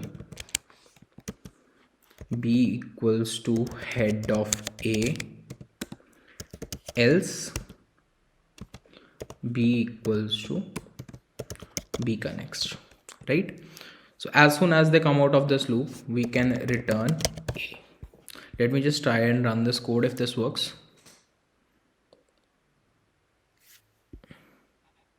Okay, so there is a declaration problem. Let's just run this again.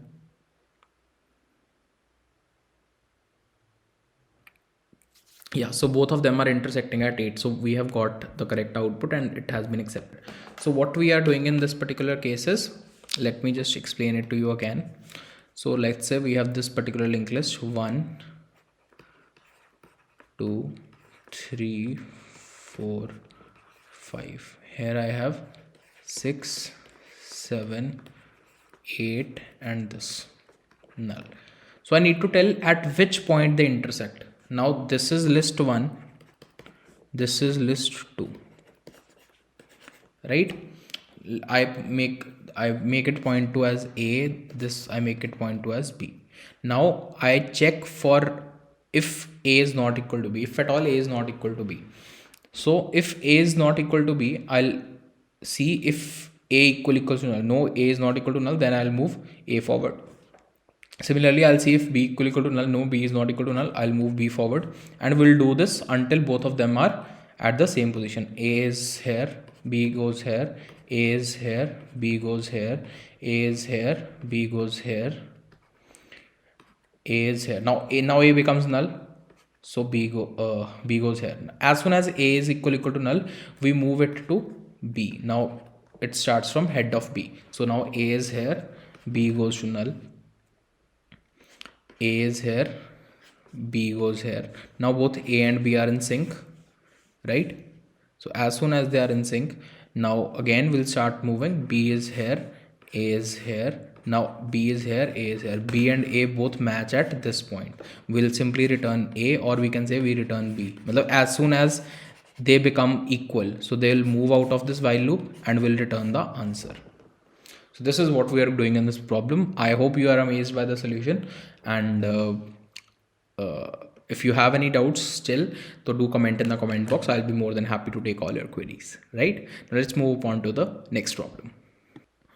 So the next question that we're going to discuss is basically a partition list. Now let's read the problem first and see what they're trying to say. Given a head of the linked list and a value x, partition it in such a way that all the nodes less than x comes before the nodes that are greater than or equal to x. You should preserve the original relative order of the nodes in each of the two partitions. This line is very important. So what they're trying to say is, like, this is the example given in which we have linked list with nodes as 1, 4, 3, 2, 5 and 2, and they have given us the value of x as 3. All the nodes which are less than 3 should come at the front, and rest of the nodes should be after that. So how we'll be doing that? Like what exactly they want is, like, the number given is 3, so 1 is less than 3, yes, 1 is here. 4 is not less than 3, will not take it. 3 is not less than 3, will not take it. 2 is less than 3, so 2 is here. 5 is not less than 3, 2 is less than 3, then 2 is here. So we have all the numbers which are less than 3 as the first elements, and after that, maintaining the relative order of the nodes, like 4, 3 and 5, we have 4, 3 and 5 here. So we need to solve this problem. Let's just discuss the approach on how we can think upon this particular problem and how we can come to the solution after that, right? So yeah, so the question that we are going to discuss now is partition list. So the question name is partition list. What you are given in this particular problem is, you are given, let's say, 1, 3, 5, 7. Let's take another example, right? Let's take an example 7, 5, 9, 1, 8, 3, right? So x value that is given is 4. So for all the nodes which are less than 4 should come in the front, and all the nodes which are greater than 4 should come at the end, right? So we'll start comparing the first node with 4. Is it greater than or less than? No, it is not. It is greater than, right? So it should come in the end wala node. 7 should come here. We'll compare 5. 5 is also greater, so 5 should come here. Next is 9. 9 is also greater, so 9 should come here. 1 is smaller, so 1 should come here. 8 is greater, so 8 should come here. 3 is smaller, so 3 should come here, right? So our output should look something like this: 1, 3, 7, 5, 9 and 8. And you can see this order is preserved. Like 7 ke baad we get 5, ke baad we get 9, ke baad we get 8. So this order is very important. We need to maintain this order only. So this is a very peculiar approach that we are going to solve this question with. Let's say the same question I have: 6, 5, 3, 1, 2, 9 and null, and I am given value of x is equal to 3. What I will do is, I'll create a dummy node by the name of left. I'll create a dummy node by the name of right, and I'll start traversing this linked list from the head pointer until head becomes null. I'll compare this with the value of x. If it is greater than the value of x, I'll put it in my right list. If it is greater than, I'll put it in my right list. If it is smaller than, I'll put it in my left list. 1 is smaller, I'll put it in my left list. 2 is smaller, I'll put it in my left list.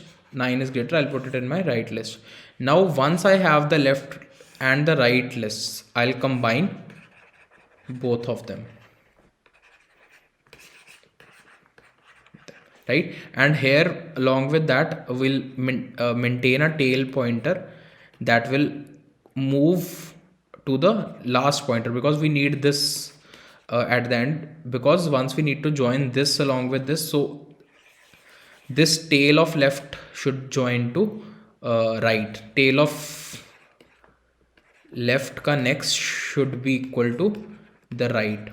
because we need to combine both of them together, and the tail of right should point to null. So we need to do this at the end after creating a left and the right list, right? So once we'll code it, I think you will be able to understand it better, right? So this is the problem statement that is given to us. We are given the head node and we are given a value x. So we'll be this value of x decides ki the number of nodes should, how many number of nodes should be present in the front. So we'll create two list nodes. List node star left equals to new of list node. Let's say we start it with -1.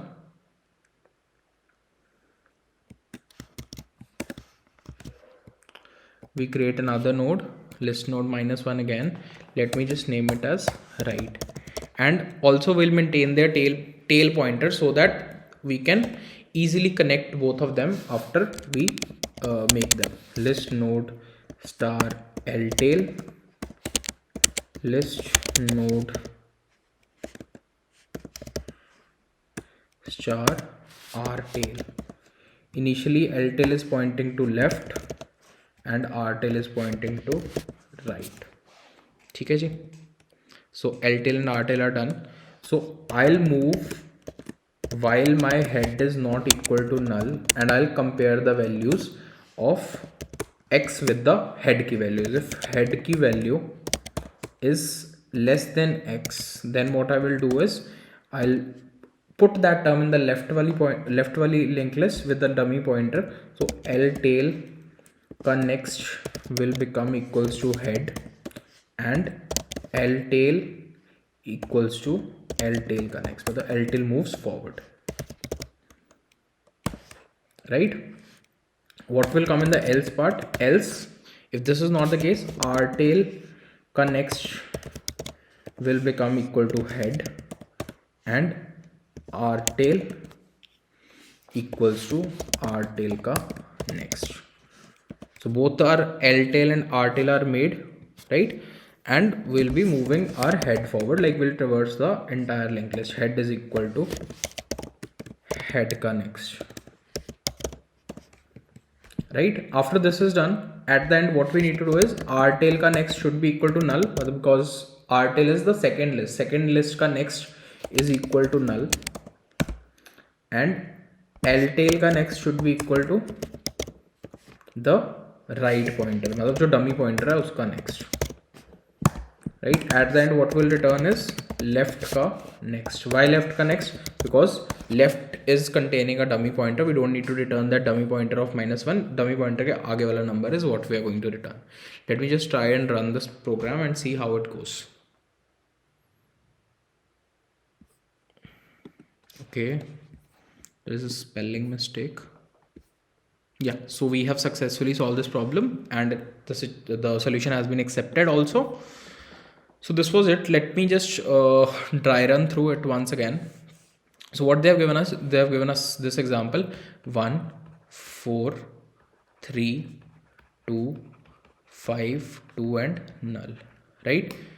And they have given the value of x as 3. What we are doing is we have created a left dummy node and we have created a right dummy node. So I am moving it inside this while loop until and unless this head is not equal to null. Like this is currently head, and I keep on traversing this linked list. If head key value is less than x, matlab 1 is less than x, right? Then what I'll do is I'll join it in front of my left tail, and tail moves forward. This is L tail. Now 4 is greater than 3. So if it is greater than 3, we'll move on to the else part. 4 is joined here, and this is R tail. Again 3 is there. 3, whether it should be less than 3, strictly less than 3. So it will come in the R tail. R tail will move here. 2 will come in the L tail. L tail will come here. 5 will come in the R tail. R tail will come here. 2 will come in the L tail. L tail will come here, and it reaches null. We'll do it until and unless head does not reach head equals to null, right? So now we have two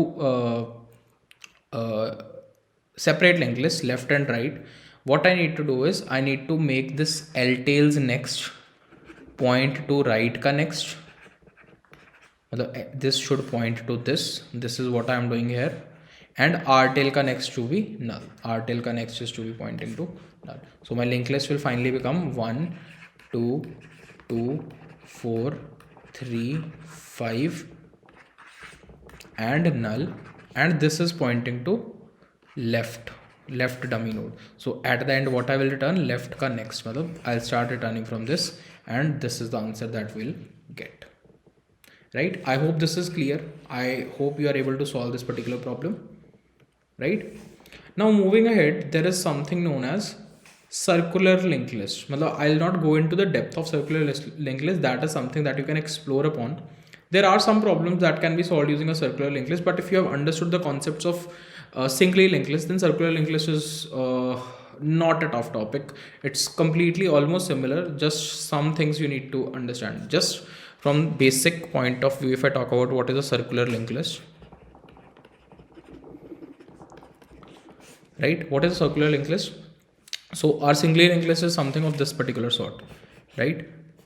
We have nodes,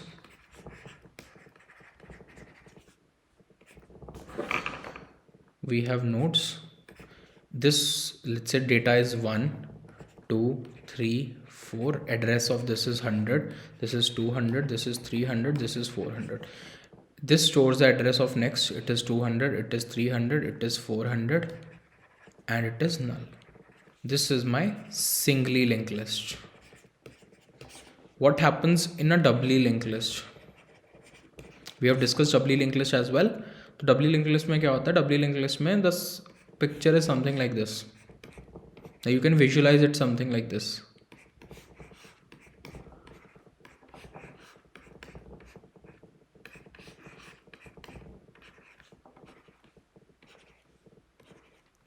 This is pointing to null.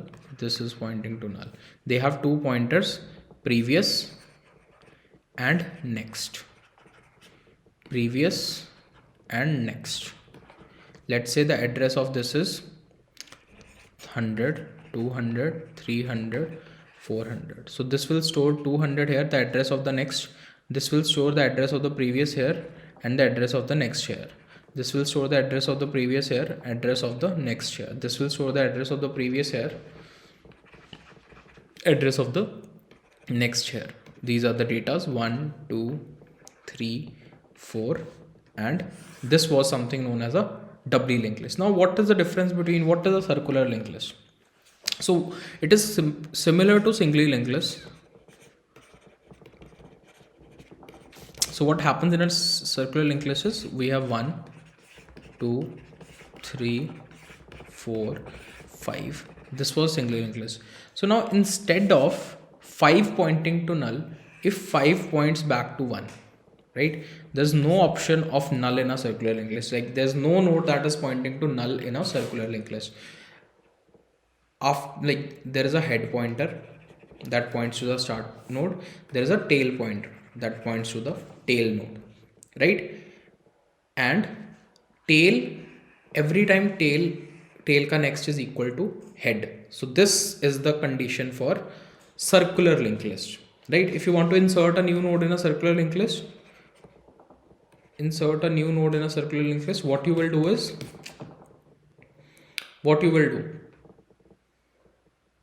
you will store the address of the head. You know already the address of the head. You will make a new node, let's say 6. You will make tail ka next point to 6 and 6 becomes the tail and tail ka next points to head again. This is what you will be doing, right? If you want to insert a new node. Similarly, you can perform all the operations that we have already done on different types of linked lists, like insertion, deletion, searching.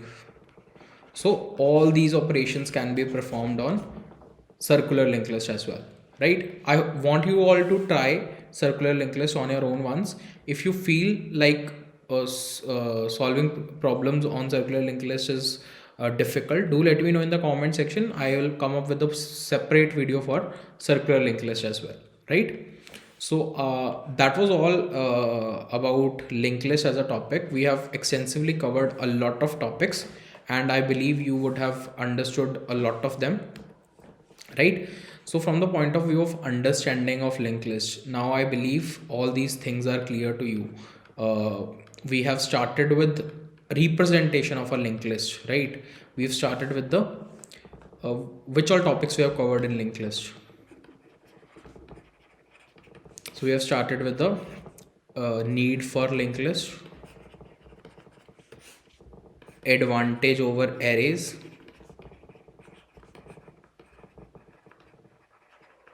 then we discussed about representation of a linked list, like printing linked list. We saw insertion, deletion, searching, size of a linked list. We found out the middle of the linked list. We did some different problems on LeetCode on different other platforms. We solved problems like cycle detection. That was done using Floyd-Warshall algorithm. We did problems related to palindrome number, palindrome linked list. We did problems related to LRU cache. We did problems related to different other problems. We also discussed a doubly linked list, structure of doubly linked list.